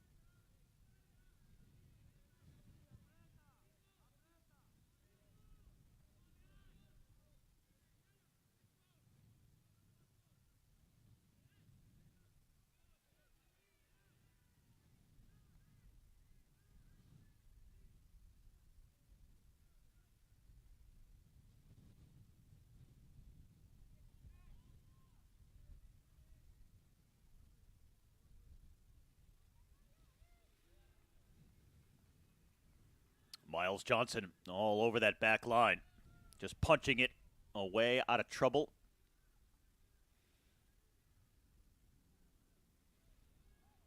And Puerto Rico trying to turn over Guatemala once again deep in their own end. Marita comes out for it. Guatemala looking a little shaky defensively. And again, that's the only reason that Puerto Rico has been able to get on the board. That mistake in the first half on the back line leading to the only goal of the game. It has been, in a lot of ways, a very evenly played game on both sides. Pretty balanced in terms of possession, even though Guatemala has had a little more of the ball. But certainly not one-sided by any means. Both teams have had some opportunities. It's been physical. It's been fast. And an early substitution here at the outset of this second half, just a few minutes in for Guatemala. Adrian Castillo coming on. And also for Puerto Rico, they're going to make a change with Troy Montañez. Now, they indicated this earlier at the start of the second half, but just now actually making the substitutions.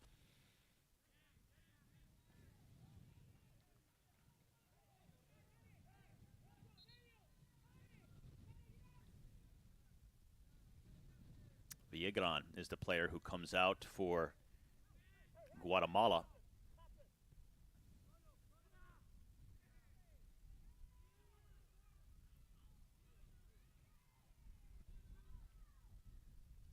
Puerto Rico is playing some long balls here, vertically, over the top, through the air, trying to get their forwards to run on.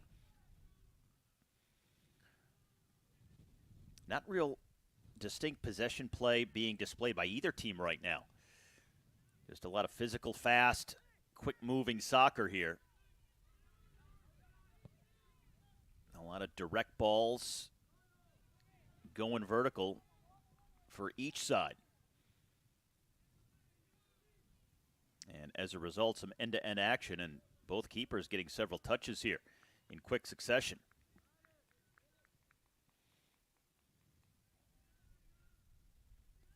Puerto Rico looking to win their fourth consecutive game here at this competition. After a win over the Cayman Islands to kick things off, they beat Guyana in their largest margin of victory, 5-0.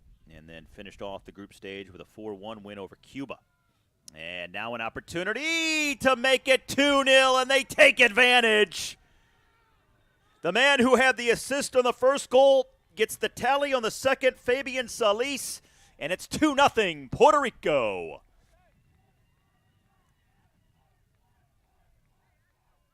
And just a misplayed ball defensively by Guatemala, and Salis is there. Part of another miscue by the Guatemalans. So both goals a direct result of some unfortunate defensive lapsing by Guatemala. And as a result, it's 2-0 in favor of the Puerto Ricans.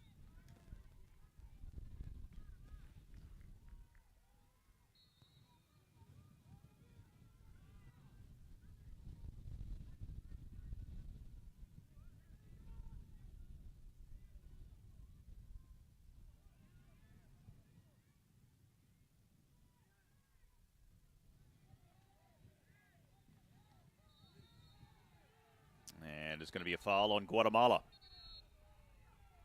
And a yellow card to boot on Adrian Castillo, who just came on as a second half sub.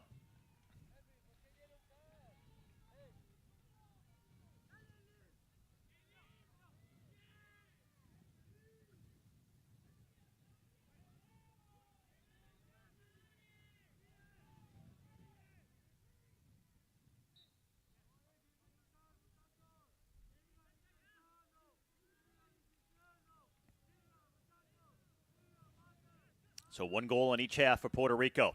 2-0 is the advantage. There are only 2 shots on goal in the match, and they've converted both. And each attributed to problems defensively for Guatemala. Mistakes leading to goals. And even though Guatemala has had more scoring opportunities in this game, they find themselves down by multiple goals here in the second half. And Puerto Rico that much closer to a spot in the final tomorrow.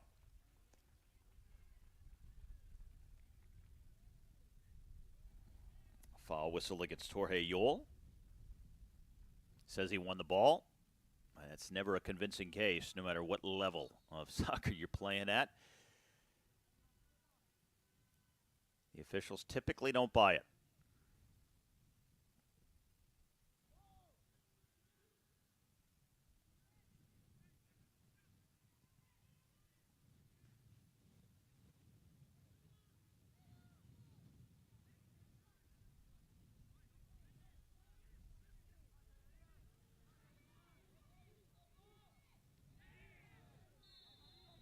And a free kick as Rene Aguiar is taken down.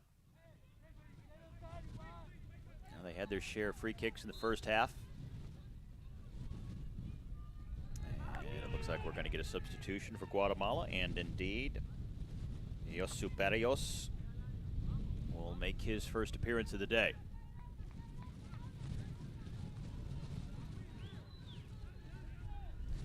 More offensive-minded players on the pitch. Quinones comes out.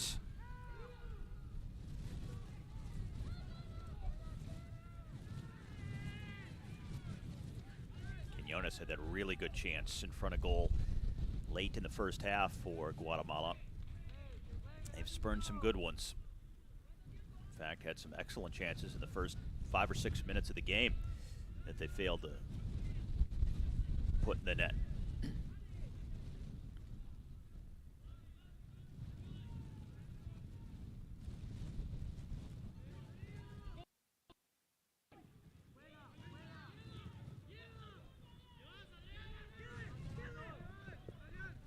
Castillo, surrounded by white shirts.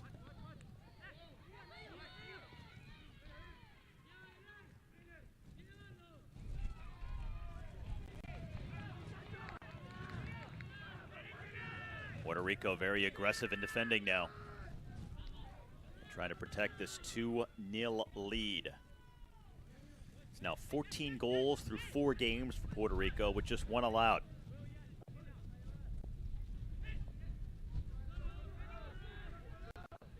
While Guatemala won their opening game of the tournament 9-1, through these last 3 games, they have now been outscored 2-1.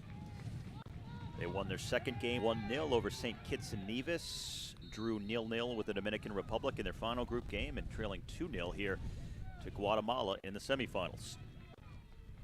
Or to Puerto Rico in the semis here, and looking for a way back in.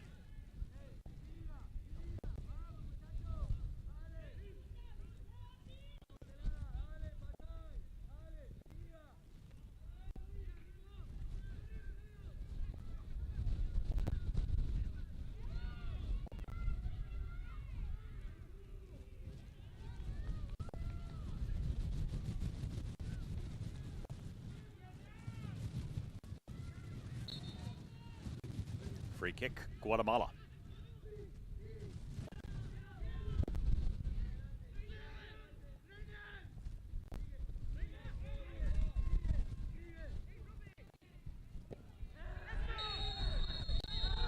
And it's going to be a yellow card. It's going to go against Puerto Rico. Luis Rodriguez in the book.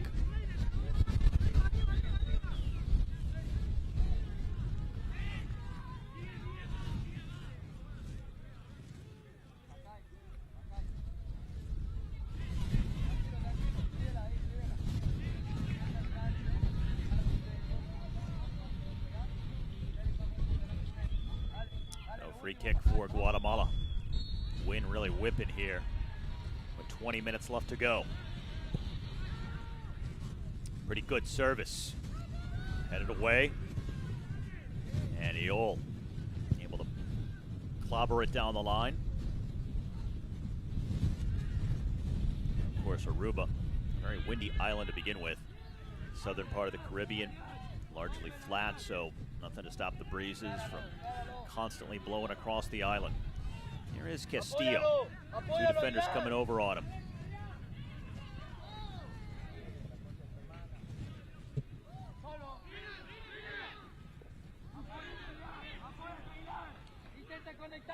Aguiar dropping it off.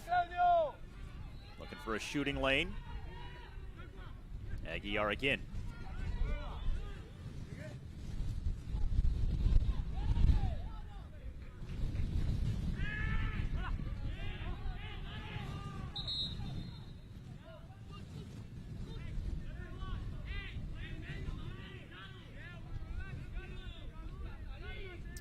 And coming on next for Guatemala, it'll be Derek Alvarado.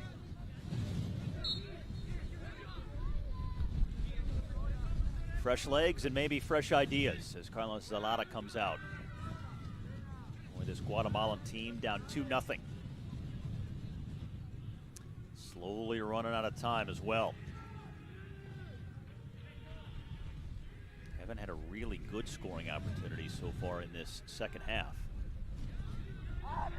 Their best one's coming back in the first frame.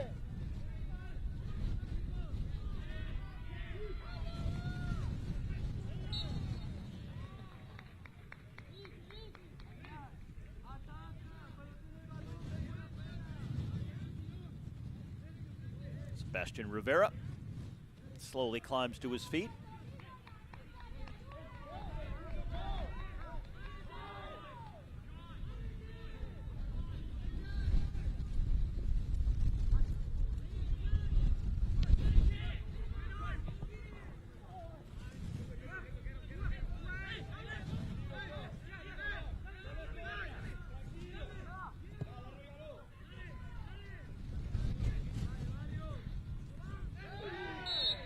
Be a push from behind on Barrios and a free kick for Puerto Rico.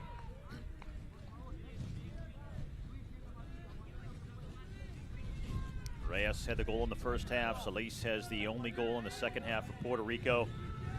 Looking to go 4 for 4 with victories here and make it to the final tomorrow in Aruba. Long ball launch towards the top of the box.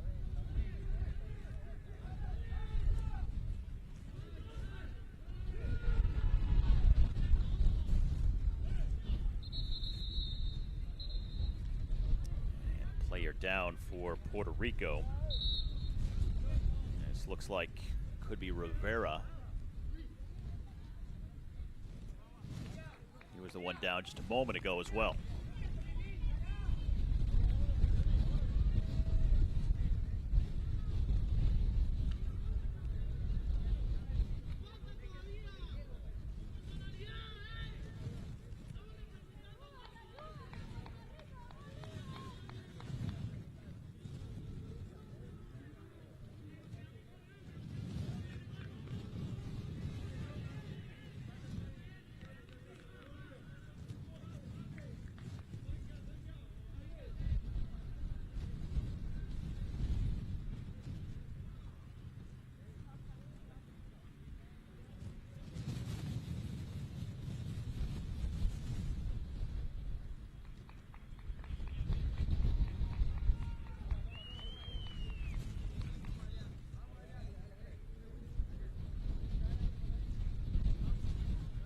back at the goals first in the opening half of play. Reyes giving Puerto Rico the lead. And then here in the second frame, Solis, who assisted on that first goal, adding to the advantage.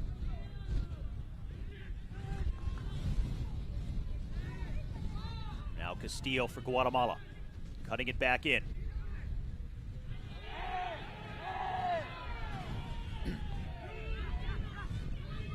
Puerto Rico playing on the counter, trying to come through the middle. That's the speed of Montañez. And out comes the keeper, Nicolas Marita.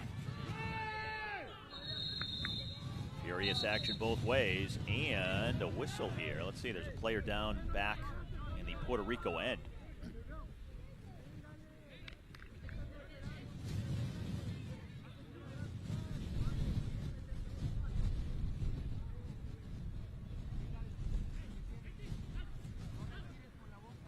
Looked like he stepped wrong, maybe get his foot caught in the turf.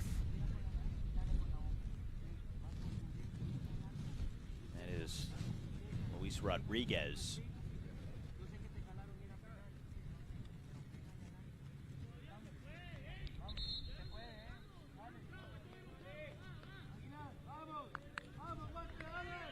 The referee wants to stretcher him off the field here to continue play.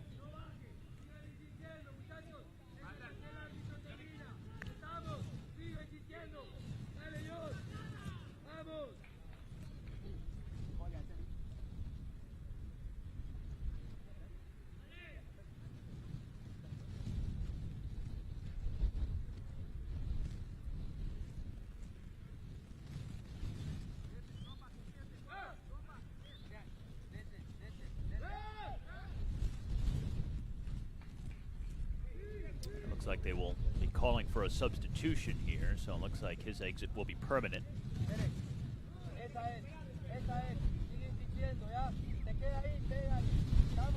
No, maybe not. Maybe they're going to hold off and see.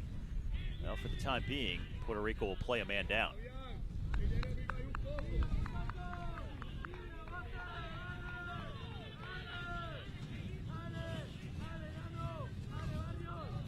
Player stretchered off like that, and you got to walk them around, and this is going to take a while, so we'll see how long they want to go down a man here. They do have this 2-goal lead. So a cushion here as they try to maintain the advantage.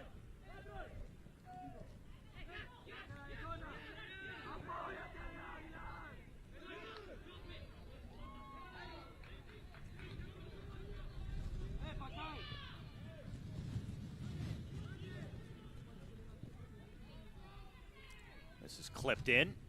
Castillo tries to keep it in. And it did go out. It'll be a goal kick.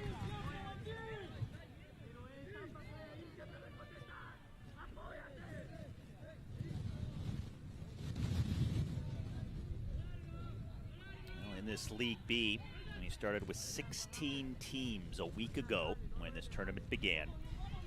The 16 next best ranked teams after all of the squads in League A. Now League A was the best 8 teams, the highest ranked teams in Concacaf at this under 15 level. So once you get past the first 8, the next 16 are here in League B, and now we're down to the final 4. The best 4 through group play. And this is the first of 2 semifinal games. The next one will be Jamaica against Trinidad and Tobago later this afternoon here on this pitch in Aruba. Right now, Puerto Rico looking to be the first team to advance to the final. Leading Guatemala 2-0 with a goal in the first half and 1 here in the second. And an opportunity for Guatemala to have the lead, but they really don't get a great shot away. As once again, Perez, a relatively routine stop in goal for the Puerto Ricans. Good cutback there by Yol.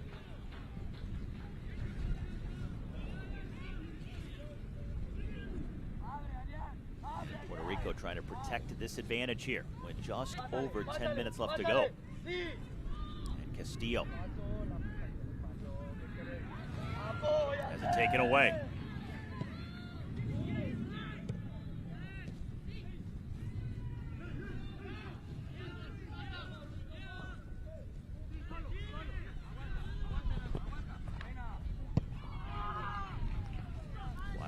hasn't had much room to operate.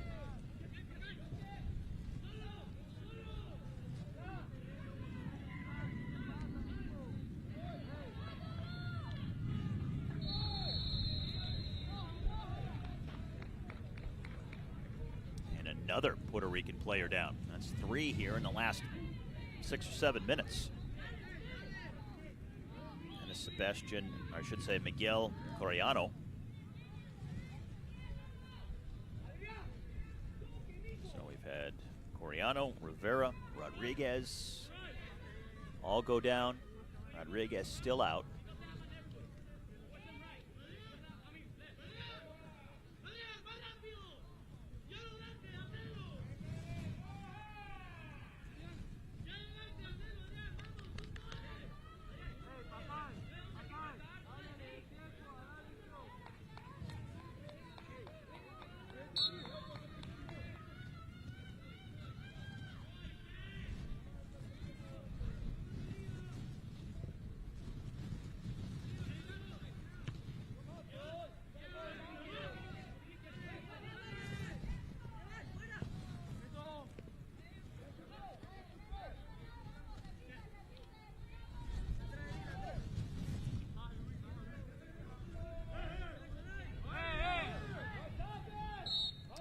Aaron throwing.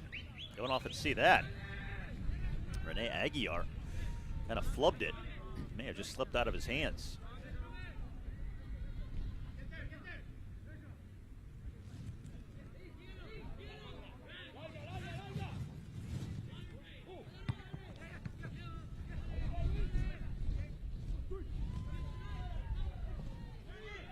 It's a good little back flick.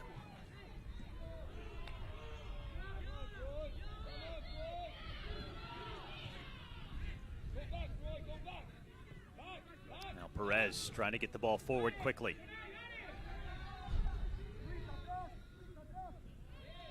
Pass intercepted. Guatemala just having trouble with things breaking down in the final third here. They were more effective at getting through that back line in the first half, but it's been more of a chore here in the second frame for this Guatemala side down 2-0.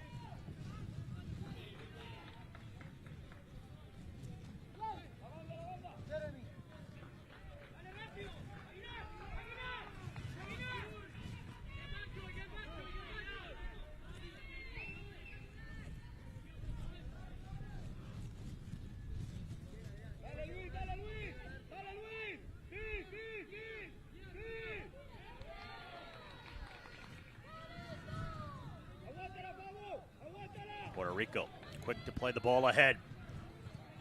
And there was a wide open Troy Montañez, but they couldn't find him. When Puerto Rico wins the ball on their own end, they're really trying to push it quickly and take advantage of the numerical opportunity up the field. Castillo switching fields here. Guatemala just not finding the opening they need.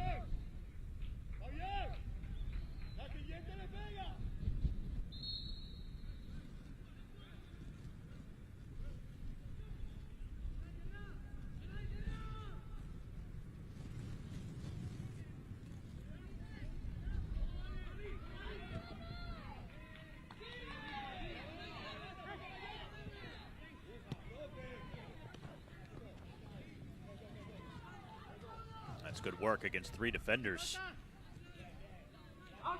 Troy Montañez holding possession and winning the throw-in. The second half sub for Puerto Rico.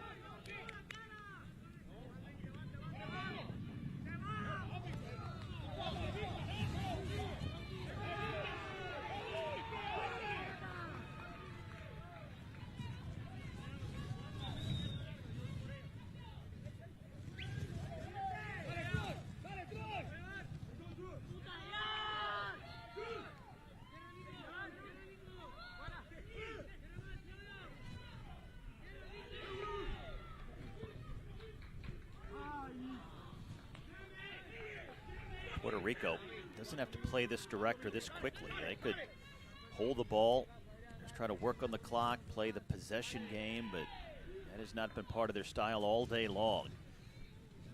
Even now up 2-0, and they're still sending the ball forward the moment they win it back.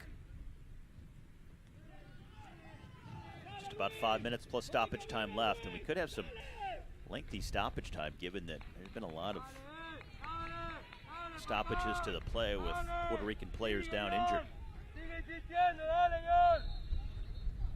1 goal in each frame, comprising this 2-0 lead for Puerto Rico. It would be their 3rd shutout victory in their first 4 games of the competition. For Guatemala, this would be their 2nd shutout loss in a row. I should say 2nd time they've been shut out in a row. They did have a 0-0 draw in the final group stage game against the Dominican Republic. The 2nd consecutive game in which they've been shut out, and this would be their final game of the tournament going home if they lose here in the semifinal round.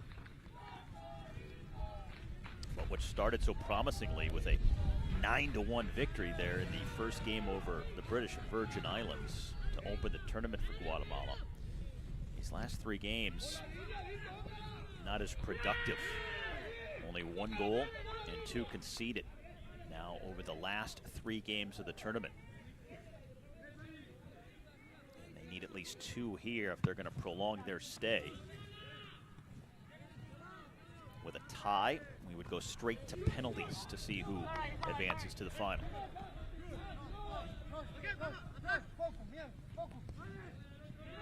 Not looking likely the way things are developing.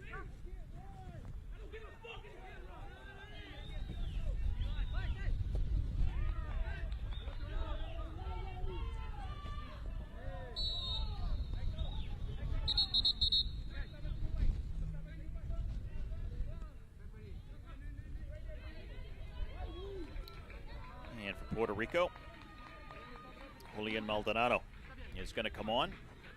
And Luis Rodriguez, the player who was stretchered off a short time ago, is officially out of the game now, as he never did come back in. So Puerto Rico playing down a man for the last few minutes, and now Maldonado makes it even once more. Lofted in, headed back out of the box, and just blasted out to midfield.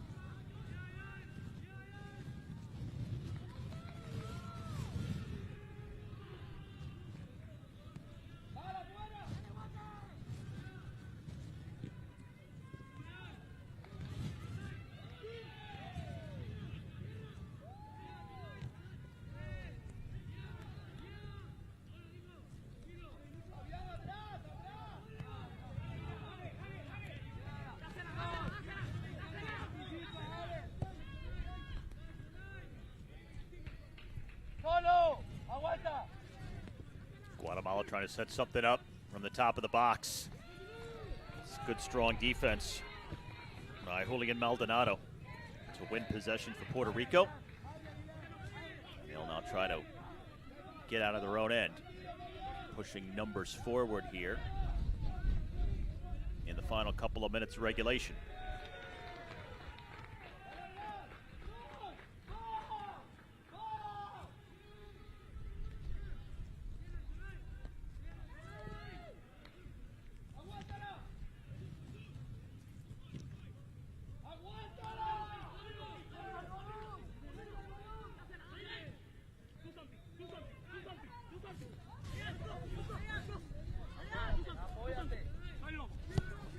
Castillo loses it for Guatemala.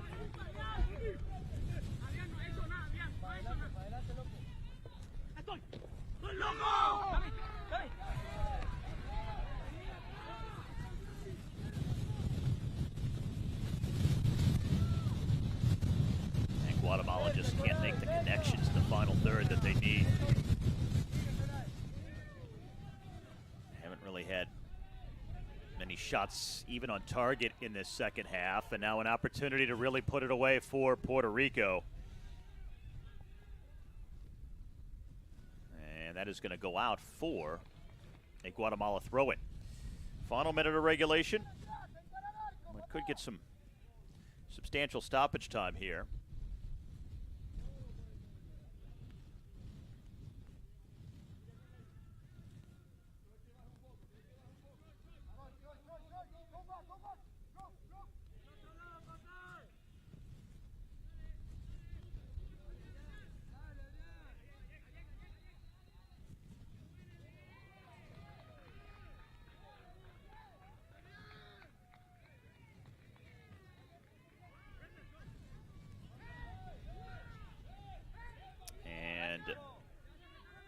After we hit the 70-minute mark, 4 minutes will be added.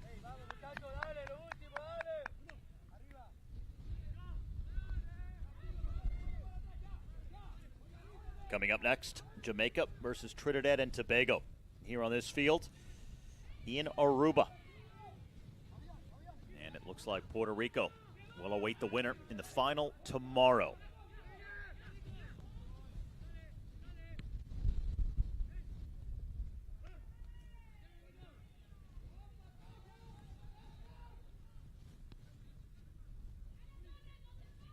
Puerto Rico still trying to get numbers forward as they work on the clock here. Work on killing off the remaining stoppage time. Try to preserve the shutout and book their spot in the final tomorrow. But here comes Guatemala, led by Alvarado. He goes down. Long range shot well off the mark. Claudio and Azores not even close with this one.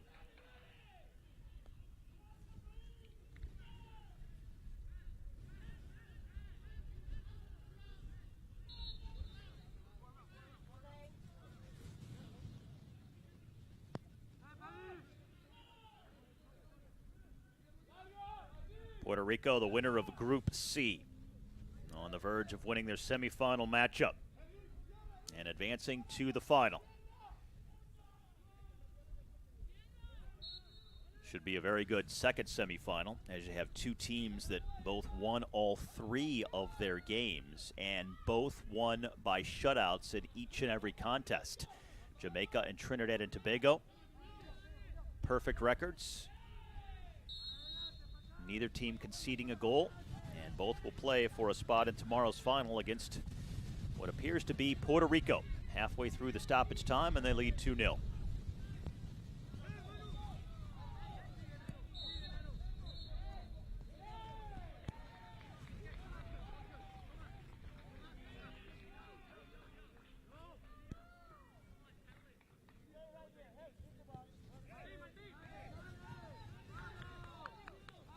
In the last edition of this tournament 2 years ago, it was Nicaragua who won League B.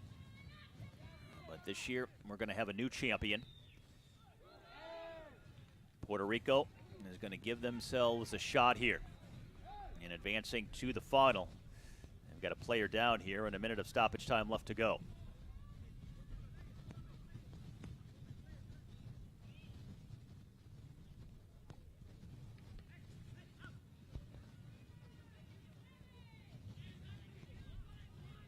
So Elia Feliz gets back up and inside the final minute in Aruba.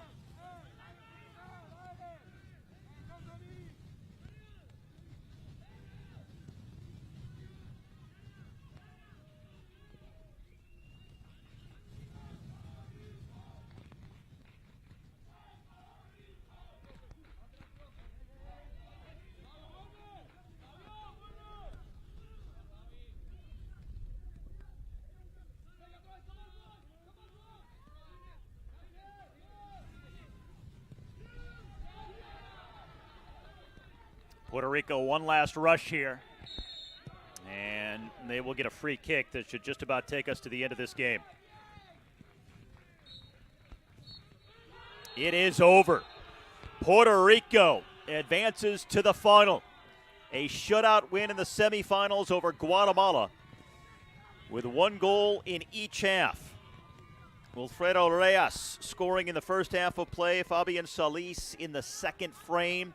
And it's Puerto Rico 2, Guatemala 0, with Puerto Rico moving on to the final tomorrow here in Aruba.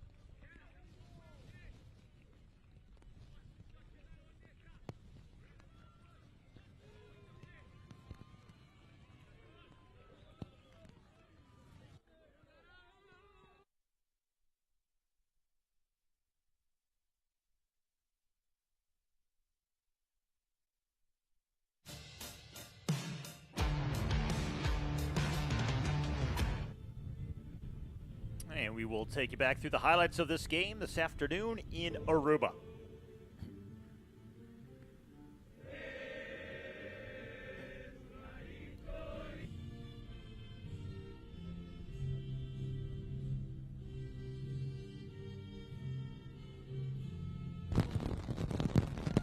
Early on, a torrential rainstorm affected this game, but it was very physical and some yellow cards were being issued on both sides. And the first goal, courtesy of a mistake for Guatemala. Solis slides it to Reyes, and the leading goal scorer opens the scoring. The captain makes it 1-0, and that would turn out to be the game winner. More physical play later on in the half. And a yellow card even being issued for the bench.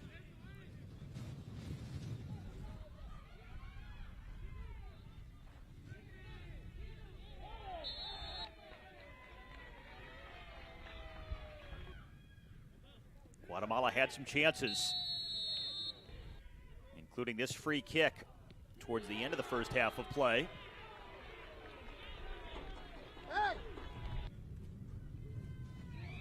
And then off the miscue, but Perez was terrific in goal all day long for the Puerto Rican side.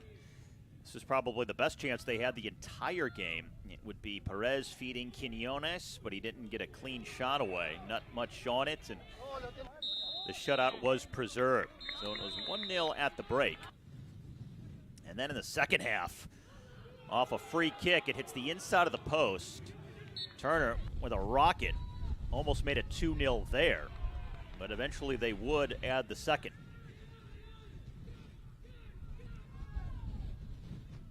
Only real threatening shot that Guatemala had in the second half, right there. But this was the goal.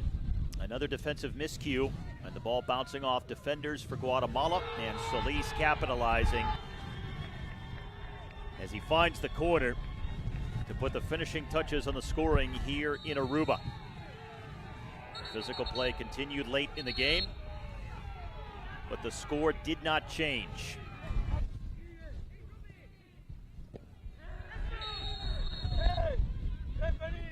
More yellow cards doled out.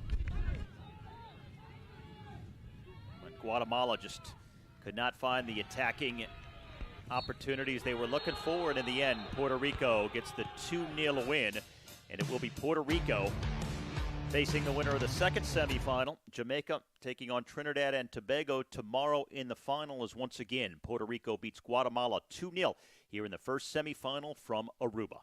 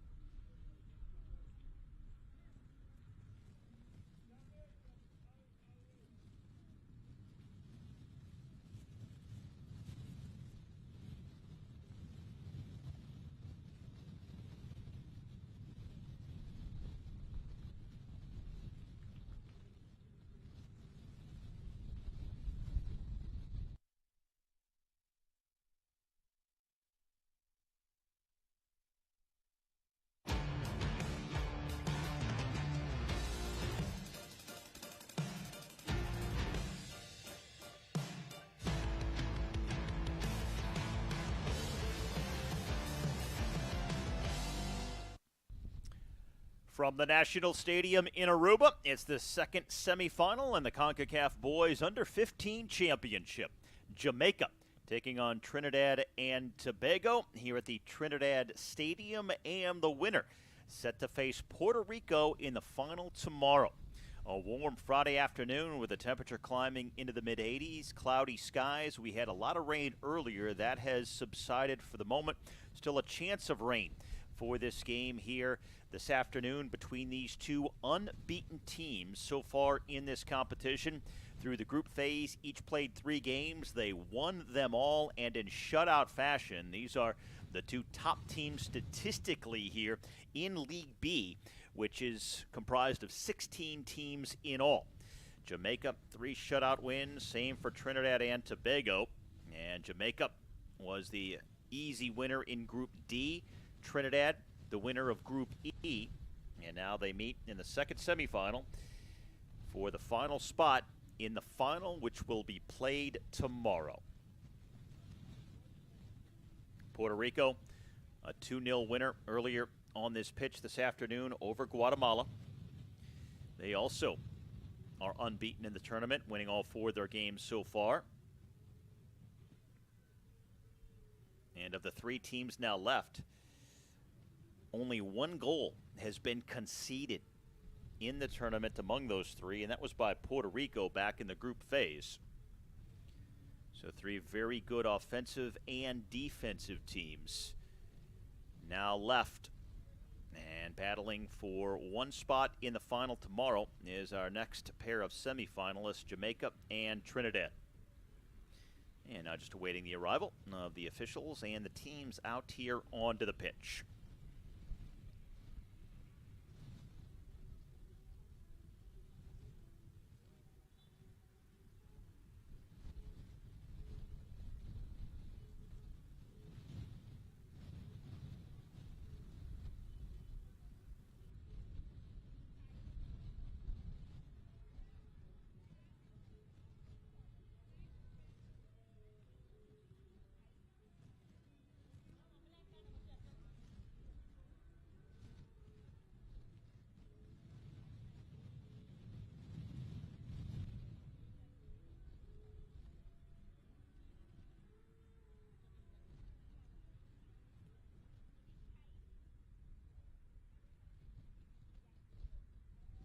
Ladies and gentlemen, please welcome the national teams of Jamaica and Trinidad and Tobago for the Concacaf Boys Under 15 Championship.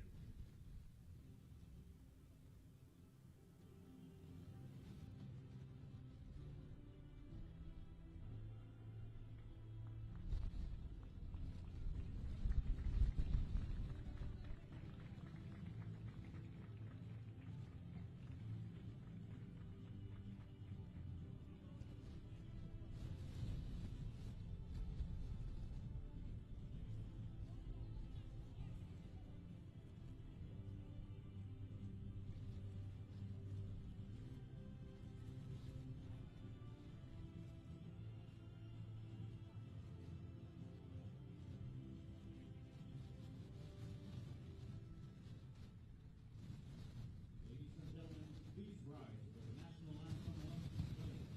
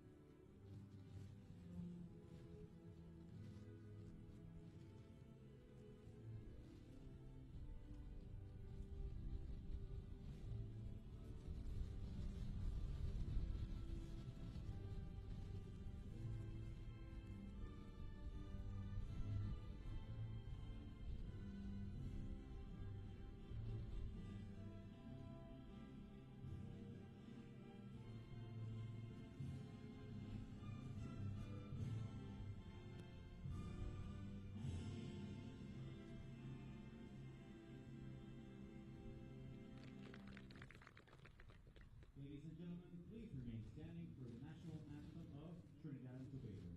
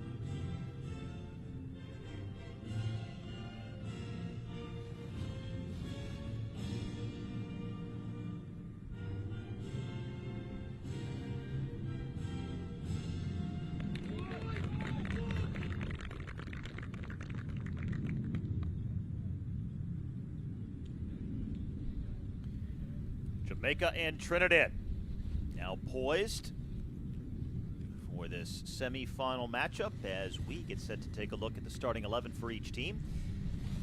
After the players greet the four-person officiating crew, Pablo Camacho is the head referee from Costa Rica.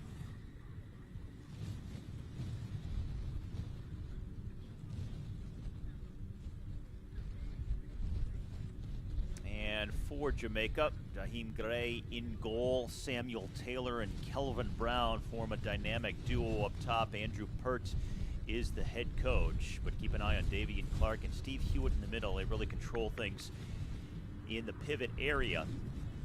Lucy and Henry with pace out wide for the Reggae boys. And after they get set with their photo here, the captains will meet the officials for the coin toss, and then we'll get a look at the Trinidad starting 11.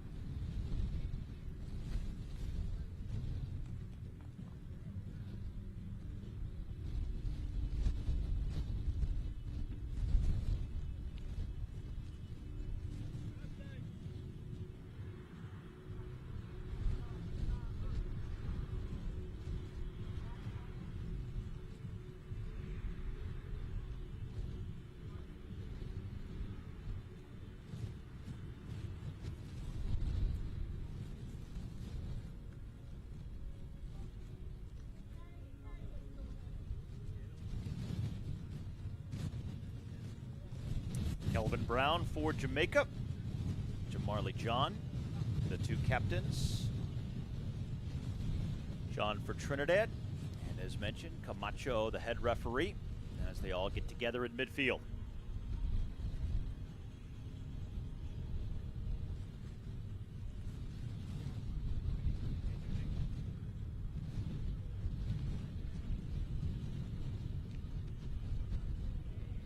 Starting 11 for Trinidad now. Levi Williams in goal. Adasa Richardson, the most dangerous player up top. The central striker, Densil Theobald, is the manager. Jamarley John leads the back line as the captain from that left wing back spot.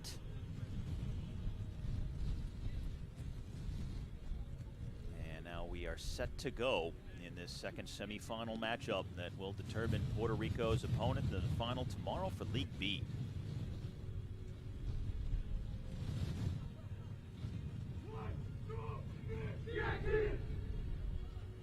Trinidad in the dark and Jamaica in the yellow.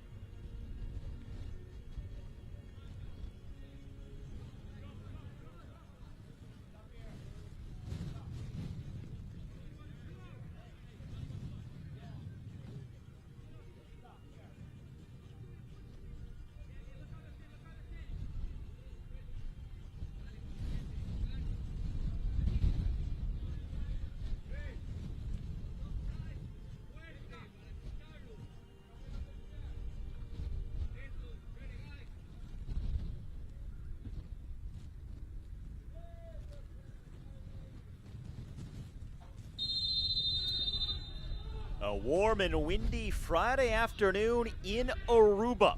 And here at the National Stadium, it is the second semifinal in League B of the Concacaf Under-15 Boys Championship.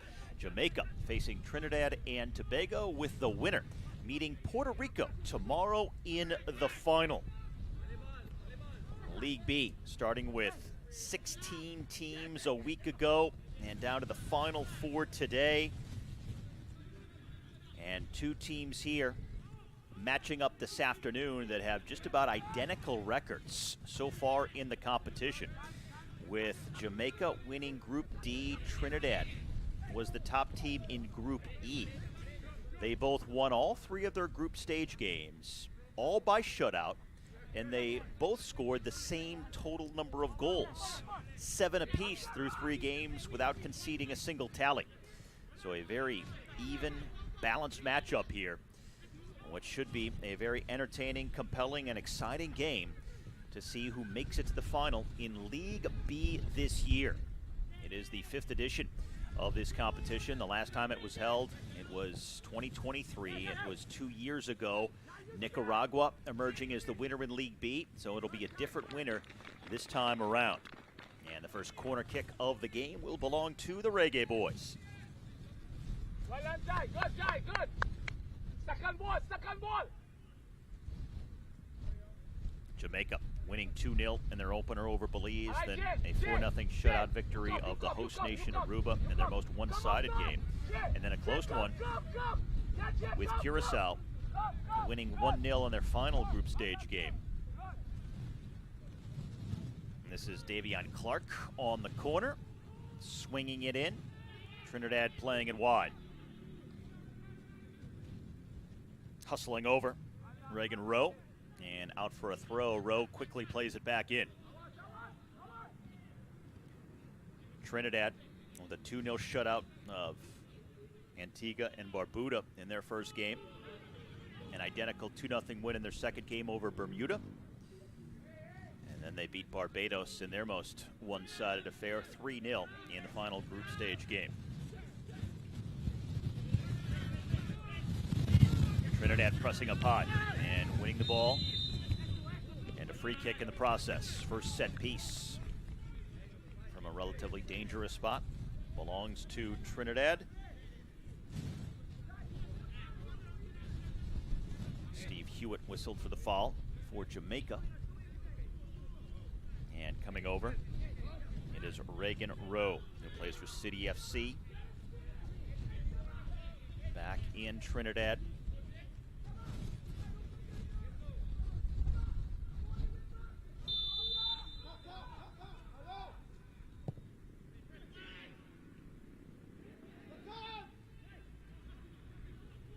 They don't get a shot away.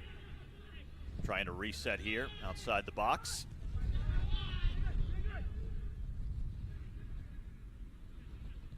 Both teams like to play in possession. There's some pace out on that pitch, physicality as well.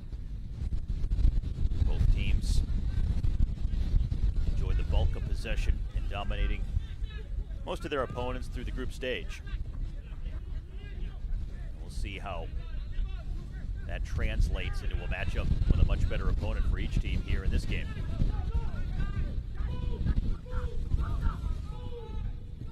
Now for Jamaica, here is Brown. Trying to cut it across the face of the goal. It's blocked out for a corner kick. Second of the first half for Jamaica, with a couple of players still down. Hey, Jai! Hey, Jai! Jai! Kelvin Get Brown. closer here! Hey, Jai! With some size, pace, physicality, hard to knock off the ball. Come on! Keeper for Trinidad, Levi Williams, did well to come out on that, and he's still down. You can't let him go past it here. See him in front of you now.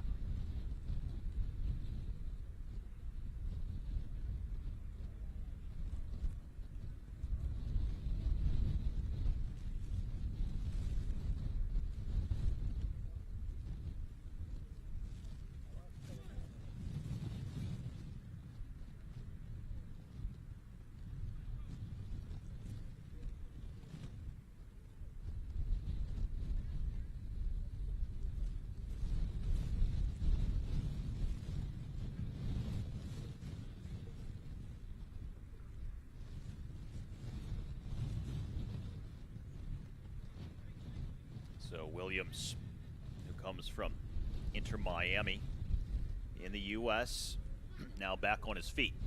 Second corner coming up for Jamaica. And once again, Davion Clark to take it. Get ready.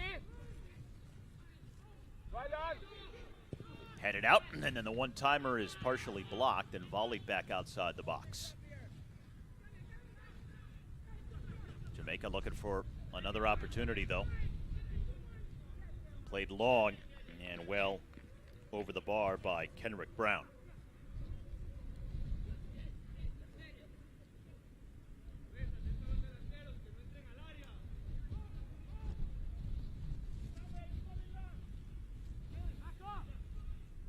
Well, when this competition began last weekend, we started with 39 teams altogether spread across 3 different leagues, League A, B, and C. League A comprised of the top 8 ranked teams in Concacaf at this under-15 level, plus 1 guest team that was Saudi Arabia. And then now here in League B, it was the next 16 best-ranked national squads outside that top 8. And then League C, featuring the next best 14 teams in the region. As Jamaica is able to work it into the box for a handball and a penalty shot. So a chance for the Reggae Boys to strike first and open the scoring. No delay, no doubt on this call. Crossed in by Husey. And I just absolutely do not know what Aiden Montano was doing.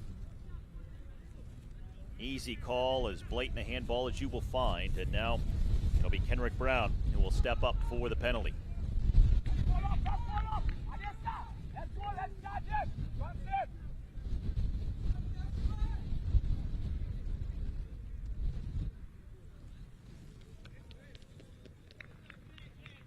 Trying to give Jamaica the first lead in this second semifinal game. Let's react. Fire. Let's react.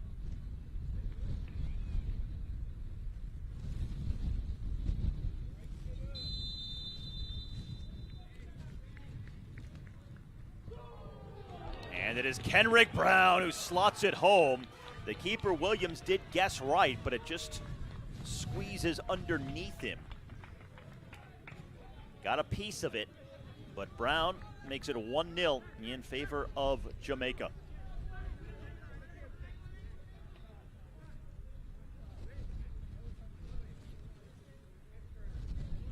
So off the handball, the penalty shot converted, and Brown puts Jamaica out in front here in the 12th minute.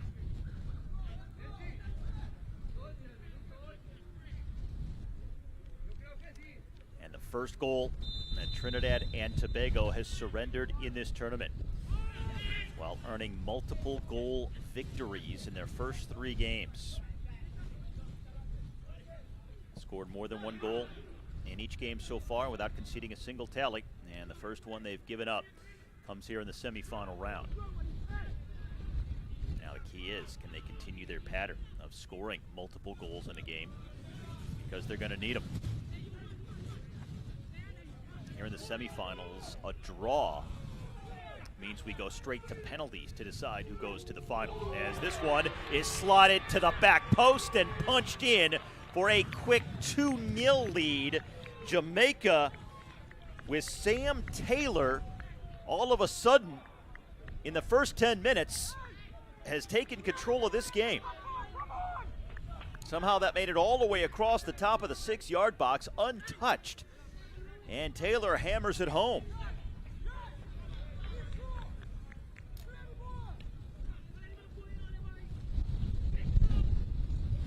So back-to-back goals within a couple of minutes of each other. First Brown, then Taylor, and Trinidad in all kinds of trouble.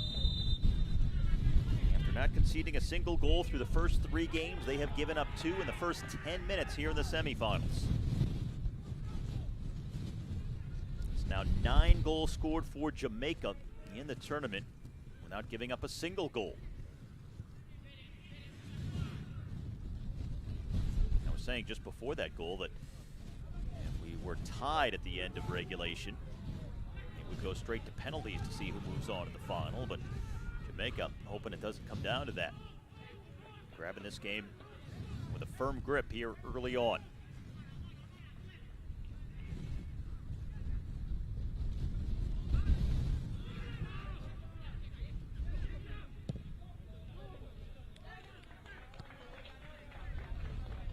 Two goals, 2 minutes apart.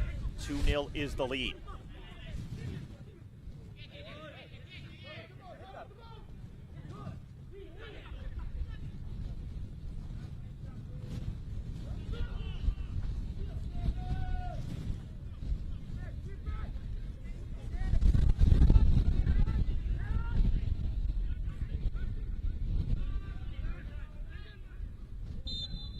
Trinidad turned over, but a foul in the process will give them a free kick.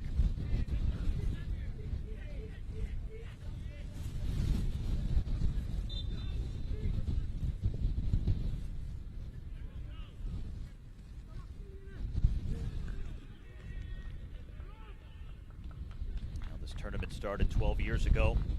The inaugural edition won by Honduras. After that, it was Mexico, Portugal, and then the United States, the most recent winner. All those 3 teams playing in League A here this year. League B in the most recent edition in 2023, won by Nicaragua. They're in League A this year, so that means a new League B champion will be crowned tomorrow. Puerto Rico already earning their spot in the title game for League B and awaiting the winner of this game here this afternoon. As Trinidad gets their first shot on goal here in the game. Relatively easy stop for the Jamaican keeper, Jaheim Gray.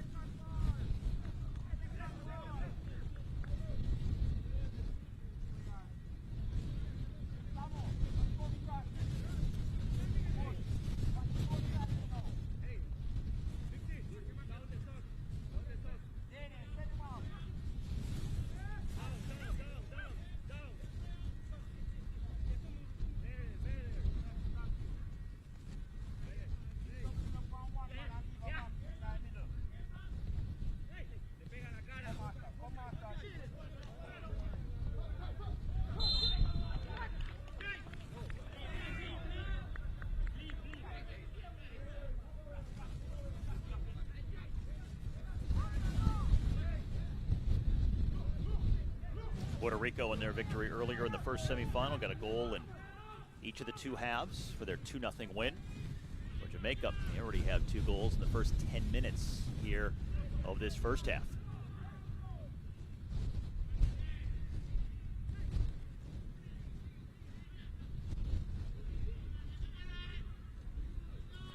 And Jamaica controlling the possession here. Trying to lay it off, and a foul is going to give Jamaica the free kick, and their first free kick from this spot on the pitch. That could mean Duncan whistled for the infraction, and for Jamaica it is going to be Davion Clark. You've seen him on the corner kicks, now on this set piece. Let's go. Let's stay alive, guys. Come on.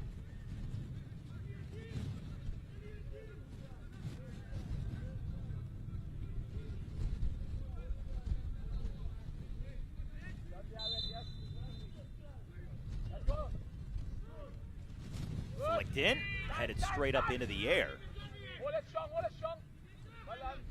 Trinidad trying to break. Jamaica just too quick and too aggressive defensively. Clark pressuring. Trinidad trying to play out of it.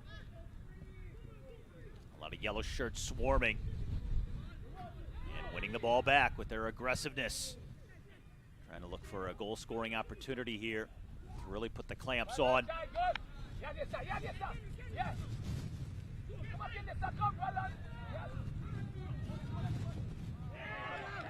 been first to just about every ball. A quarter of an hour gone by.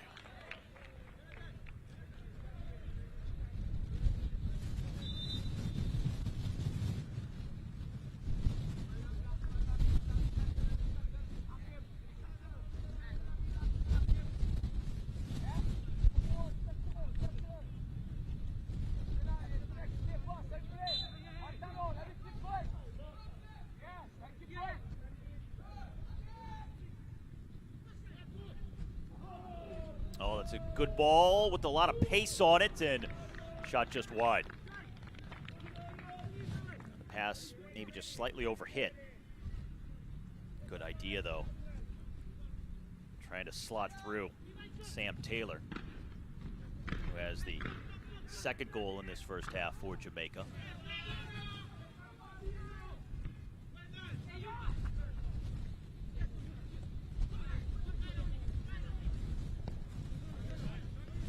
Jamaica really taking control here early on. Trinidad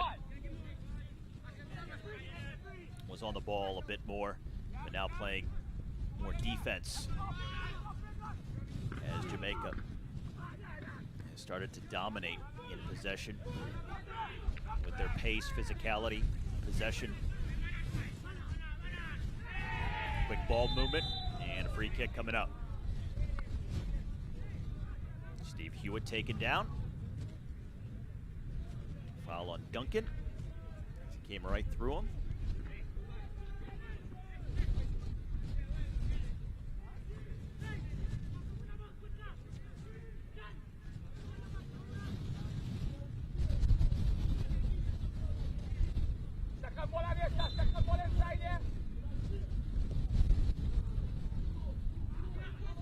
Delivery just a little too high. Needed to be more of a line drive.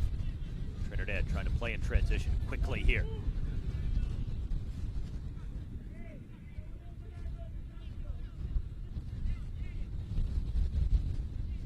Well, we started League B a week ago with 16 teams, and we're down to the final 4 here in the semifinals today, and now actually down to really 3 teams, with Puerto Rico winning the first semifinal over Guatemala and booking their spot in the final.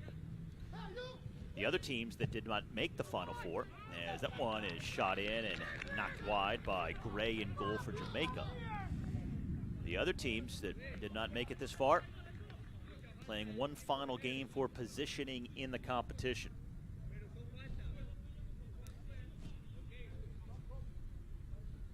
Corner for Trinidad, and Reagan Rowe is over there to take it. Over halfway through our first half of play. Only 2 goals coming in the first 10 minutes. Rowe goes short. Now he'll loft it in over everyone for a goal kick. So the other 12 teams that didn't make it to the semis getting one more game, with matchups that are determined on the standings after the 3 group stage games for each team. With Dominican Republic taking on Guyana, Antigua and Barbuda against Bermuda, Aruba versus the Cayman Islands, St. Kitts and Nevis versus Curacao, Belize against Cuba, Barbados going up against the British Virgin Islands. All those games for placing in the competition.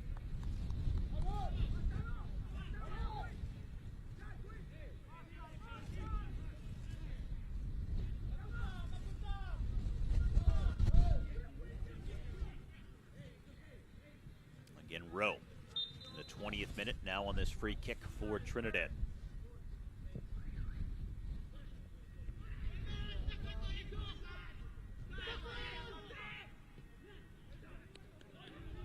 It's going to be a corner kick.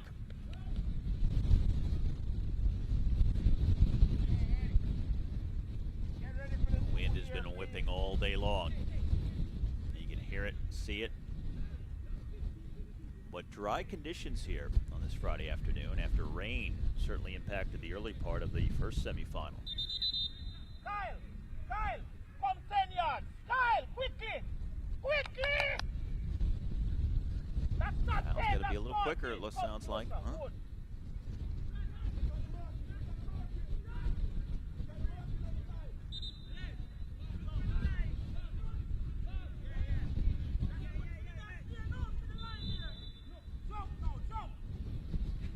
Hey, well done. Now that's what the manager, Andrew Pert, was hoping for, getting Kyle Husey out there to impact that corner. He played it out for a goal kick.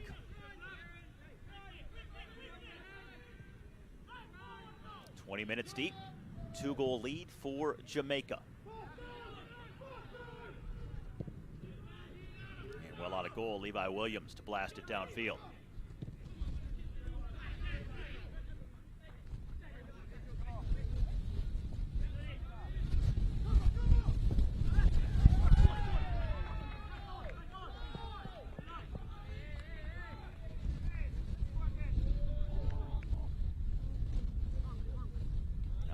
Walters still down after the heavy challenge. No whistle and no foul on that play.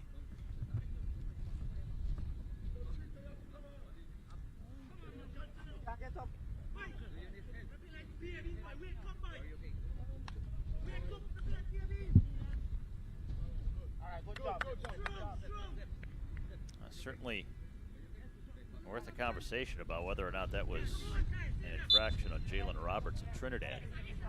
Throw in for Trinidad and Tobago instead.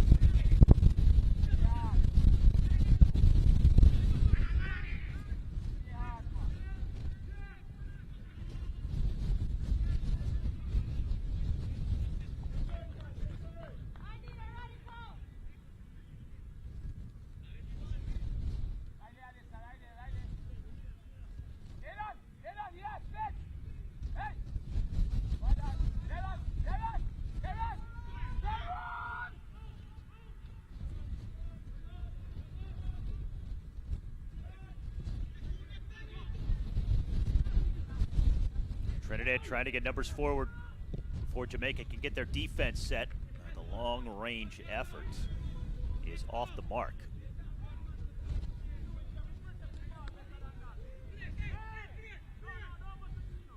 Kind of an ill-advised shot from that far out by Adasa Richardson. Never had much of a chance.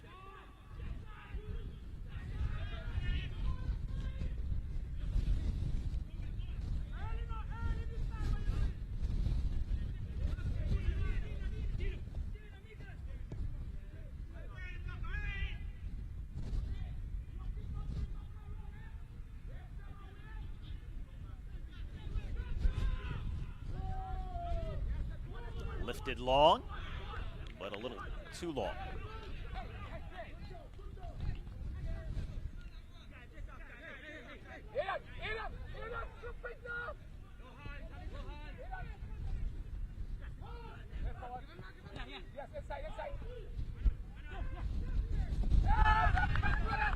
Good hard challenge, but a throw in for Trinidad.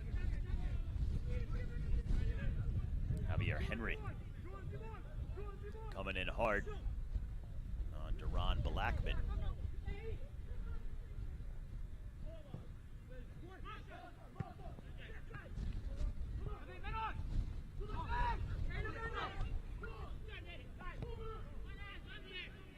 Clark laying it off.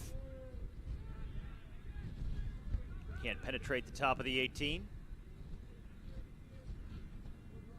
Pass too far for its intended man, though. Reagan Rowe, throw in Trinidad.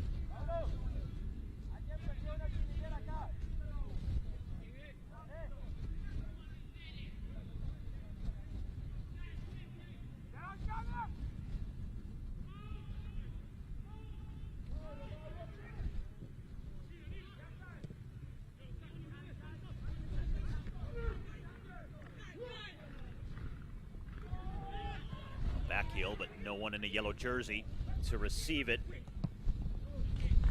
Richardson working against two Jamaican players. It's going to be a throw-in for Trinidad and Tobago here. With just over 10 minutes now left to go in this first half.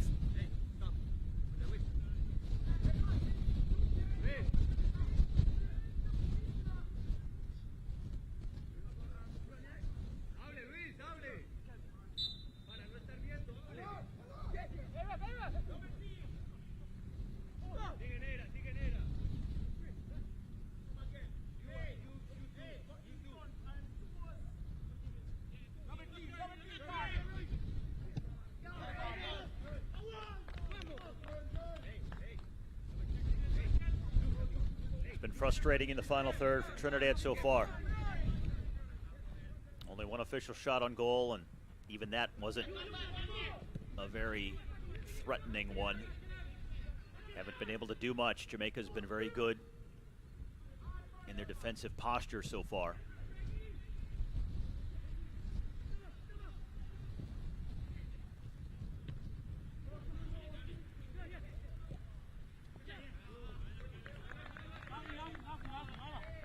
Trinidad not able to orchestrate many really good opportunities.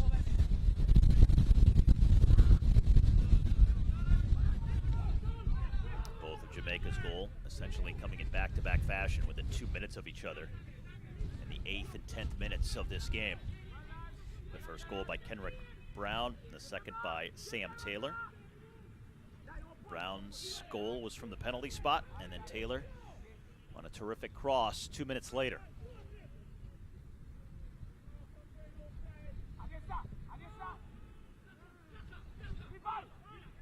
Jamaica with more goals than Trinidad has shots on goal.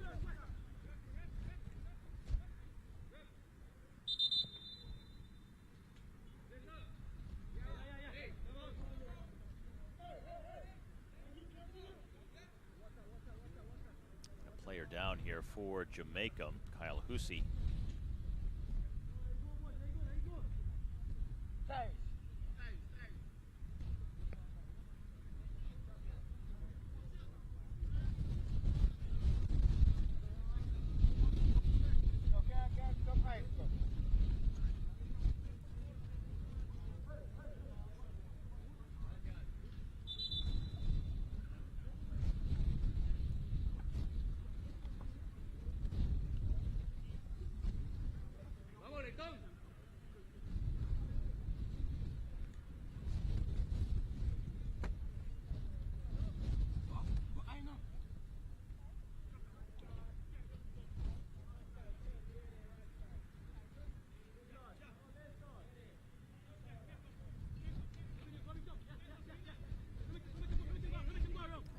Again, where Hussey got caught, and the reason for the stoppage.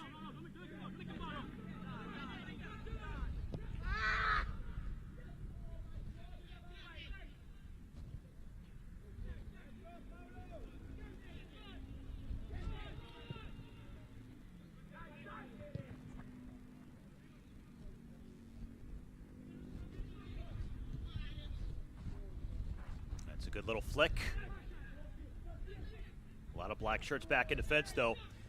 Now, change of fields, but the flag is up for offsides. And believe it or not, that's the first offsides of this entire match. Sometimes, when you're that wide open and have that much space around you, it's hard to keep your bearings as to just how close you are to that offsides line. Makes it easy to just get a step or so on the wrong side. That's a bad pass and a giveaway. Intercepted by Davian Clark. But his pass is going to roll out for a Trinidad throw.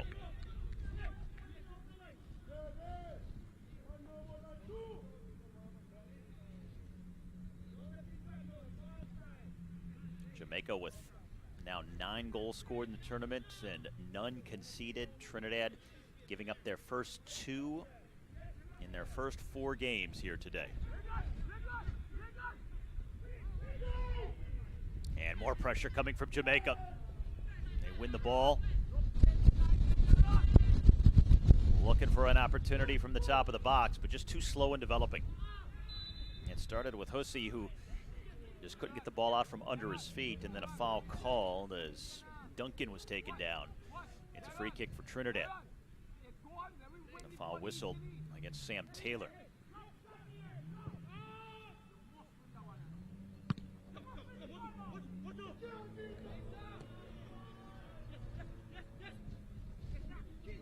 Now on the move, Landasa Richardson. And he'll get a corner kick out of this. Half an hour down. And 5 minutes remaining. Now, it's going to be a throw-in instead, I should say, for Jamaica.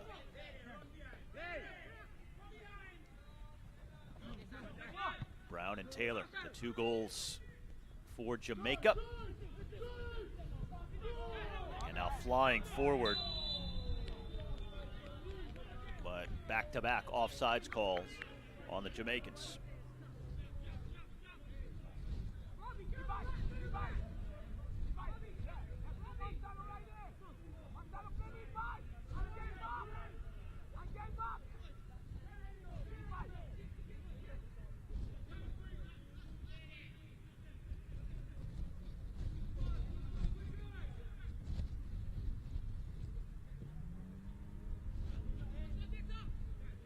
Long diagonal ball, and unable to be kept in.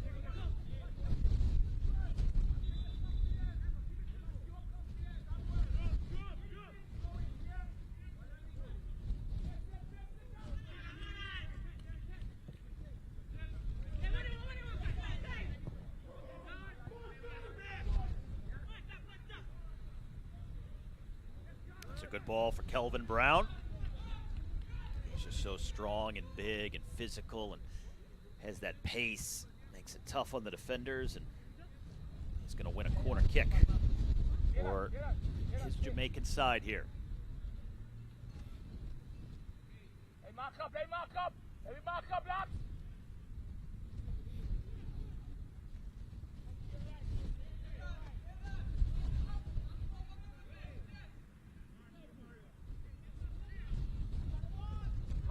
Clark, and it's headed down. It'll come right back towards him. Off the keeper Williams and out for a throw. Hayden, one of you come up here, Yeah, one of you come up here, Hayden. Yes, come up, come on, Tim. And they say, don't lose it, now. Another giveaway by Trinidad. That's good footwork by Davion Clark. A lot of bodies to navigate, though, at the top of the box. Yes, well done. Yes. It's a nice turn by Jalen Roberts. He goes down. Free kick for Trinidad.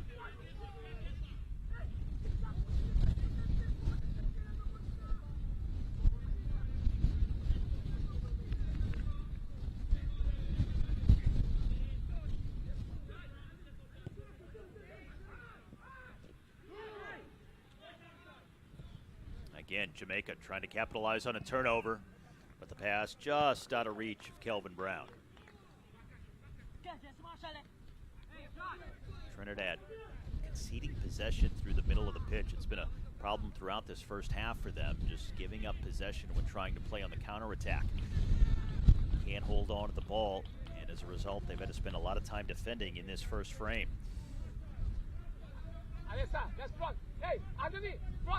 Kenrick Brown, the throw-in. He scored the opening goal on the penalty. Matano, let me stay alive there. Stay alive. Hey, Jilan.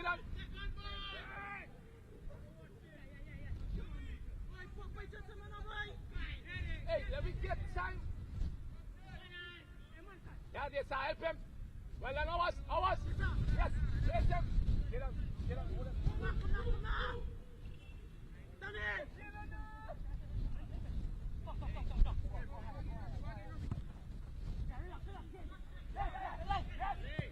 Stayed in. And see a handball, it looks like, from just at the top of the box.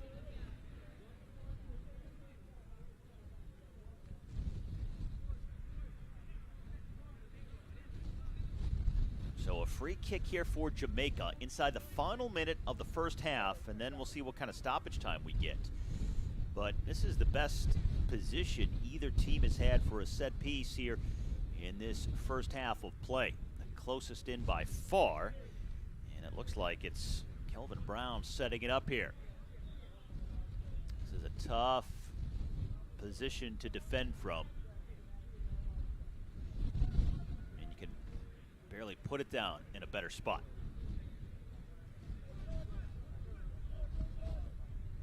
Third goal here right at the end of the first half would go a long way towards sealing it for Jamaica. Big moment in this game. Now into stoppage time. 2 minutes tacked on. And for Brown, he curls it into the goal for a 3-0 lead. Finds the corner on the free kick. And it's 3 first-half goals that have Jamaica out front and in control here in the semifinals.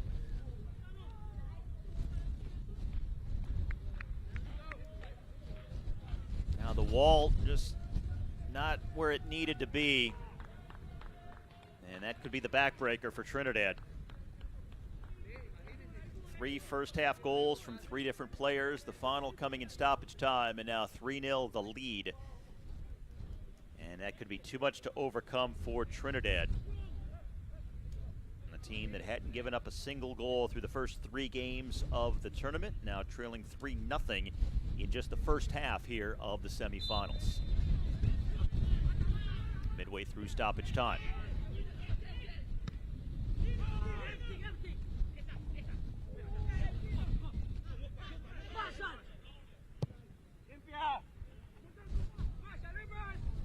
Now Brown on the receiving end. He's going to cut it back. Plays it to a wide open teammate at the penalty spot, but good defending last moments by Trinidad. The long balls over the top have really been dangerous for Jamaica. And it is Javier Henry hobbling away from this last sequence. Took a shot to the midsection.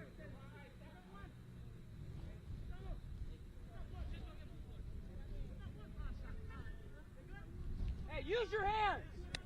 Hold him. Come on. Use your strength, dude. Hey, hold him up. Let's go.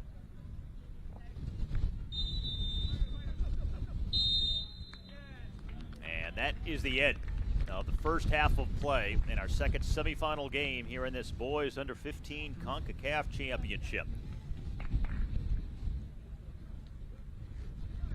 Goals by Brown and Taylor in this first half, including one from the spot, and Jamaica firmly in the driver's seat here. With 35 minutes left to go, it is Jamaica 3, Trinidad and Tobago 0 here in Aruba.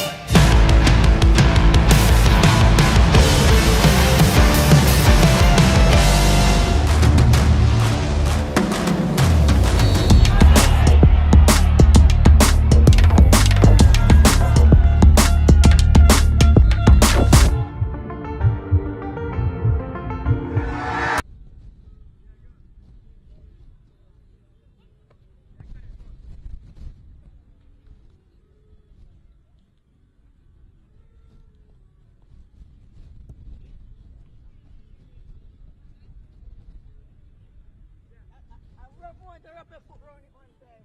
I learned the martial last time. I swear you go over there with the back of your foot. And give him the kick one time.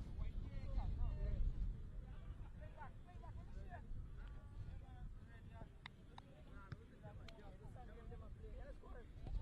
Let's go. Oh, who scored the first one?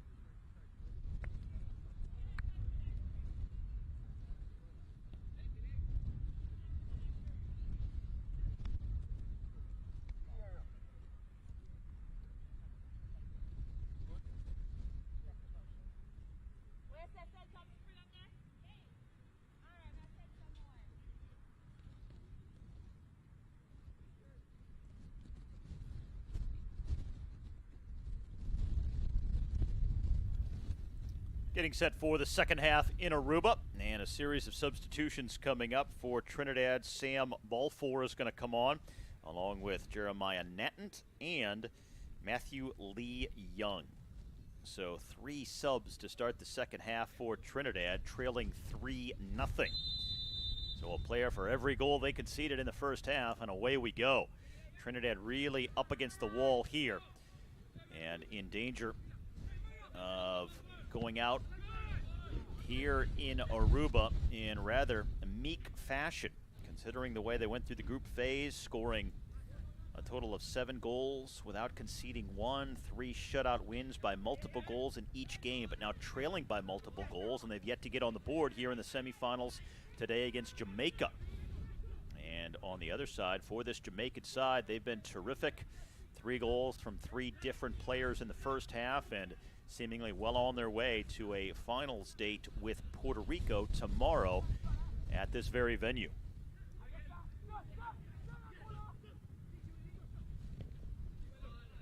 Puerto Rico shutout winners themselves earlier today, 2-0 over Guatemala.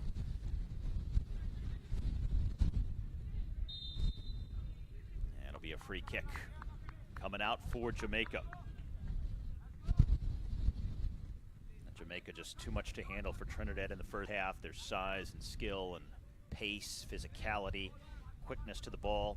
Trinidad only creating really a few opportunities, but Jamaica pretty much controlled possession and the tempo of that first half. And the real backbreaker for Trinidad was the goal that they conceded on the free kick in stoppage time. Unnecessary handball at the top of the box. And now Jamaica with a chance for another one. Brown overruns it here. But they concede the free kick from just outside the 18 in stoppage time. Jamaica gets their third, and that is such a confidence killer as well. A 3-goal deficit now with 1 half left to go. And Jamaica now with 10 goals in the tournament, and they still have not given up one. Here's a quick chance for Trinidad. Off the crossbar, bounces down, and headed up and over the cage. Now, best chance of the game coming here early second half. Jamaican defense gets caught sleeping there, and it's Tevin Savage hitting the underside of the crossbar. Now could have given Trinidad some life here. When you face a demoralizing moment like what happened on the free kick goal at the end of the first half, you could come out and get a quick one at the start of the second half. It at least changes the feel and the complexion.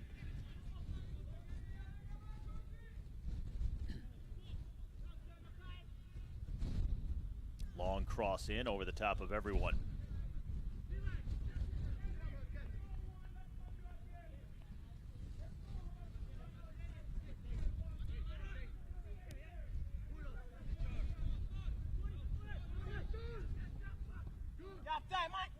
Give away by Trinidad here.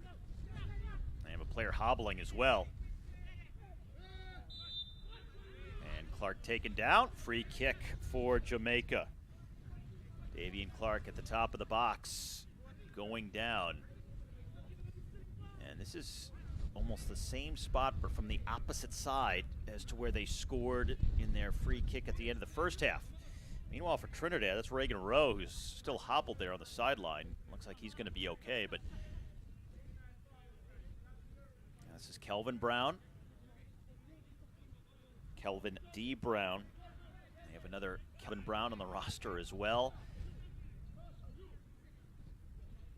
It was the other Kelvin who scored from this position at the end of the first half on a free kick where he just curled it around the wall. Well, that was with his left foot from the opposite side, this time from the right side. And right into the bottom of the wall, gets the rebound. Kind of a casual pass, allowing Trinidad to defend. And then Trinidad plays it down the length of the pitch.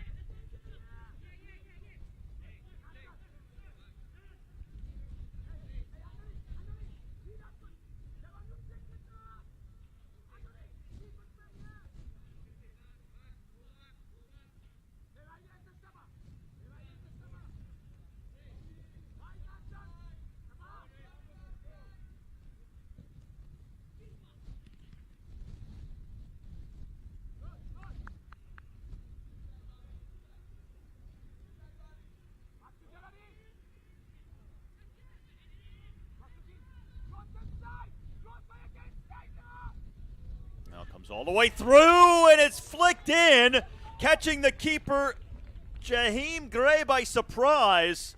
And Trinidad finally on the board as Jamaica concedes their first goal of the tournament. Get a closer look here. Look at that left heel flick, and Gray kind of caught off guard, kind of out of position. That is a tremendous goal. The keeper probably should have done better there, but nonetheless, Trinidad finally breaking through here, reducing the deficit to 2.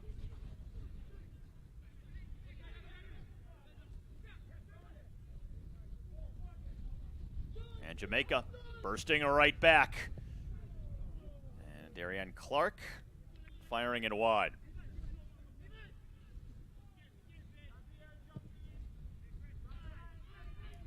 Kind of against the run of play and out of nowhere, but the flick that you don't even often see tried from that far out on goal, typically because it's never effective. I mean, he had a defender on him, he was out near the top of the 18, and you just can't get that much on it to fool a good keeper.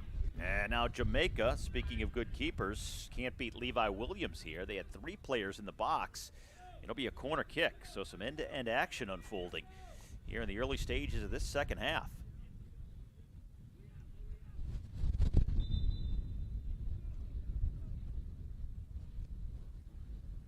Perhaps a substitution coming on here. Indeed, a couple of them for Jamaica. We are going to get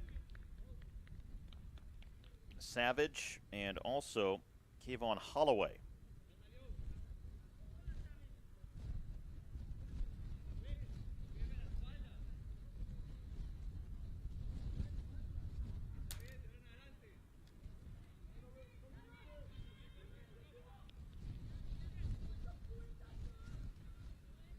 All right, now a corner kick.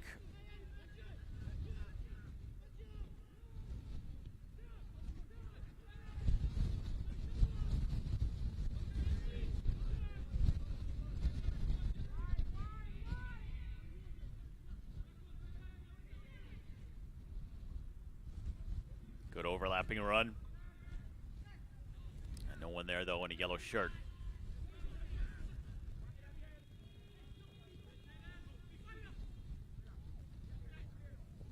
And Trinidad can't break out cleanly, but Jamaica concedes it right back to him.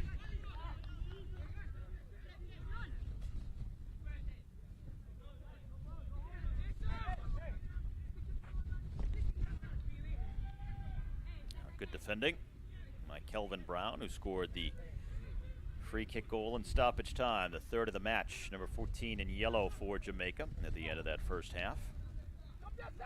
Sam Taylor, Kenrick Brown, and Kelvin Brown, the 3 goals in the opening frame for Jamaica, and has produced this 3-1 lead.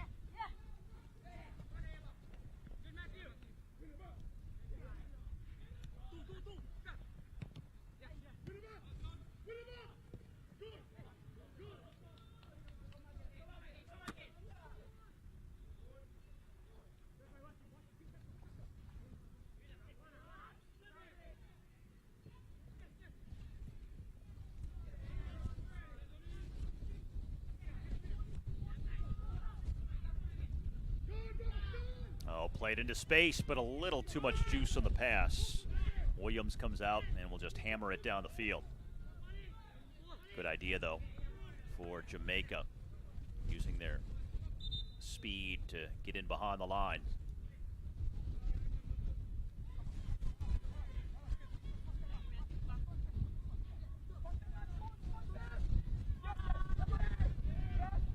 Adasa Richardson, the only goal here in the second half. The lead is 2 for Jamaica.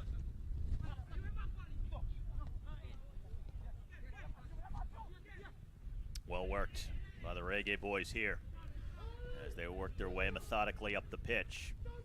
The pass a little too far for its intended man. Almost got there. Tevin Savage racing up that right-hand side.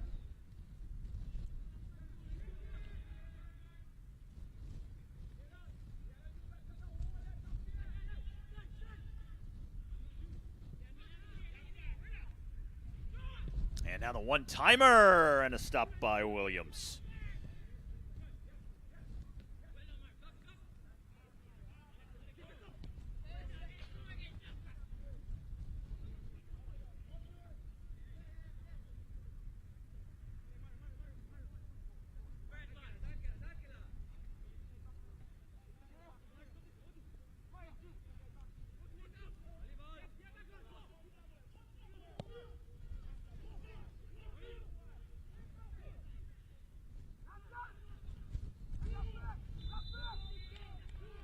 Free kick coming up for the team in front.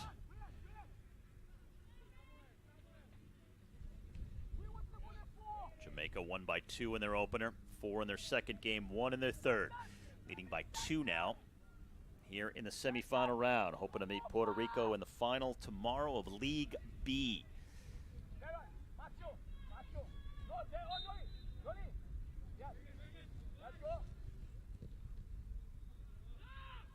That's floated in dangerously and just tipped up by Gray and over the bar.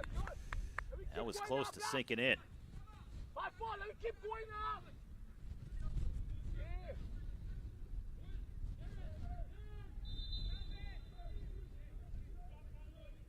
So a corner kick for Trinidad. 5-4. 5-4. Come here. And they get another here. Make it interesting the rest of the way. Aidan. Yeah, take it forward. Yeah, man, right there, man. Aidan, take it forward now. Good. This one launched and headed clear. 5-4, hurry up. Clark trying to use his body to shield the ball. Blasted up the pitch.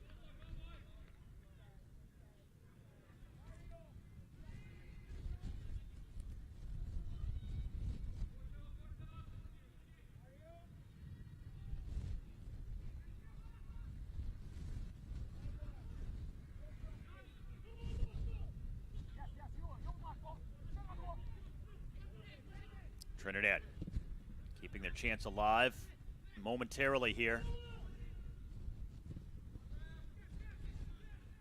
But again, the difficulty breaking down that final line of defense. It's been challenging. Jamaica's been strong at the top of the box.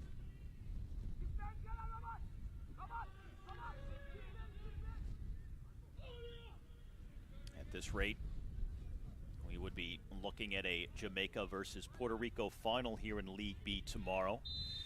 Puerto Rico winning their semifinal by 2 over Guatemala. Jamaica leading by 2 here in their semi against Trinidad and Tobago. Two teams in Jamaica and Puerto Rico who have each conceded 1 goal now here in the tournament. As Williams comes out and almost gets there at the same time as Kelvin Brown. Here is Brown fighting off a defender, laying it back. Now open shot and basically an easy put away there. Davion Clark arriving late, slots it home into the corner and restores the 3-goal advantage for Jamaica. But the heavy lifting done by Kelvin Brown here, getting to the ball, keeping it alive, holding off the defender.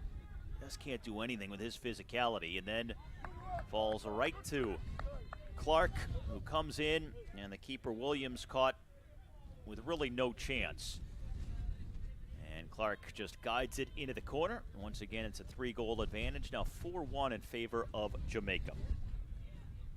So 4 goals from 4 different players here.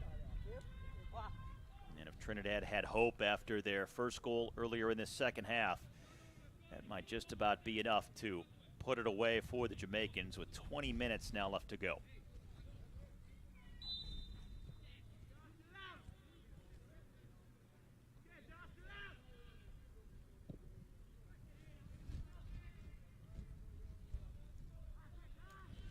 This match is the largest goal tally in any one game so far in the first 4 games for Jamaica. He's also scored 4 against Aruba in their second group stage game. They have now scored 11 goals here in the tournament, conceding only 1. Their would-be opponent in the semis tomorrow, Puerto Rico, has also just conceded 1 while scoring 14. So teams with similar metrics could be on a collision course for the final in League B tomorrow.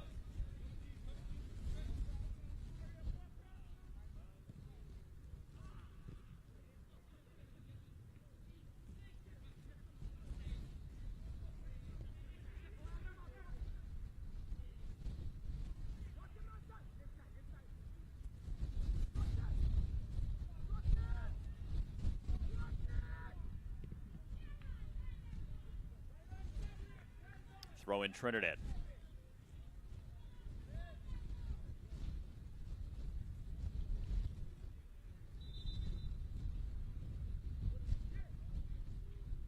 And a substitution for Trinidad here with Kevez Quintero coming on to replace Anthony James.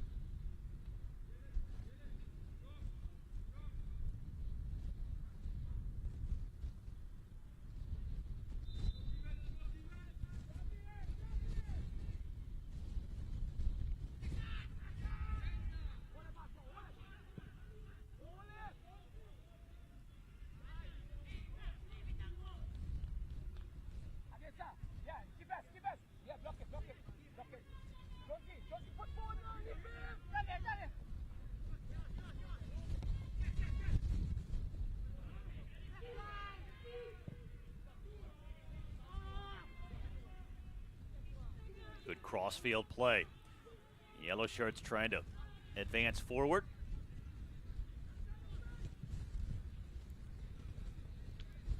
Now for Trinidad.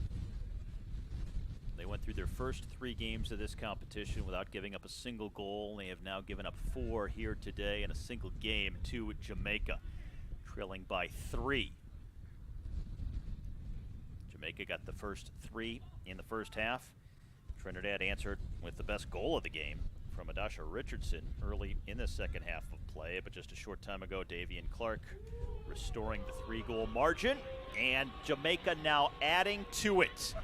Make it 4 as the onslaught continues here. The other Kelvin Brown getting in on the scoring opportunities here. So each of the 2 Kelvin Browns, and make no mistake, there are 2 of them, each have a goal here today. 5 goals from 5 different players for Jamaica, and the route is on. 5-1 is the lead.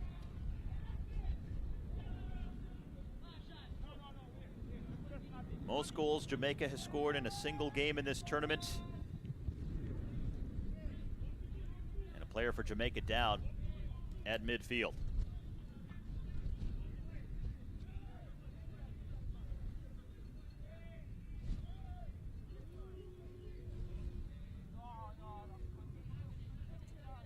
It's the other Kelvin Brown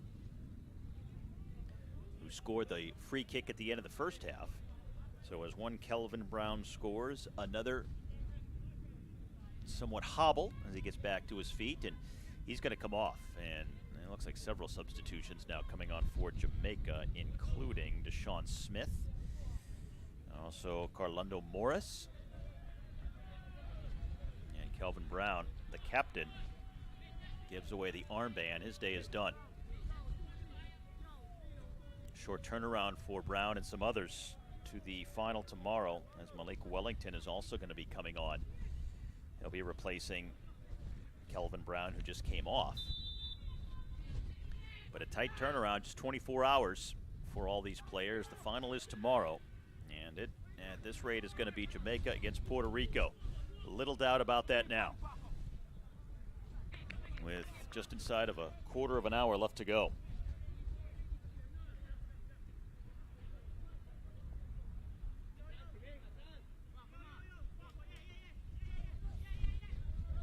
Some of these substitutions, no doubt, being made to keep players fresh for that final tomorrow, with this game well in hand.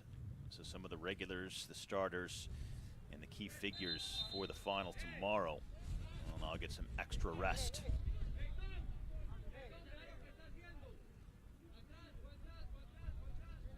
Trinidad gave themselves a little hope here early in this second half when they got the goal from Richardson. Trimmed the deficit to 2, but now it swells as Jamaica has doubled that margin, leading by 4.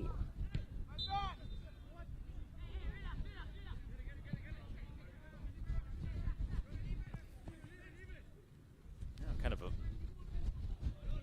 relatively bizarre but interesting note is the fact that 3 of the 5 goals for Jamaica have scored by a player with the last name Brown. But none of those 3 are duplicates. 3 different Browns scoring here for the Reggae Boys.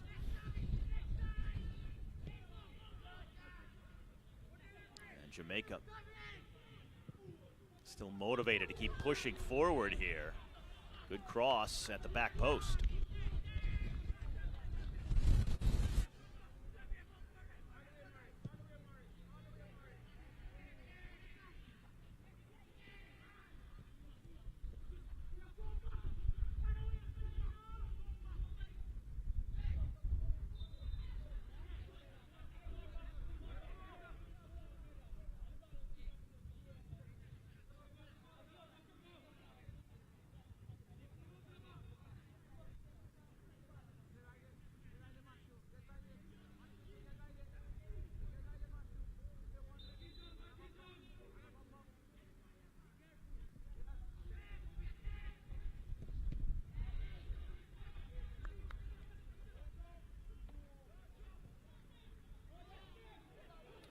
opportunity on the right-hand side for Trinidad, and it's just blasted over by Sam Balfour, a second-half sub. You got some daylight there. Pretty good opportunity, decent angle. Just got away from him.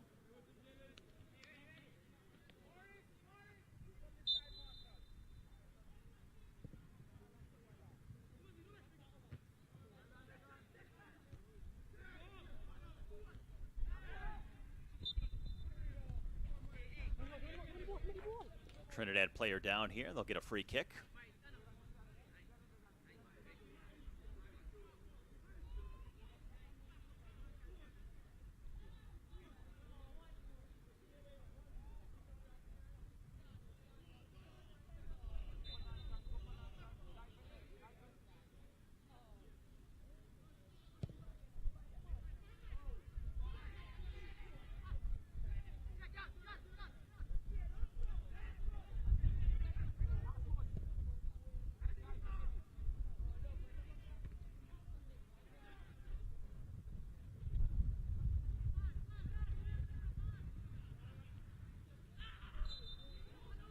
That's going to be a foul and a free kick for Jamaica as Kevon Holloway was stepped on. Well, it should be an interesting matchup in the final tomorrow with Jamaica and Puerto Rico. Two teams that have largely gone untested to this point in the tournament, with mostly convincing wins along the way. Assuming Jamaica finishes this one off.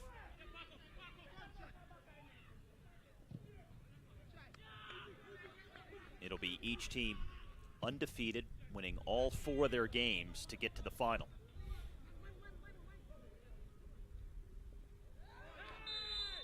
Scoring a lot of goals and not conceding much. 10 minutes now left to go in this 4-goal lead for Jamaica.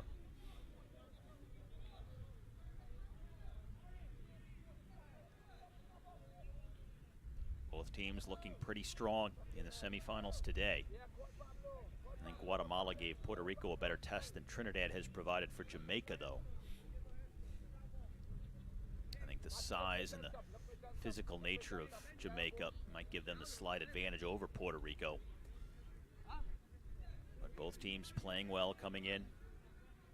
Only conceding 1 goal through the tournament as the yellow card is issued to the bench. Puerto Rico with 14 goals scored, 1 given up. And so far through this portion of today's game, Jamaica 12 goals scored and 1 conceded. Clipped in. Several bodies going for it, and it's headed in. Trinidad with their 2nd goal, and for Jaheim Gray, he came out and kind of made a mistake with that, because he vacated the goal in a spot where he probably should have stayed at home and remained on his line. Watch again as he comes out here a little late, and you got to be sooner to the ball, got to be quicker, and you got to be sure you're going to get it if you're going to come out like that. So it made it an easy header, just directed into an empty net. So Trinidad now has scored 2 in this 2nd half, but it's still a 3-goal lead for Jamaica.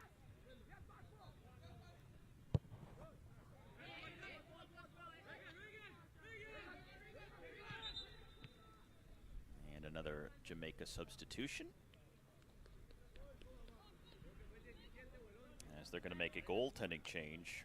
Marcodian Spence is going to come on, and in the field, Ramesh Sims. So that's it for the subs, as Jamaica has used everybody. And again, probably just trying to keep the regulars fresh for the final tomorrow.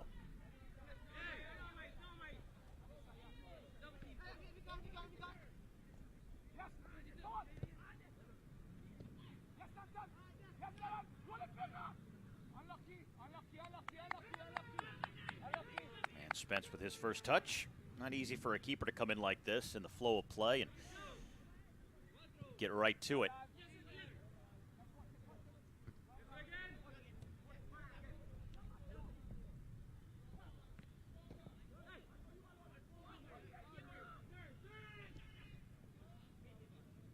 also when you have a lot of substitutions, period, in the field. It can kind of disrupt the rhythm and take players a while to get acclimated. Here is Morris battling, take it down, and he's going to commit the foul. Actually, it's going to be an offsides call on that initial pass.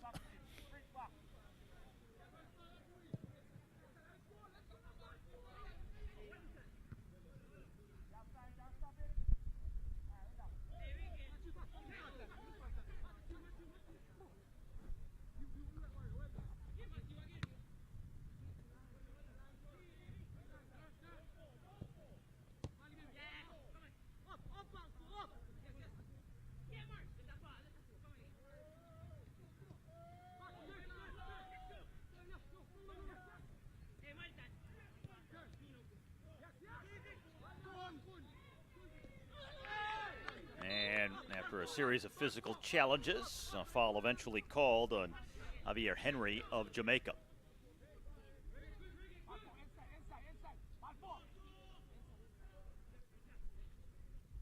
This is Reagan Rowe on the free kick.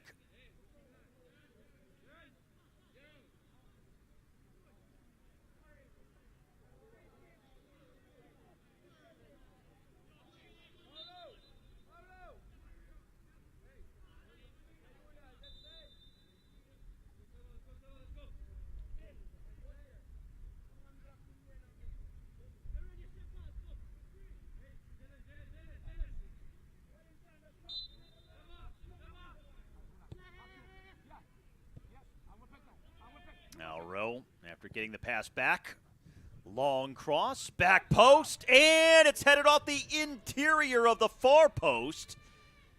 Almost the exact same sequence as before on the cross to that same area, and once again, Williams comes out of goal, does not get it, but this time he catches a huge break as Trinidad almost heads in their second in identical fashion as the previous goal.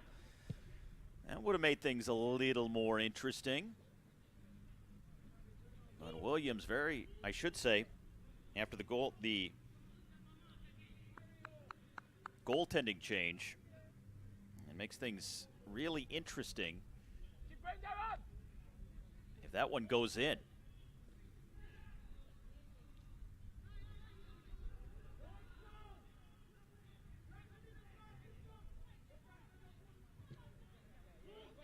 Now inside of the final 5 minutes.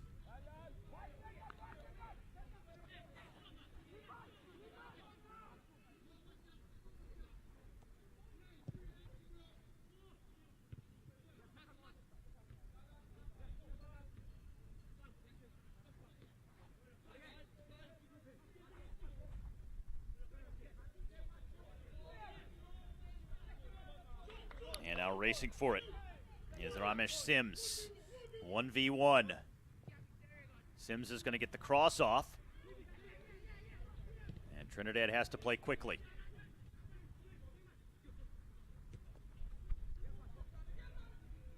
Too far on that one. Spence is going to scoop it up.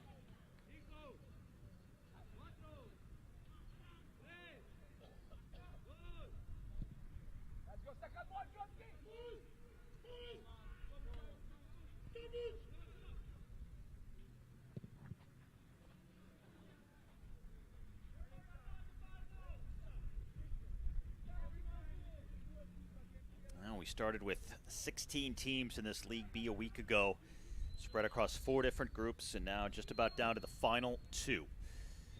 After a pair of semifinal games today, Puerto Rico winning earlier 2-0 over Guatemala, and Jamaica leading 5-2 over Trinidad and Tobago here in the second semi matchup.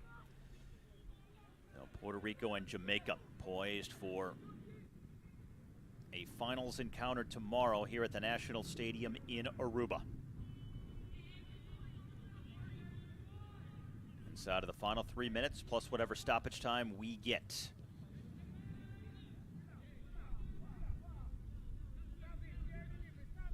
Now, clearly the 2 best teams headed for the final.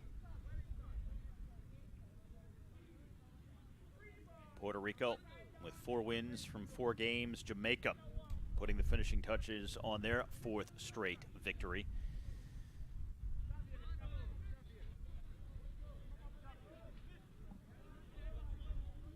Savage on the corner.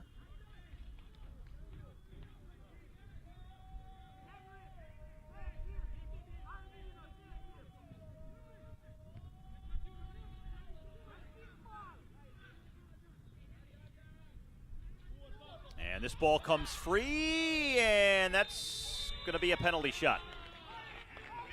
And Carlondo Morris taken down by the keeper. Really, no doubt. He was in alone, was waiting, and, well, he tried to push it through, and then the keeper comes out, catches his left leg, so just no doubt about it. Really a move he didn't have to make, but now he'll try to finish things off on the penalty. This is the second penalty kick that Jamaica has had today, and that's how they scored their first goal of the game. Kenrick Brown on the penalty back early in this game in the 8th minute, and now to bracket the score line with penalty kick goals. And Morris will hammer it home in the 70th minute. So 6 goals from 6 different players today for Jamaica.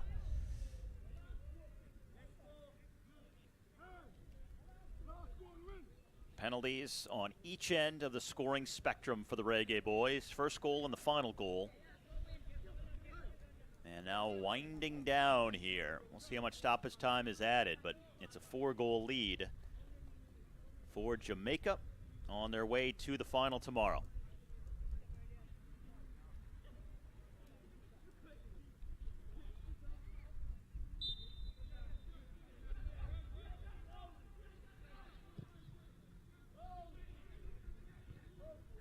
Four more minutes.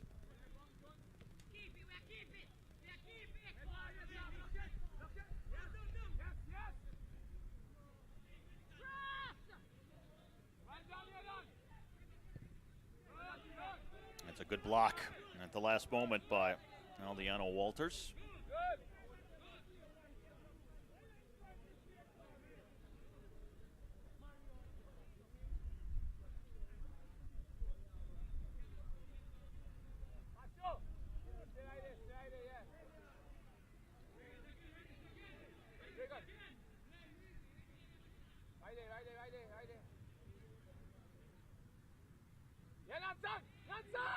Good curling free kick. And now coming right back to him. Sebastian James plays it back in, but nobody there in a black shirt.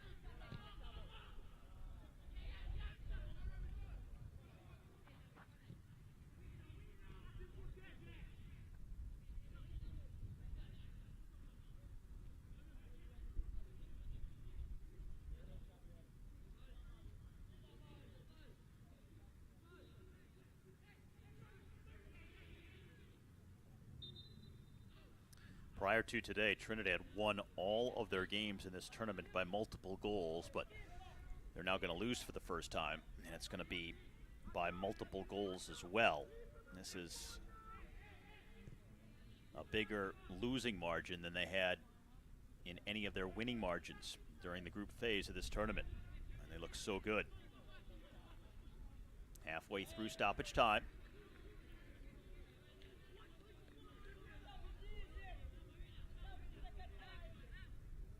Not often you get 6 goals from 6 different players in a game.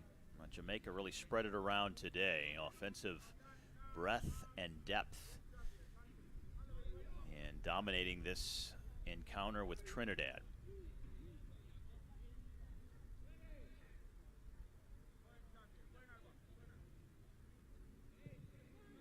Savage loops it in, and a free kick for Trinidad.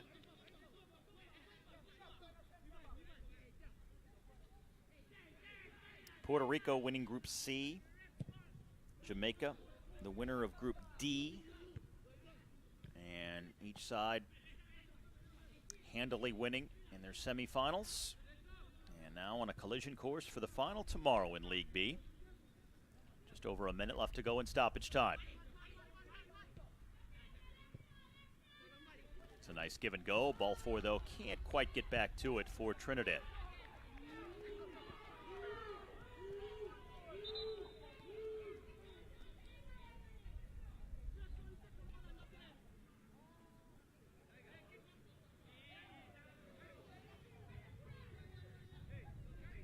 the score stays this way. It'll also make for an interesting matchup tomorrow in the final, with Jamaica through 4 games having scored just 1 less goal than Puerto Rico, their opponent, while conceding just 1 more goal than Puerto Rico as well. So very close in terms of the numbers between the 2 teams set to meet in the final. Jamaica with 13 goals, Puerto Rico with 14. Puerto Rico has given up 1, and Jamaica 2, both of those coming in the second half of the semifinal here today. And that'll take us past the allotted stoppage time and just about to the end.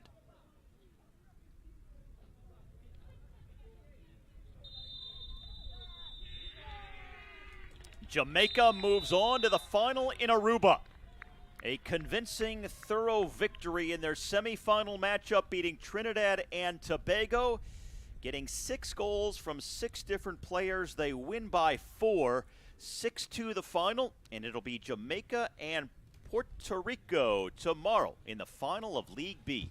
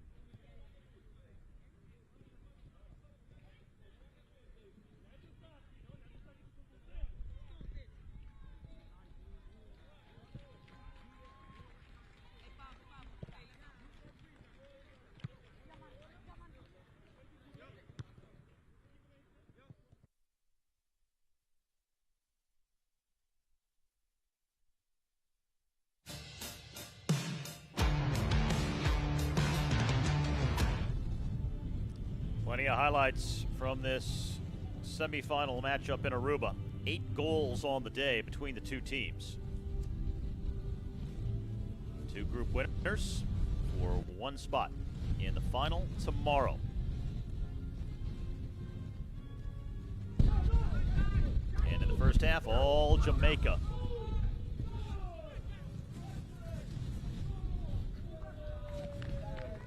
Creating opportunities in the early minutes, and they'll get the first one after this handball. Penalty shot. Kenrick Brown opens the scoring.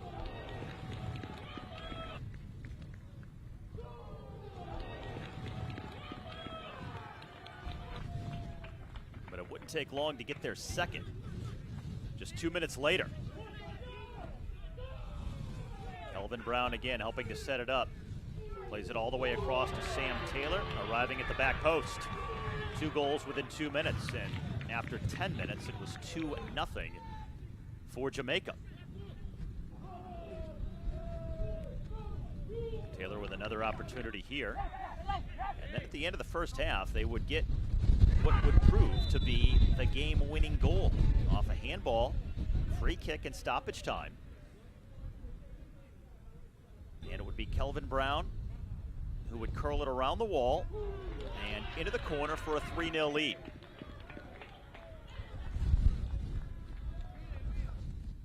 And that would be the score at the end of the first half. Trinidad would finally get on the board early in the second half of play.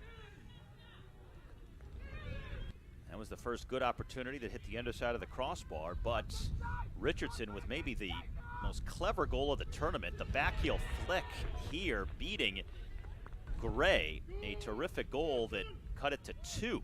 But then, not long after that, Kelvin Brown, his constant pursuit of the ball paying off, his physical strength holding off the defender.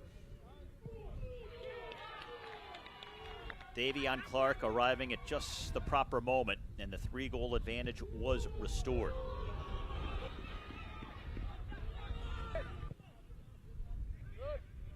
But then, off a looping ball with a mistake by the keeper, it's headed in for the second and final Trinidad goal there, but then again, a penalty shot to end it for the other Kelvin Brown here, and Jamaica pouring it on in the second half.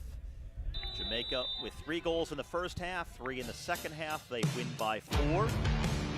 The final from Aruba, Jamaica 6, Trinidad and Tobago 2, and in the final tomorrow it'll be Trinidad and Tobago out of it. So Jamaica faces Puerto Rico in the championship for League B at this under-15 championship from Aruba.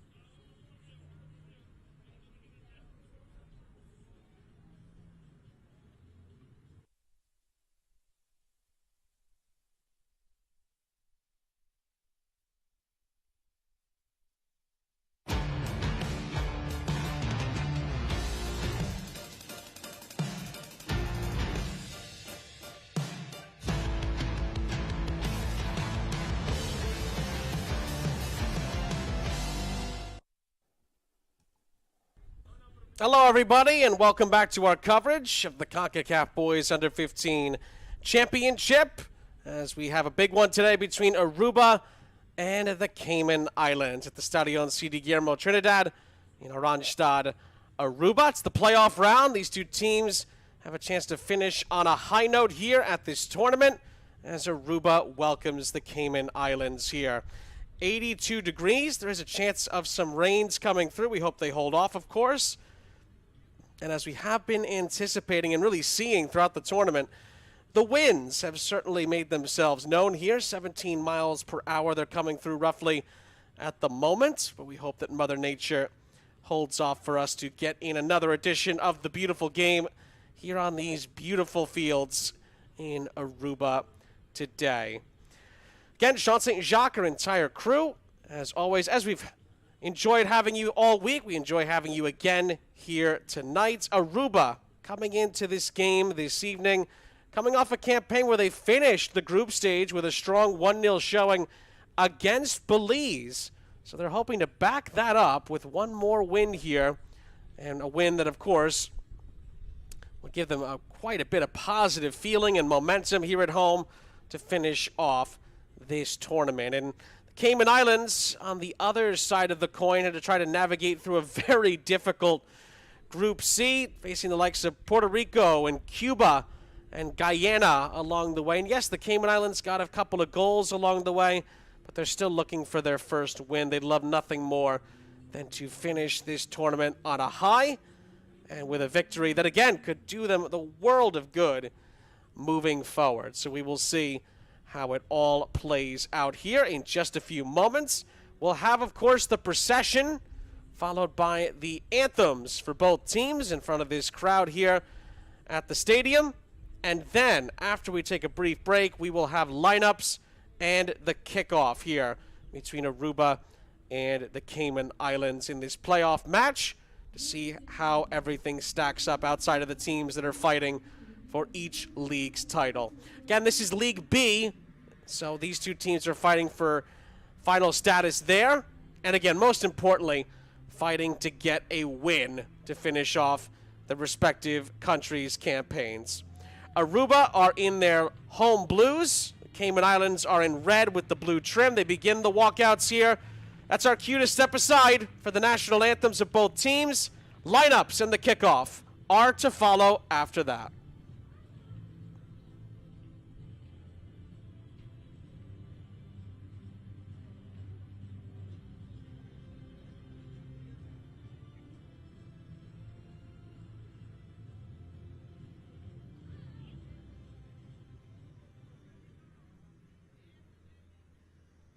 Ladies and gentlemen, please rise if you are able for the national anthem of Cayman Islands.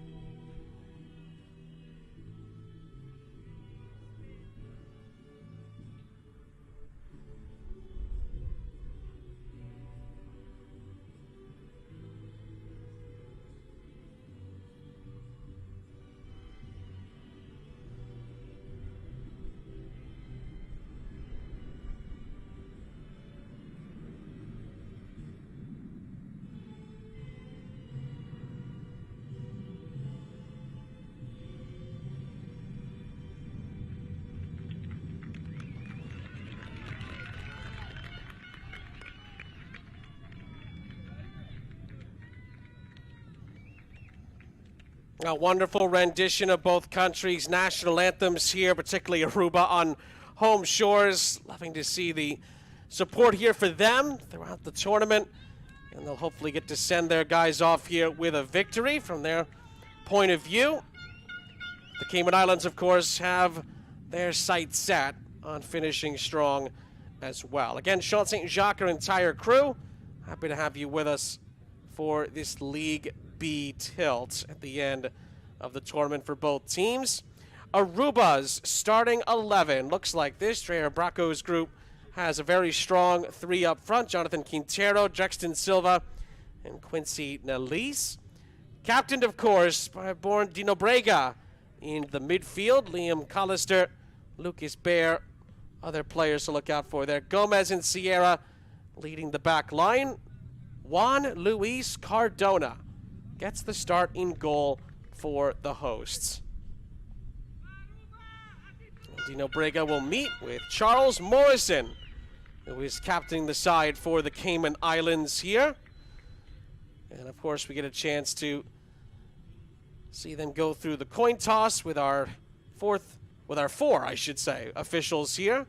Remember, there's no VAR at this tournament, so the officials have the final say here.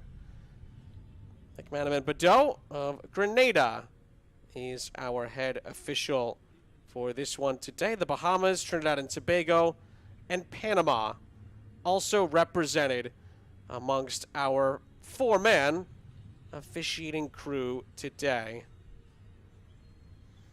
Well, again, the Cayman Islands are looking for their first win of the tournament in their last game of the tournament here.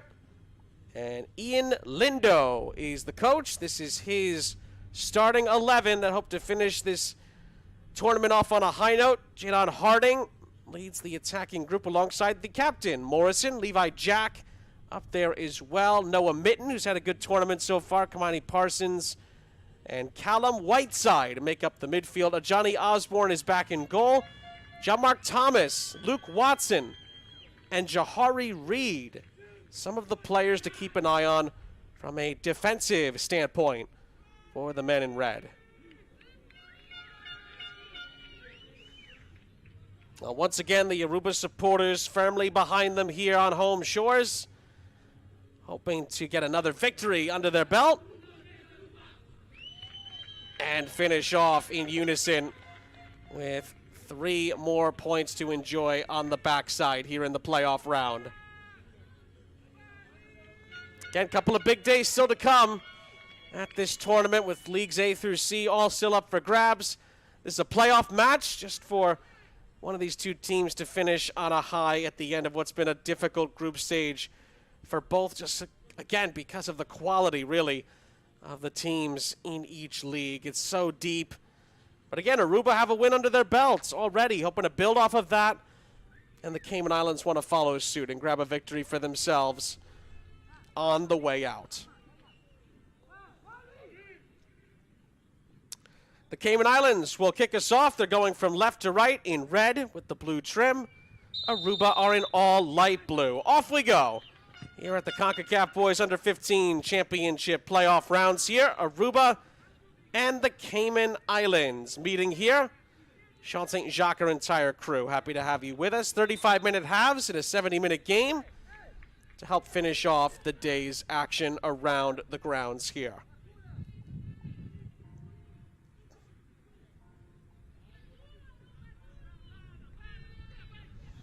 Again, Aruba, just 2 days ago, 1-0 winners here over Belize. Backing that up with another win here would just be the perfect ending to them hosting this tournament. And again, the Cayman Islands have had a tough go of it. They were in a difficult group. Finishing on a high note would be just what the doctor ordered for them if they can get it done.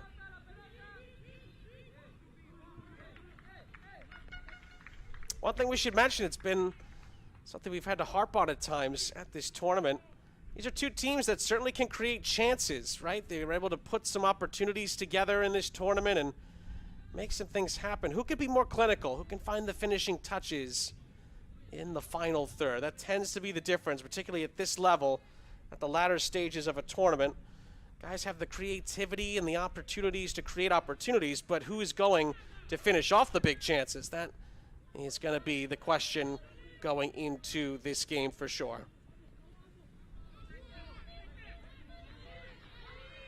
Well, that is a takeaway here for Aruba. Nalis leading the hosts up the other end here. Dino Brega, the captain. Oh, he stood up. Great challenge defensively there. And Aruba are forced to recycle the play.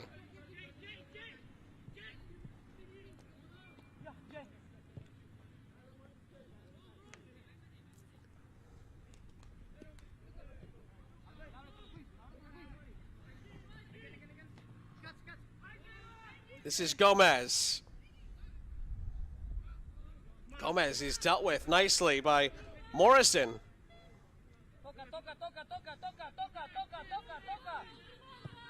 Silva forced to go back nearly to the halfway line.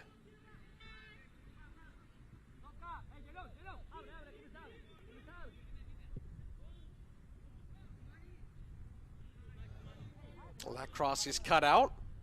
Aruba will take the throw on the near side.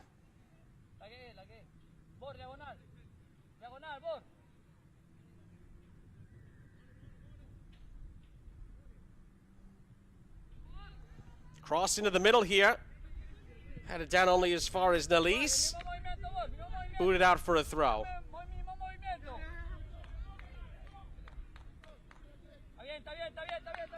And eventually it does fizzle out for the hosts on the back end with Dino Brega.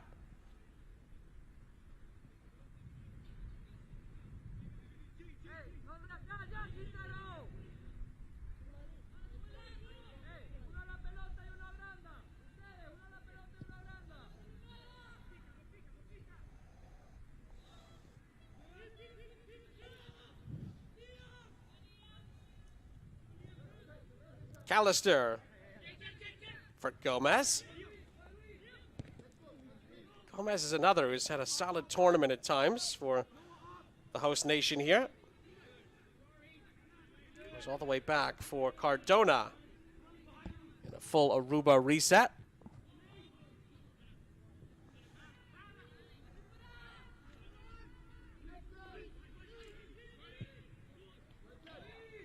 A lovely through ball down this near side, but Morrison, he's going to become a spectator here. It rolls into the path of Cardona. But that was the right idea from a Cayman Islands point of view.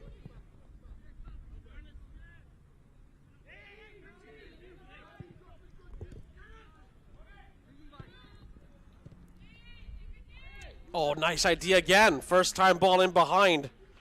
Looking for Rajan Booth. We've certainly had some chances in this tournament to score goals. That one, again, just a little too firmly struck. And he wasn't able to get on the back end of it.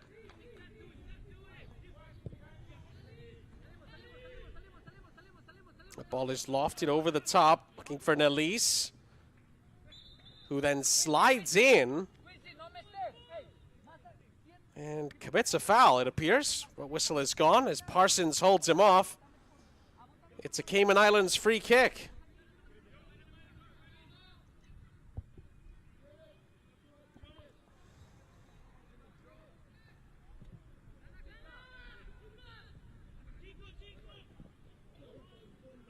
Oh, was Booth fouled there? Referee says no. Play continues. Back for Cardona. And that's a giveaway to Morrison.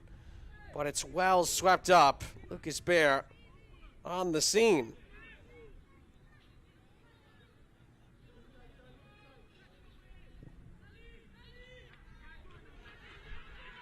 Lofted ball over the top here. There are blue shirts queuing up.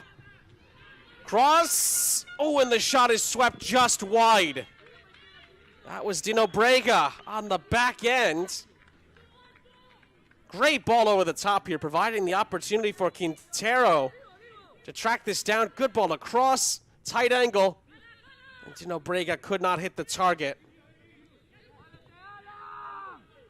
Well, that looked like there was a shirt pull there. Referee gives Aruba the advantage here. But they clip it over the top, and it's too close to a Johnny Osborne, who's back in goal for the Cayman Islands today.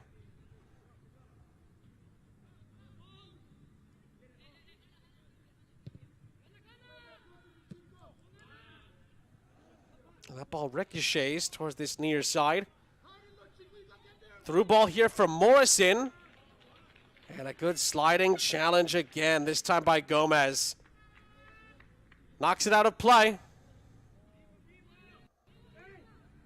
And this will allow the Cayman Islands to potentially bring some more numbers forward here. Noah Mitten will get set to take the corner.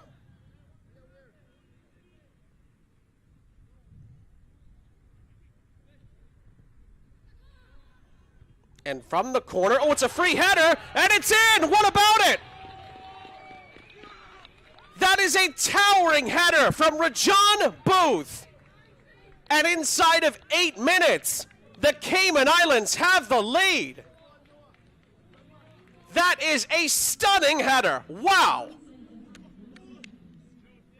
Brilliant finish from Booth. And the boys in red jump out in front, just like that.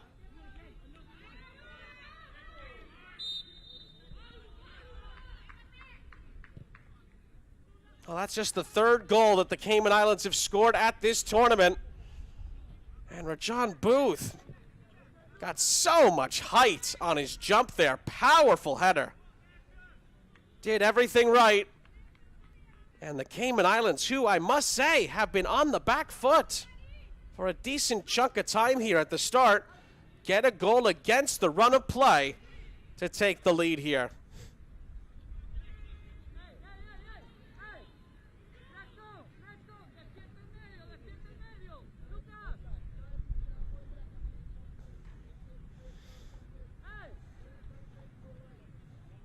Now, we talked about it not long ago in this one.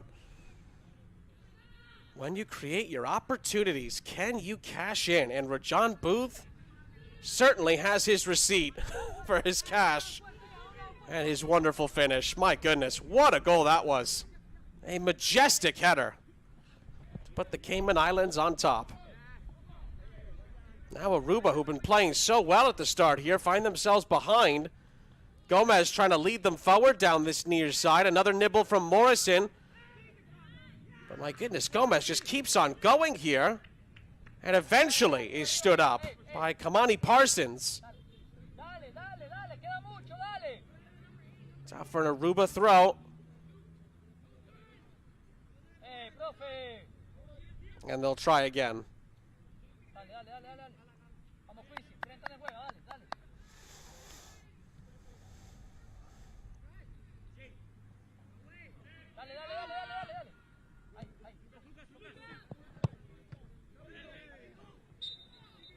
Ooh, that hits off of Booth.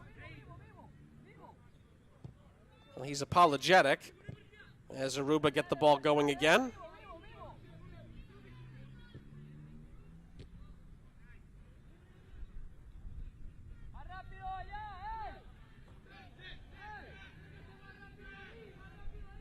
Cardona.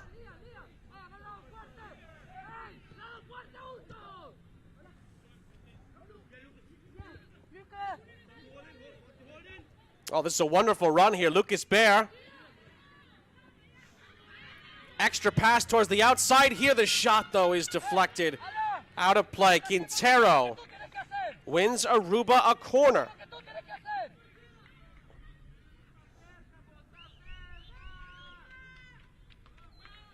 A wonderful run. Lucas Bear got it all started. Good ball movement in and around the area as well. Cayman Islands recovered in time, but they're not quite out of the woods yet. Still have the corner to work with. It's a good corner. Had it high into the air. Chance to, move it forward. But Reed commits the foul on Vasquez. And Aruba get a set piece in a pretty good spot here. Referee says, hold on a minute on my whistle here. Llegamos con fuerza.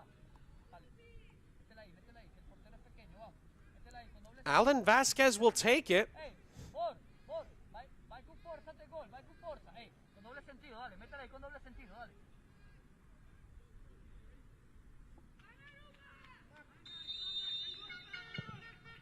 From the free kick.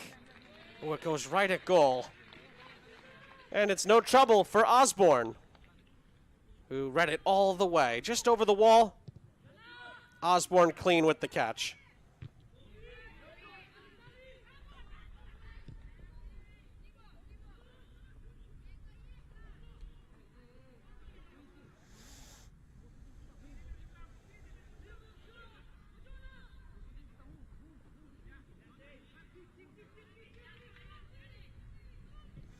Pushing a chase here down this far side. The pass is going to deflect out of play. And the assistant is going to give a corner to Aruba on that far side.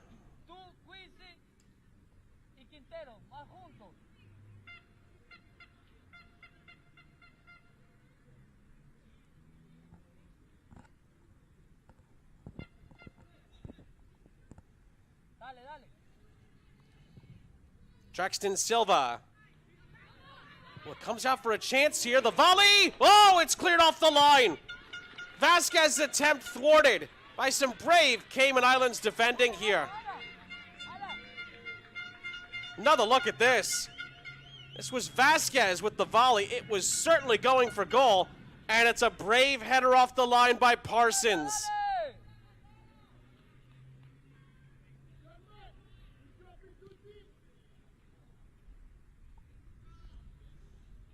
Aruba try again. So unlucky not to score, by the way. What a header by Kamani Parsons. And eventually it goes out for a goal kick.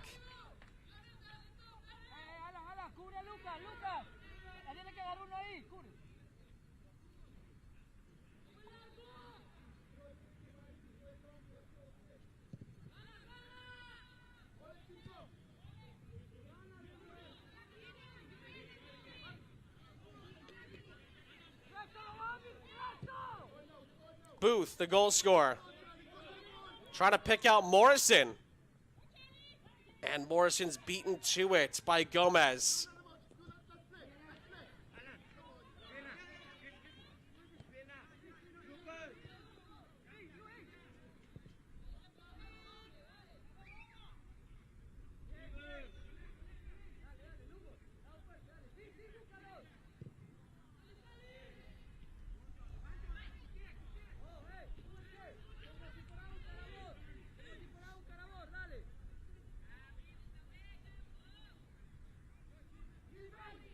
Well, that rolls towards the end line.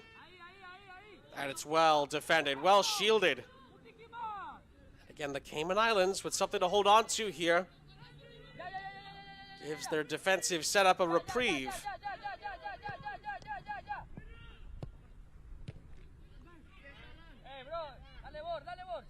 Aruba continuing to put pressure on here. Thomas sends it upfield, but Aruba win the ball back.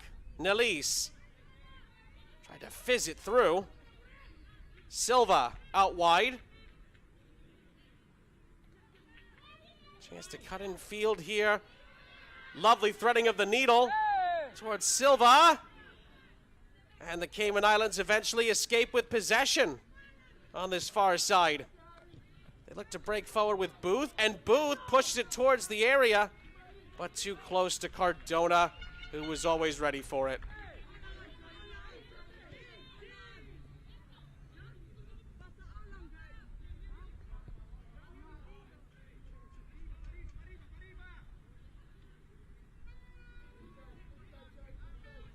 And the goal from Rajon Booth has the Cayman Islands ahead, looking for their first win in their last game of this tournament.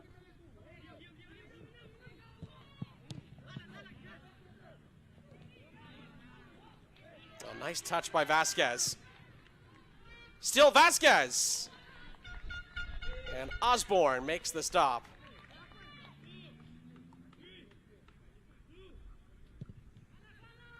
Give credit to Vasquez here. Rode a couple of challenges. Wonderful footwork to get past a third defender here. But his shot was a bit too tame for Osborne, despite a fantastic effort just to create the chance, frankly.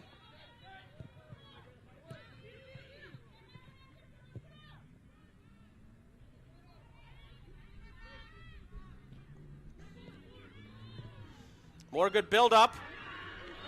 Oh, and what a finish! Wow! Talk about a sparkling equalizer here.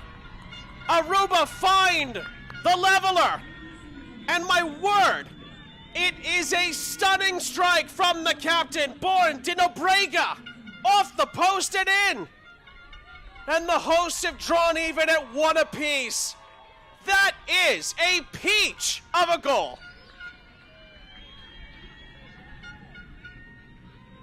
Delightfully done by Dinobrega, a captain's goal for Aruba, and we are tied.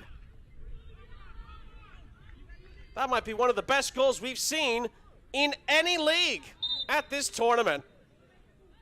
Can't say it hasn't been coming. Aruba have been knocking at the door, and it takes a moment of pure class from the captain to get them back on level terms.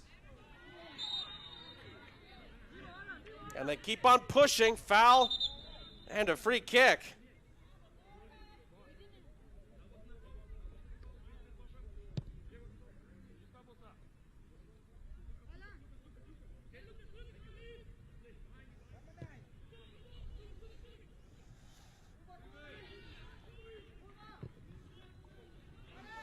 Another attempt. Whoa, it flies over the top. Well, Aruba's starting to feel it here. Confidence flowing back into many of the players. I think Osborne had it covered anyway.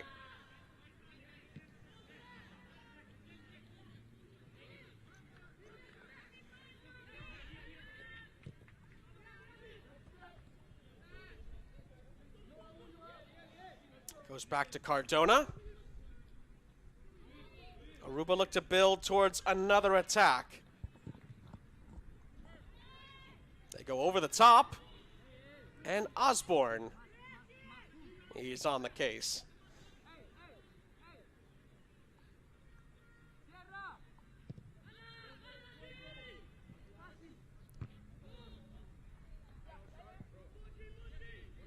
That gets headed out of play, going to be a throw-in on this near side.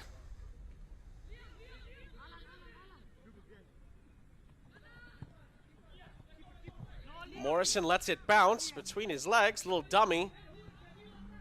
Cayman Islands keep it on this near side. The throw in by Parsons, and they'll try again.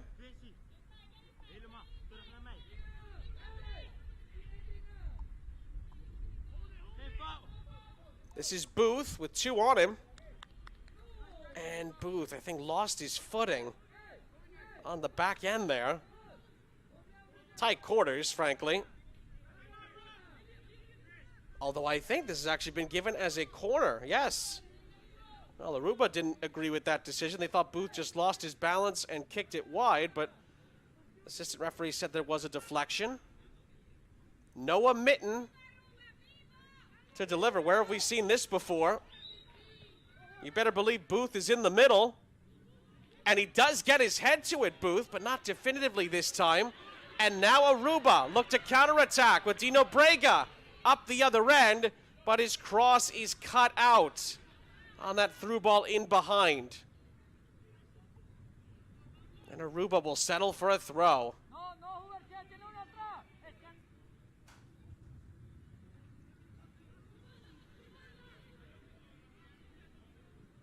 Sierra down the line.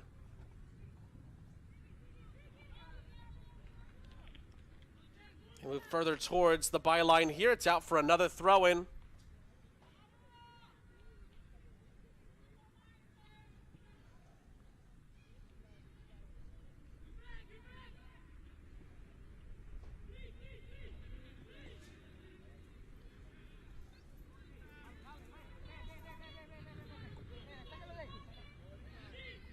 Vasquez.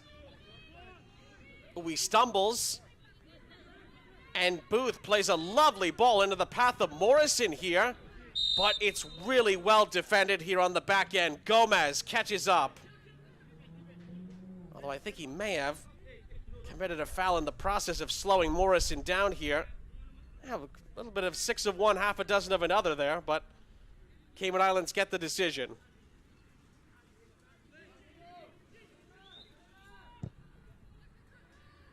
And from the set piece, ooh, it bounces kindly here. Out of the area, but Morrison recycles. Parsons. Mitten. Too much on it. And another chance for Aruba to break forward here in transition. Vasquez with men either side. Falls back for Vasquez, who keeps on going here. And eventually it's cleared away by Thomas. Well, it takes some doing to take Alan Vasquez off the ball here. Just does not give in. Was pushed and prodded, tripped multiple times. Stays with it. But Jean-Marc Thomas has the last laugh and clears it away.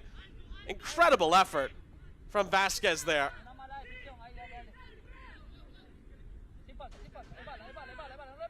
Now Morrison.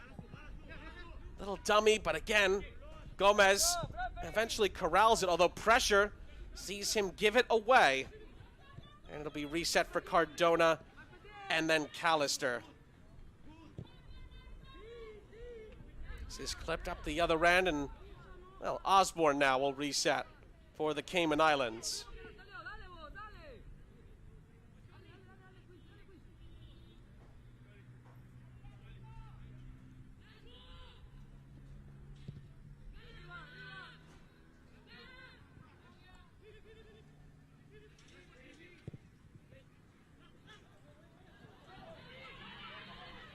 This ball bounces in behind again. This time, again, the Cayman Islands have the answer with Harding and company on the back track.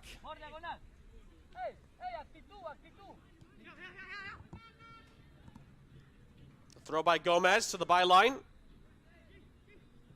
Back to Gomez. This is Bear. Ooh, Vasquez slipped. Couldn't get to it. Don't think he was expecting the ball there. And then this ball bending in behind. It's well shepherded by Morrison. This is Booth. And Booth. He's going to run out of space here. Who was it last off of? It was last off of him. It's going to be a goal kick. And unfortunately, Rajan, you cannot take the corner flag with you.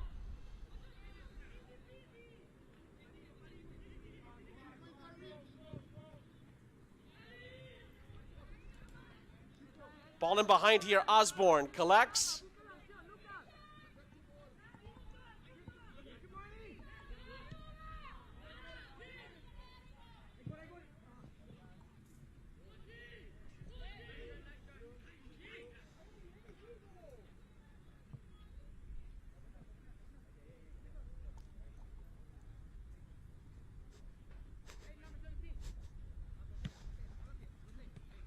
Vasquez. Clever. Gets past two challenges with that pass. Silva. Plays it out wide. Ooh, it was a cheeky little back-heeled flick, but it doesn't come off. And the Cayman Islands get the throw with just under 10 minutes left in the half.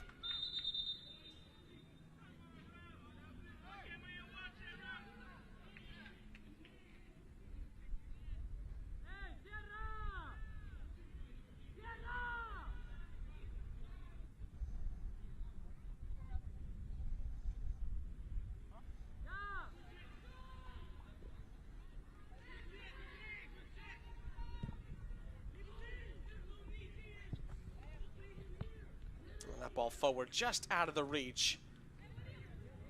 Morrison.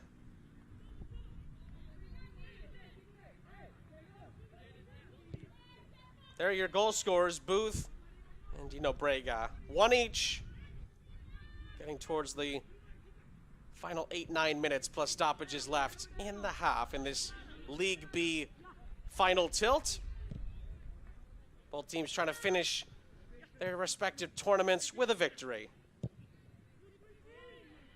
Nalise puts a little bit too much on that, and it goes out of play. That's a goal kick.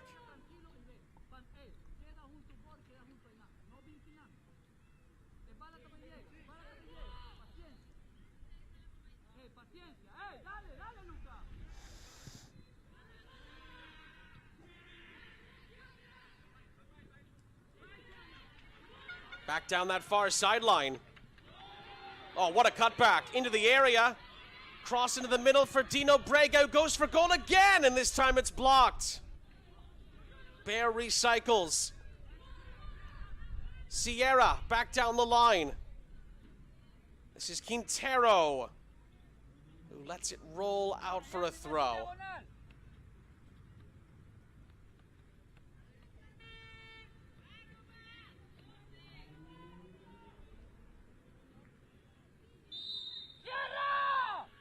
And then eventually Aruba a bit overzealous on the back end there. That's going to be a free kick for the Cayman Islands.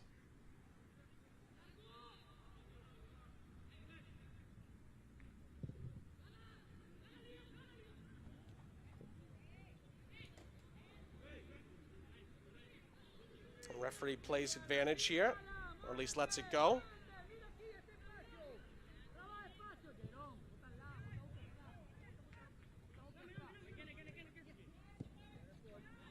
Gomez, and still, Nalise assessing his options here.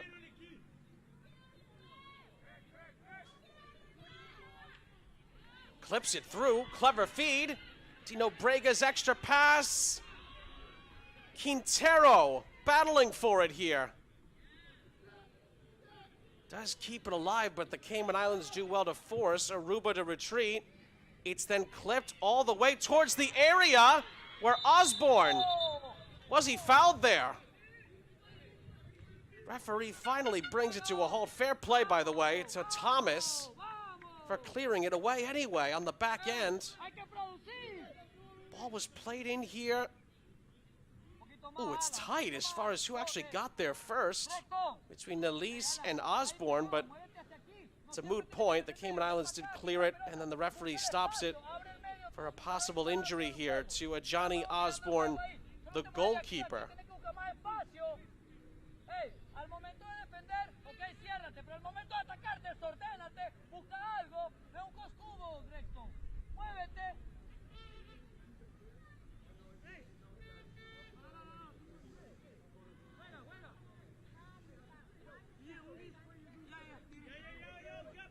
Looks like Osborne is going to be okay for now, at least.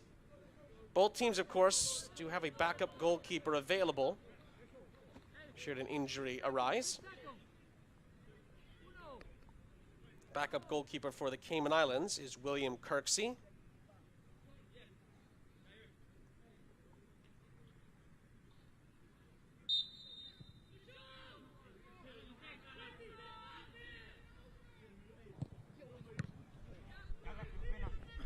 Oh, Nalise, acrobatic. And follows up to keep the ball in play for Aruba on this near side. Great effort.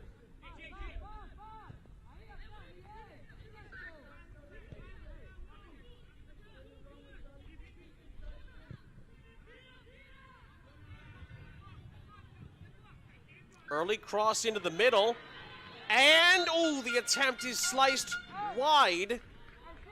And it's all a moot point. The offside flag goes up against Dino Brega. Off the feed from Quintero. Good attempt. Not on target. And again, the run wasn't up to snuff.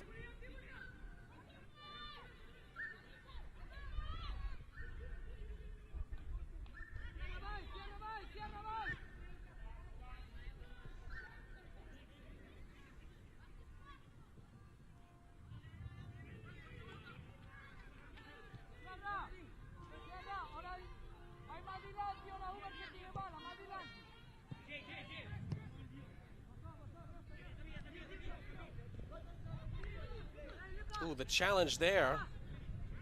Aruba are able to get past it and move it into the middle of the Cayman Islands half on this near side with Gomez. and Nelise. But this time Nelise is dispossessed. Morrison does really well and wins a free kick.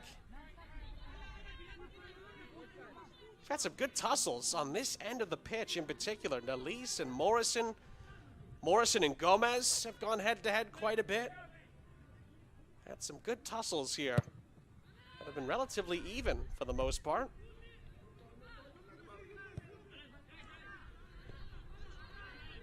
Here's Vasquez, who's been really fun to watch in this first half for Aruba.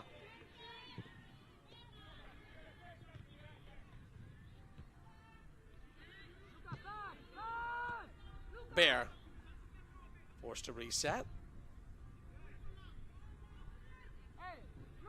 The ball bounces out of play.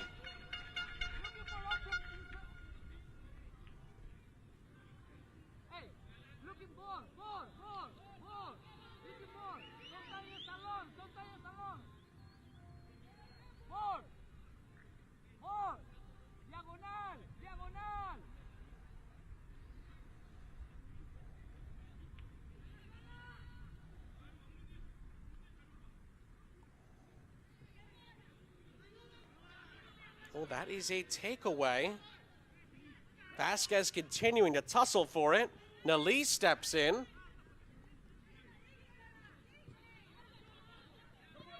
Again, good duels between these two teams all over the pitch. Another tussle there and an Aruba free kick. Referee trying to simmer things down just a touch.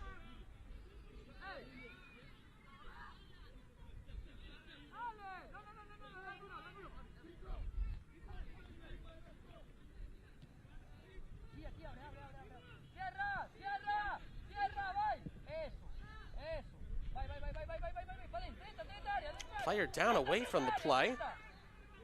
Gomez to the byline. One or two appeals for a penalty there. Referee not interested. It's a goal kick. And Osborne quickly gets it upfield. And it kindly falls from Morrison. And then it's out for a Cayman Islands throw as we enter the final minute of normal time at the end of the half.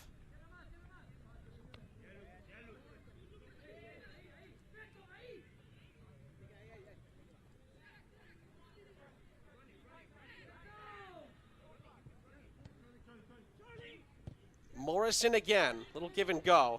Now Booth. Going towards the byline.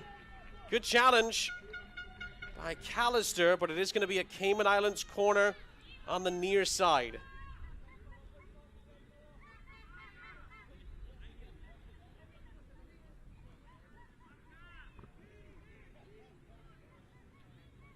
Once again, Noah Mitten, who already has the assist, will play it short.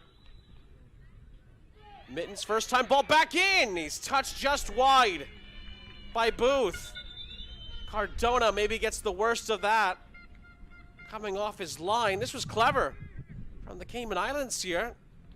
Booth does get the first touch onto that. Cardona then, did he maybe follow through off the collision? One or two Cayman Islands players asking that question. We are into one added minute. But of course the concern is now for Juan Luis Cardona, who is down.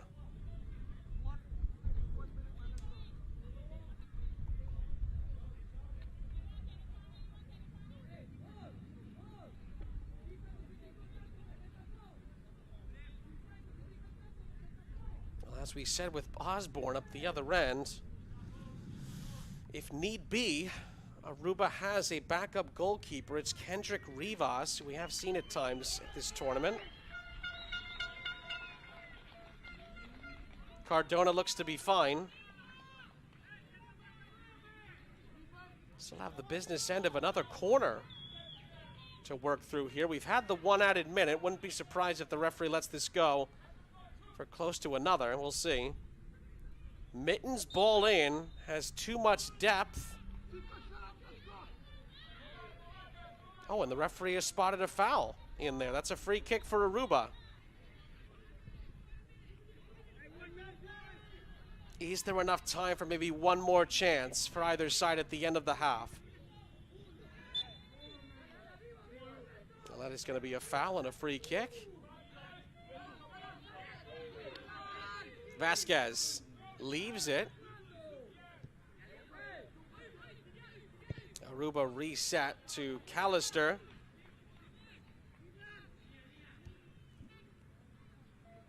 Maybe one more foray forward for the hosts here. It goes square to Silva. Silva to the byline. He's kept on going here and wins Aruba a corner. Is there enough time left to take it? Is the question. Referee just had a peek at his watch. Looks like he will allow Aruba to take it. I can't imagine there'll be much more, though, after first contact. Drexton Silva to deliver. It's flicked on, and the ball will roll out of play as the halftime whistle goes. Well, that was a very well-played half, really from both teams. Aruba got up to such a good start in the early minutes of the game, but then Rajon Booth from a corner kick heads home to give the Cayman Islands the lead. However, Aruba would find a response. The captain, Born de Nobrega, with a wonder strike in the 17th minute to equalize. And that is where we stand going into the second half. We'll take a quick break. Highlights are coming up in just a moment, as it is halftime at the Concacaf Boys Under-15 Championship. Aruba won, and the Cayman Islands won.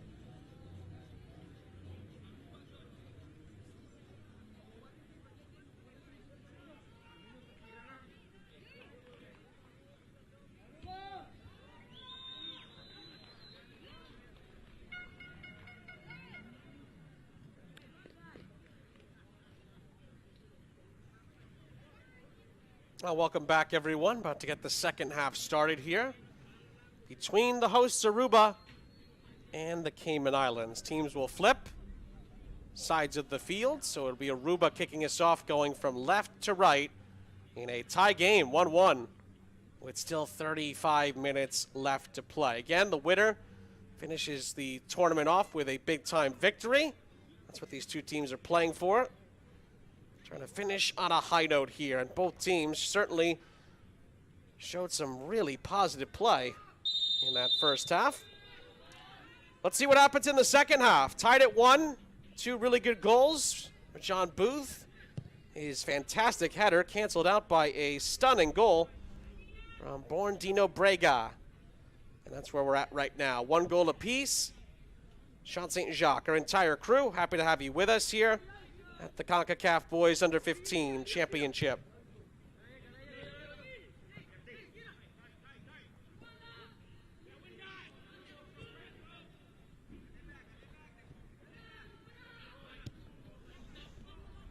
That's Vasquez poking it forward. And Quintero, one too many dribbles, dispossessed, but does backtrack to win it.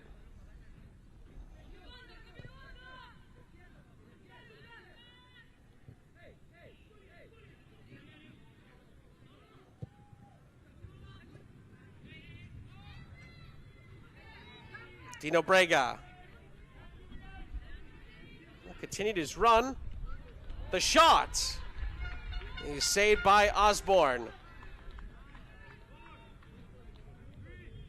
Well, you see Nalise just continuing to try to grind out some space. Did get a decent look and a good shot away.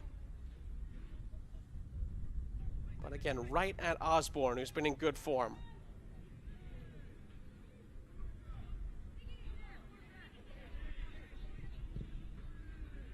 Ooh, that hits the referee. And rightly so. The referee will bring the game to a halt. It'll be a drop ball. And then the cross into the middle is headed clear. Only as far as Vasquez.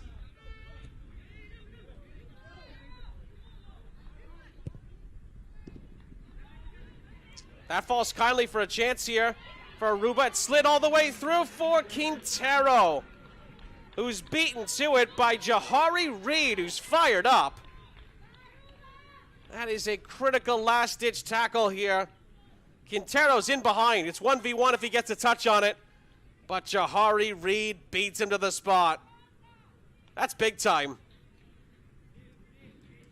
Out for a corner.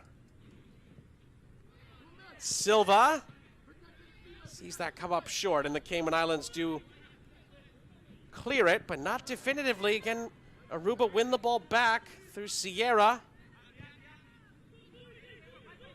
Bear for Gomez. Gomez's cross. There's the header. It is wide. Fizzed back across, and Osborne off the ricochet. He's able to get on top of it. I think Harding inadvertently comes off of him as well. Johnny Osborne is a relieved man that came right back to him.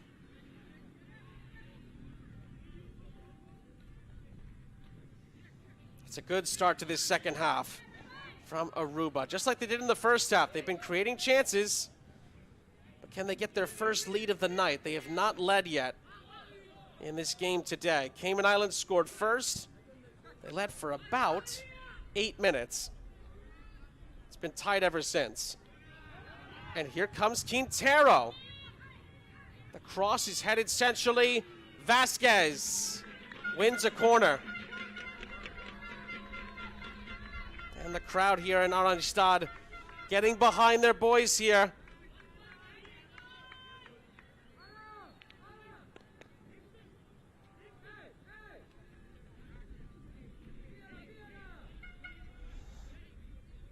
Vasquez to deliver. It's a high arcer. Oh, and it was nearly a free header. Inside the 6-yard box, Dino Brega not able to size it up properly in the end. That was a real chance. Oh, and then pressure here.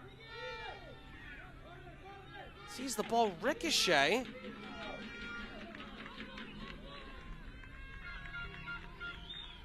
Well, the Cayman Islands are contending here that they should have been allowed to play the pass, but if it was touched, Aruba then, of course, can put some pressure on. That was a bang-bang play there.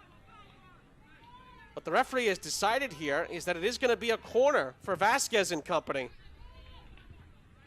Dino Brega not able to get ahead to it.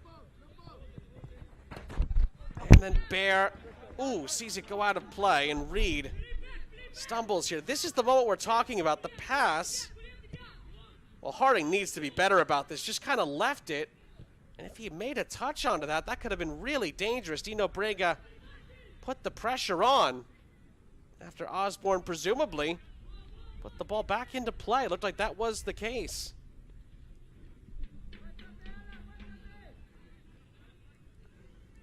Well, from a Cayman Islands point of view, they did not let that moment impact them in a negative way in the end, but they've got to be a bit sharper, particularly playing out of their own half here.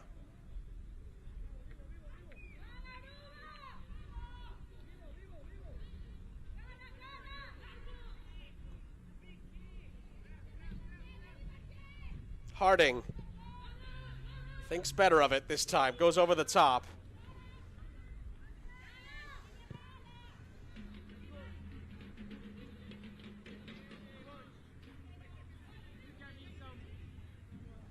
Gomez. And it goes down the line where the Cayman Islands have it covered. Lovely through ball down this far side, but eventually Aruba win the ball back through Gomez. That's a free kick. Look at Gomez here, just gets a boot in front of Booth. Does really well.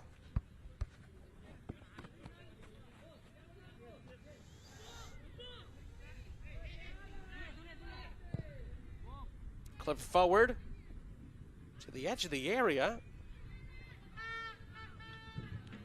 Now the Cayman Islands do clean it up, but it is out for another Aruba throw.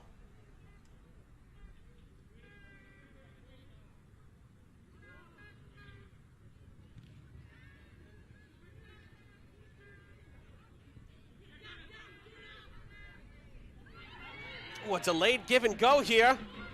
But Osborne slides in ahead of Nelise.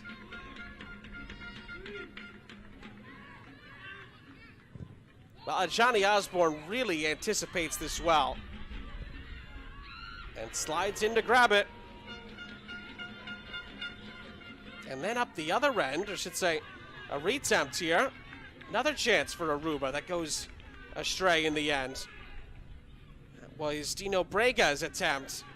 Just a smidge wide.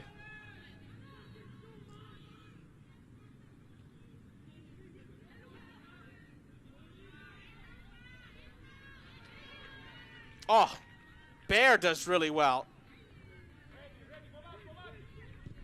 Nelise. It's cleared only as far as Sierra, who miscued his touch.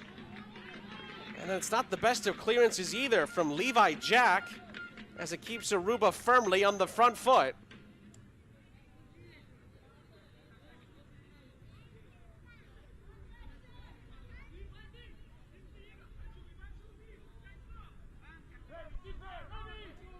Silva with another attempt from the corner. Good shape on it, but too close to Osborne, who catches it under no real pressure. Really a bit wasteful in the end from the hosts.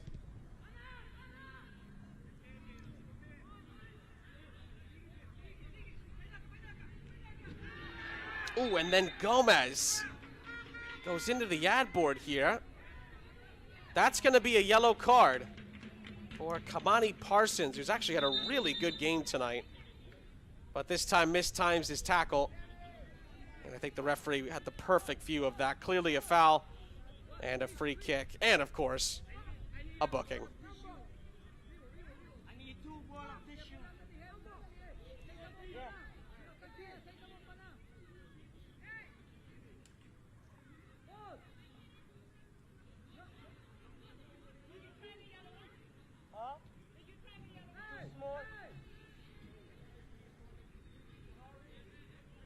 Gomez here is in some pain. He's still being looked at on this far side for Aruba. Another player who's been bright, positive, impactful for this Aruba side.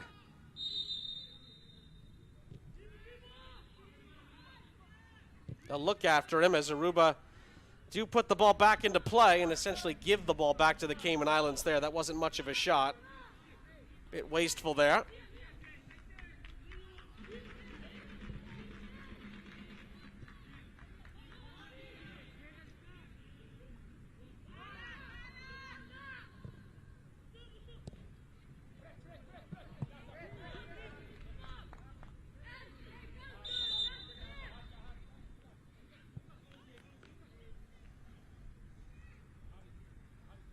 Before the Cayman Islands will take this throw, a double swap, Basil Scott, Seth Maldonado Ebanks, both coming in.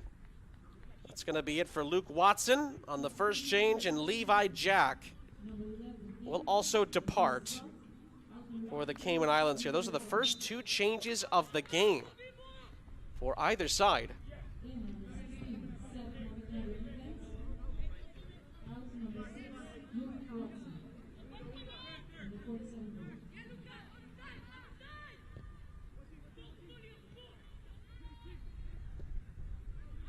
Well, if you're just joining us, both goals came in the first half. Remember, these are 70-minute games, so both of the goals came inside of the first 35 minutes. Ooh, as Parsons commits another foul here on the same player, Gomez. It would just check back in, and the referee is going to cut him some slack here. Another one, and Parsons could be in some trouble. Remember, he just got booked not a moment or two ago. Referee being very lenient there. If he was already, I'll rephrase, if he wasn't on a yellow card, he may have picked one up there. Referees try their best to keep the game intact until they're given no choice at times, really. That was Parsons playing with fire there a bit for the Cayman Islands. No questions about that. Got to be a little bit more composed, particularly getting towards the end here.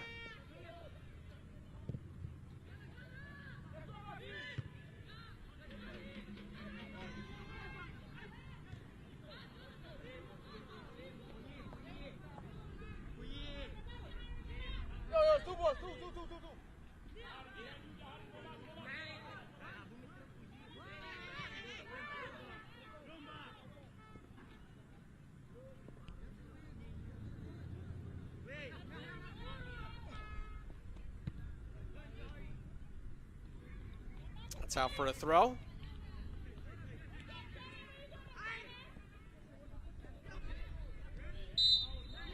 Maybe a bit overzealous there on the challenge, and that is going to be a free kick for the Cayman Islands here.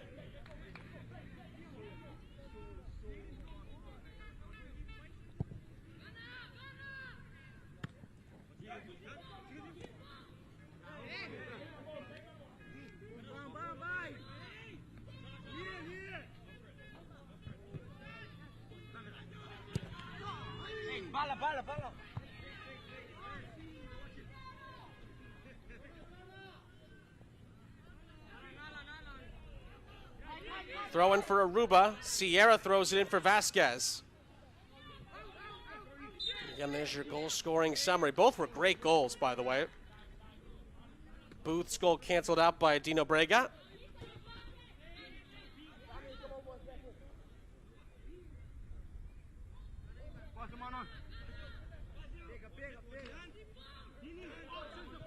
The hold-up play from Scott.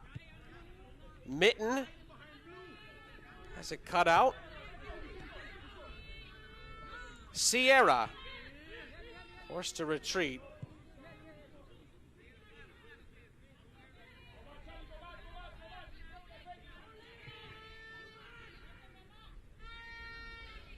Oh, brilliant take here by Gomez. Gomez still going. Still Gomez. And his cross ends up in the side netting. That was a really strong attempt. But the cross leaves a little bit to be desired. It's a goal kick. And a substitution coming up here for Aruba. Naim Restrepo is going to enter. And that will be it for the aforementioned Sierra. First Aruba change of the night. And we're down to the final 20 minutes plus stoppage time.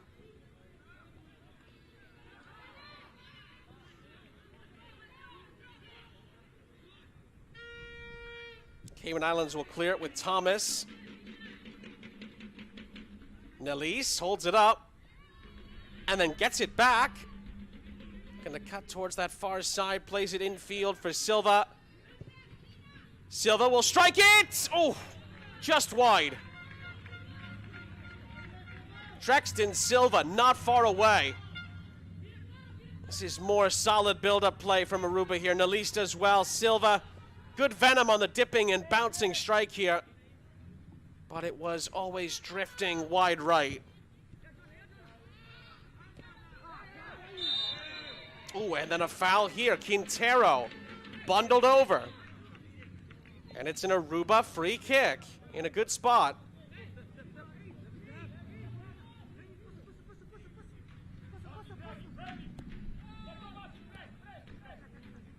Foul against Jahari Reed. Oh, and then from the free kick, a header away. Trying to get the Cayman Islands back on the front foot. It's shoveled forward by Maldonado Ebanks, who couldn't do too much with it.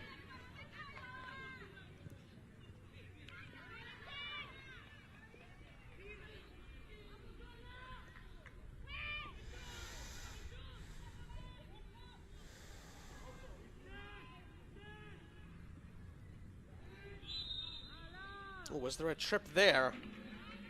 The referee does give it. Maldonado Ebanks brought down. And that is a free kick.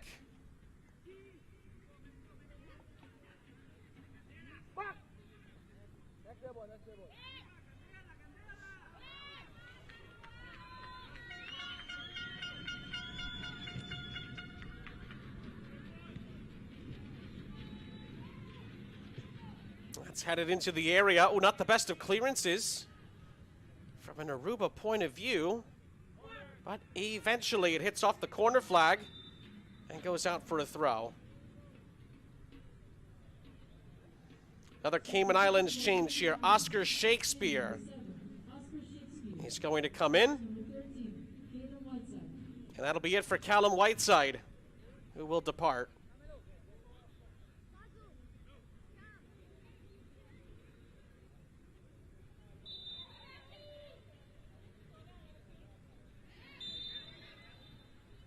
Oh, a handball there is given. And it'll be a free kick for Aruba.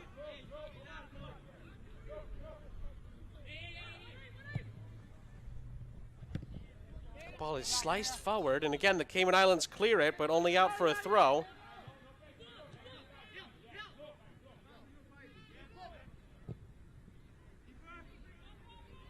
Lofted over the top here. Oh, and Aruba were in for about a split second. Osborne on the scene.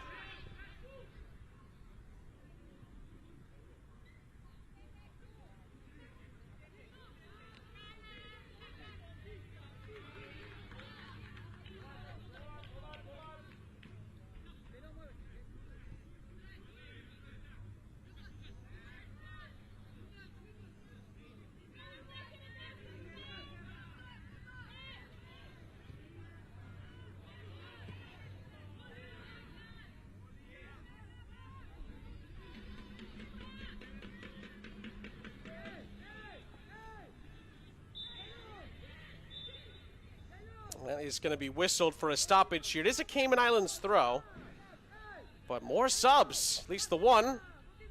This time Matthew Maduro is in for Aruba. And Drexton Silva, who just came so close to scoring earlier, he's going to come out. So now both teams kind of trading changes at a moment here. Approaching the final 15 minutes of this League B contest.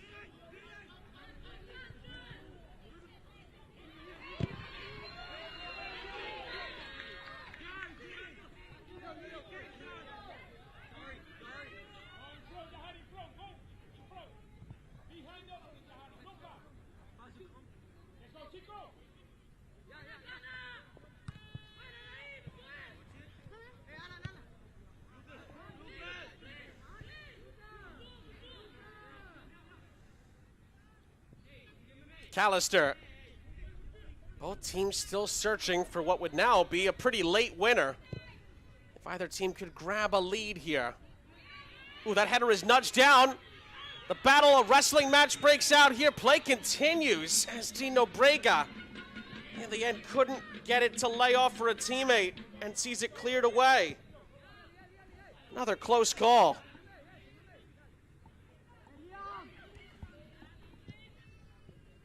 Callister up ahead. Cut out on this near side. And then look at the hustle here from the substitute Restrepo. And then eventually a foul does come in. That's a free kick, yellow card. Salanier picks it up. You can see here, it's nearly a clean challenge from Restrepo, but this one, not so much. And Reed is brought down. Yellow card is the decision.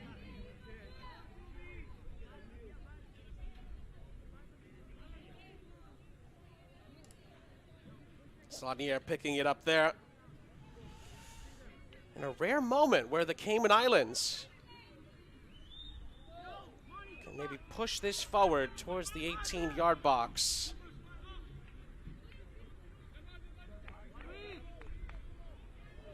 Reed looks to be okay for now. Thumbs up, good to see. Noah Mitten. Can he pick somebody out? Ooh, I was gonna say there was good shape on it, maybe too much shape on it. Lands right into the lap of Cardona. Ball's played over the top, and then a decision here for Harding. He was probably in a bit of a risky situation if he would have played it back to his goalkeeper. Takes the safe option.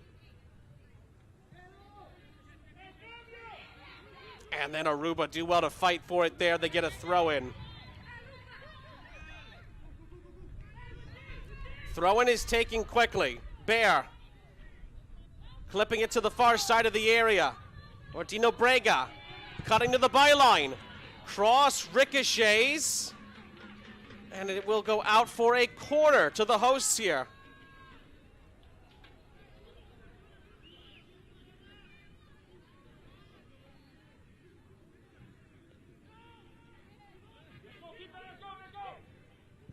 From the set piece. Oh, Dino Brega was in the area. Didn't get a definitive touch on it. Cayman Islands do enough and they clear it.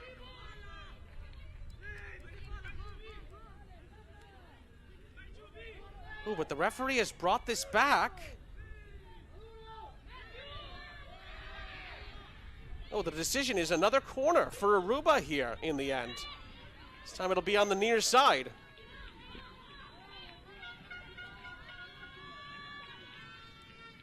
Vasquez this time will take it. He's had a great game. Spears it in there! Oh! And the free header soars wide. That was a really good chance.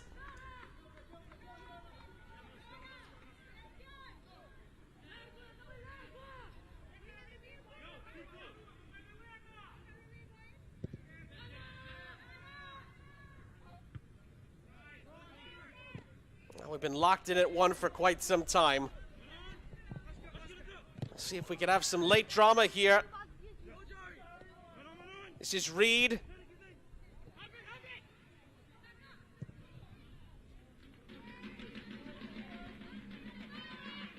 Played forward by Thomas.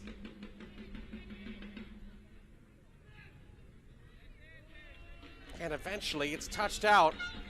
That's a goal kick. And we're starting to tick down on the final 10 minutes plus stoppages here.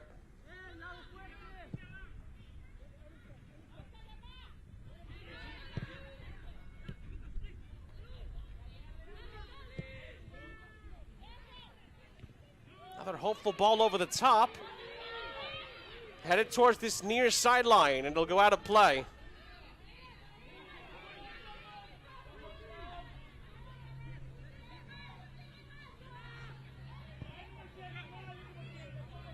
Ooh, was that a high boot?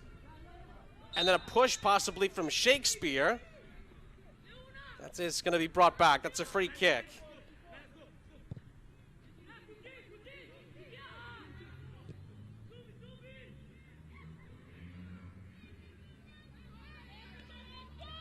Far side here, cutting in field. Aruba on the prowl.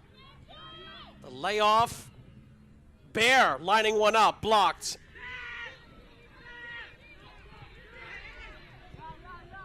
They can recycle it here. Aruba down the line, it's cut out. And then Shakespeare wins a throw-in for the Cayman Islands on the near side.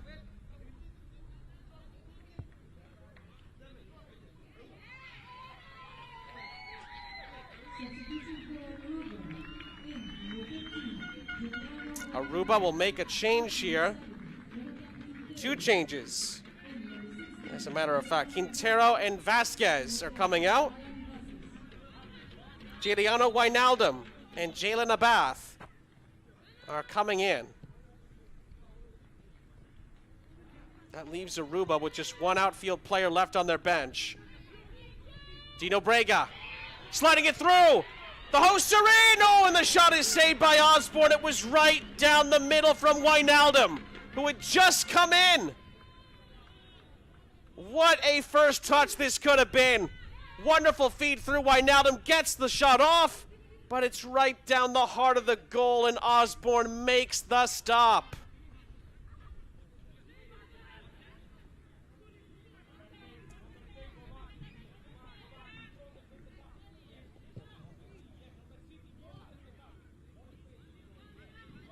It doesn't get much more closer than that from an Aruba point of view. There's still time. There's still time for one of these 2 teams to win it. Lovely turn here. Oh, that's a shirt pull from Shakespeare. Referee lets it go.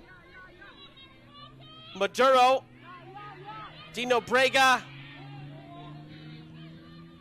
Bear. Dino Brega dispossessed. And then the referee halts it there. Free kick.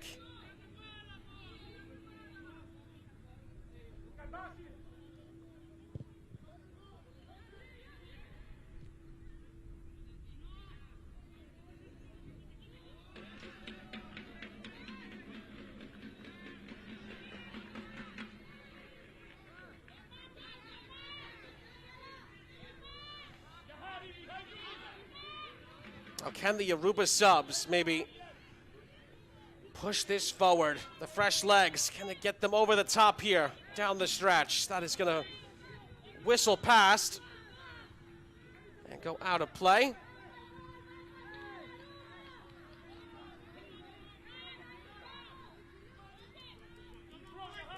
Throw in for the Cayman Islands here, getting into the dying embers of this one.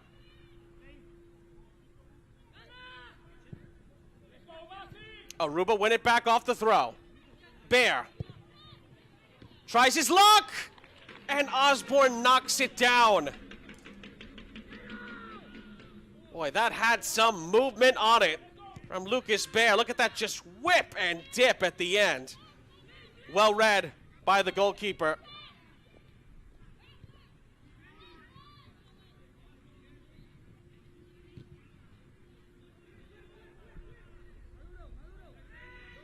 Going to bounce into the middle of the Aruba half and stay in play here. They go back to Cardona.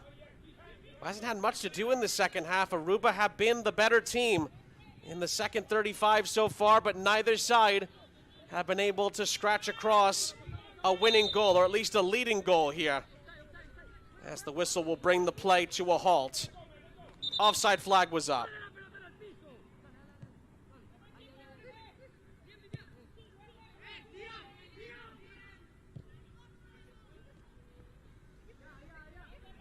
Bear swarmed here, but keeps his cool. But then the feed forward is out of the reach of Wijnaldum.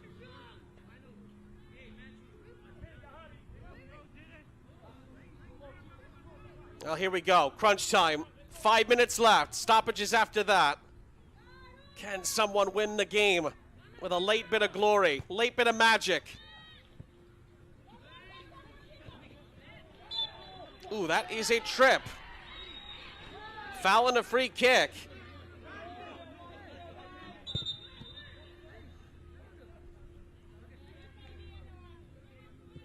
Another look there.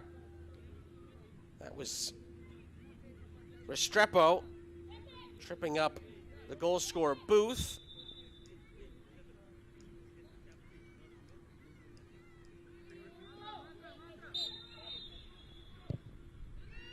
Mitten. Oh, it's in behind here. Oh, and the Cayman Islands nearly scratched it across.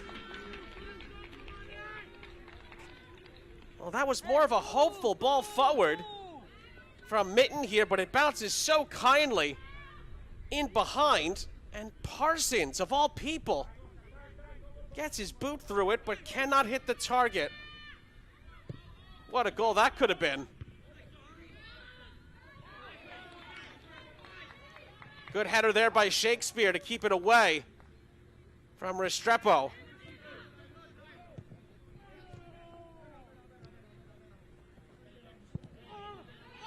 And then a clever move here by Wijnaldum to get away from Reed. He pokes it into the middle here, and it's shielded away from Dino Brega.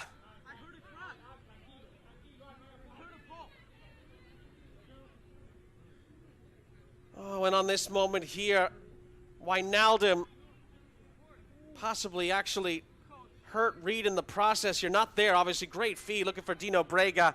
There's the great defending again, Jean-Marc Thomas, who's been wonderful at times in this tournament. Now the questions all are surrounding Jahari Reed, who looks to be hurt here,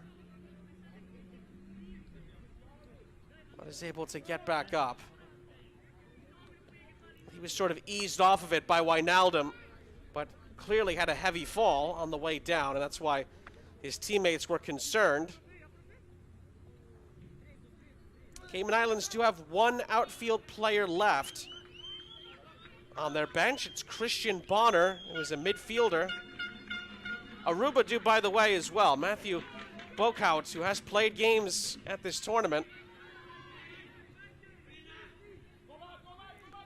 Off the takeaway here, Mitten lays it off, and the Cayman Islands will clear it, but it's too far in front for Shakespeare to catch it. Final couple of minutes here.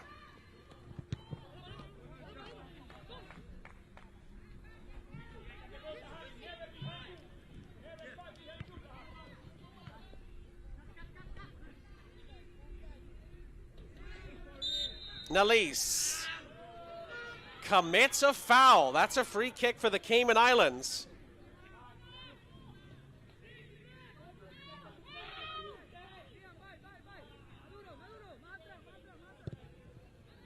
Clipped forward by Mitten.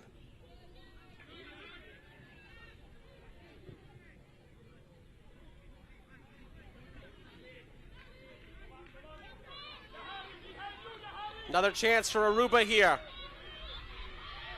Good cut towards the byline. There it is! There it is!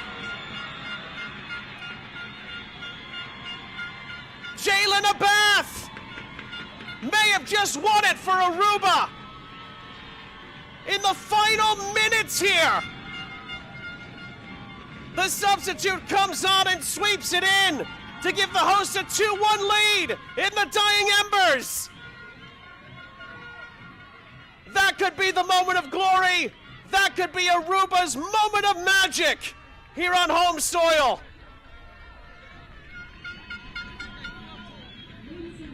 They lead for the first time tonight.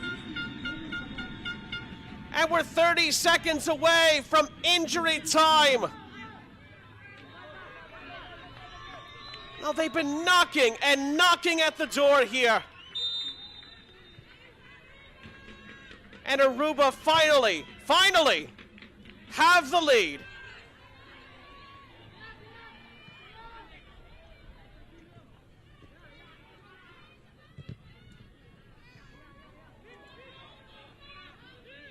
Now, how much stoppage time will there be left? 4 minutes is the answer. Cayman Islands have that much time to try to respond here and grab an equalizer.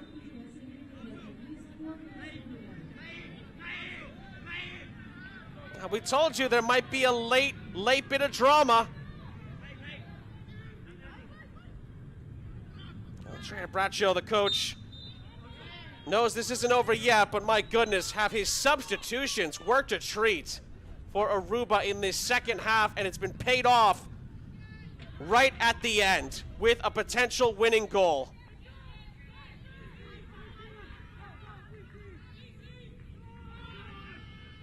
But there's still time for the Cayman Islands to erase it.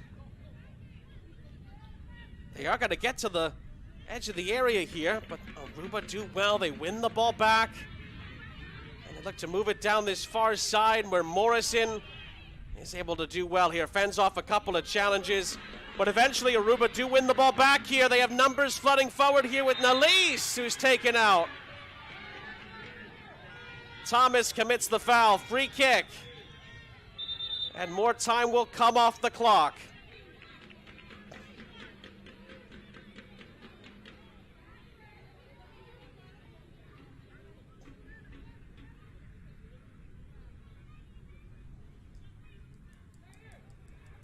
Nalise stays down after getting upended.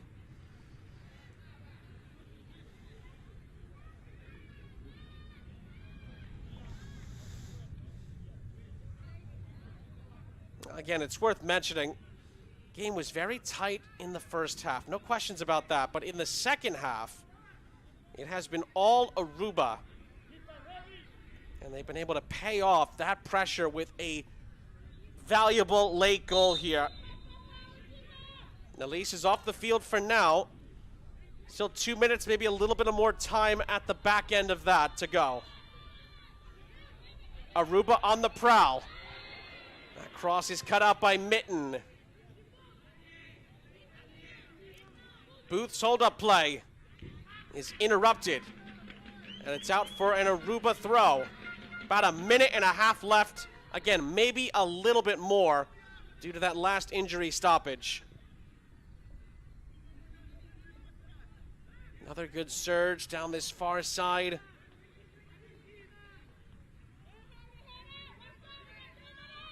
Another good give and go here to the byline.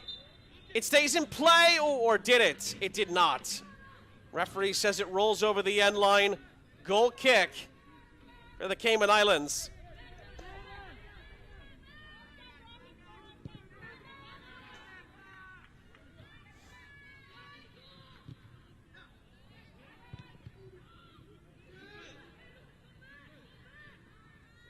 Bear. Spinning. Oop, double teamed. Still has it. Fans here trying to get Aruba on home soil over the line here.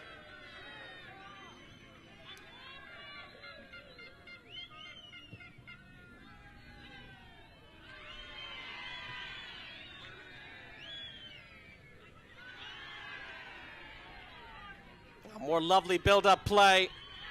They get into the area here. Aruba now to the byline. The cross into the middle, and again, the referee acknowledges the referee's assistant on the near side, and the flag goes up. Free kick for the Cayman Islands, but the 4 minutes are up. How much more time will there be left? It goes past Shakespeare, out of play, and Aruba are nearly over the line. Remember, they had to win a nail-biter 1-0 game over Belize a couple of days ago. Try to hold on here as well, up by a goal. And they win it! The hosts Aruba hold on to win it by 2-1. Jalen Abath is the stoppage time hero, scoring with just 2 minutes left to win it. And Aruba finished this tournament with back-to-back wins. Jalen Abath is a super sub here tonight. And the Cayman Islands, who led at one point, could not fend off Aruba in the end, who go to celebrate with their home support, led by the winning goal scorer, Jalen Abath. What a moment here at the end of the campaign for both teams. Spare a thought for the Cayman Islands. They played so well in this game. Probably the best game they've played overall, particularly in the first half at this tournament. But Aruba had some of the home magic behind them in these last couple of games, and they celebrate here at Oranjestad. A 2-1 win of epic proportions here. They couldn't have done it much more dramatically than they have here. Jalen Abath in the final minutes wins the game, and Aruba prevail by 2-1 in what was arguably one of the best games we had today in these playoff rounds. League B again providing the drama, as it always has in these days in this Concacaf Under-15 Boys Championship. Wonderful stuff, and particularly from the neutrals' point of view, we had some incredible drama. Maybe the full moon played its part. Crazy things tend to happen during a full moon, and Aruba win the day in the end here, late at night here in Aruba by 2-1. We'll have a chance in a moment to recap it with our full-time highlights in just a moment. Take you back through all the spills and thrills of this one here in League B. These two teams trying to finish it off strong at the end of the group stage. And of course, we take you back through all the main moments.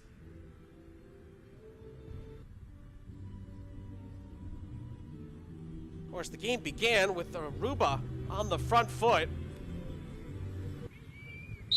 in this game, no question about that. But then Booth against the run of play. Wonderful header in the 9th minute to give the Cayman Islands the lead. That was a majestic goal. Then this goal line clearance from Parsons to keep it at 1-0. I must say, the response from Aruba was really good. After they went down by a goal, they were constantly creating chance after chance after chance to try to get that goal back. They just had that desire and the energy and the quality. The equalizer from Dino Brega off the post and in the 17th. That made it 1-1. It was a sparkler of a finish. He nearly scores again. Meanwhile, later in the half, another big block by Parsons and company to keep it at 1-1. It would stay for 1-1 for a while in this game. Little collision there between Osborne and Nelise. Referee let that play continue in the end.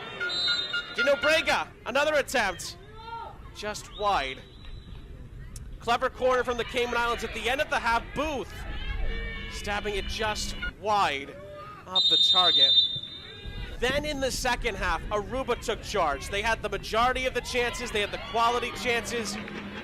But the Cayman Islands kept stepping up. Big defensive stop there from Reed. Then Dino Brega, just wide. You started to wonder if Aruba were going to find the late goal. There was the tackle Parsons on Gomez. That led to a yellow card. And then challenger Reed upended. Solonier picks up a yellow card for Aruba midway through the second half, but the host just kept on pushing. Wijnaldum nearly scoring the winner moments after coming on as a substitute. Good save by Osborne. Then Bear whipping one. Had some curl on it. Osborne saves again. But Aruba kept knocking on the door. Dino Brega to the byline. And Jalen Abath on the hold, on the scene, to touch home the winner.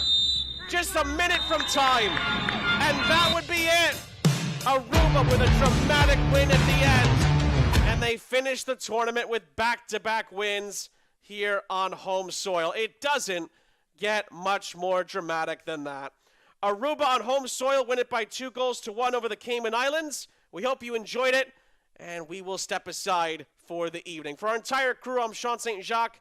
We say goodnight from Aruba, and we'll join you for more action in this tournament as the weekend progresses. Good night, everybody.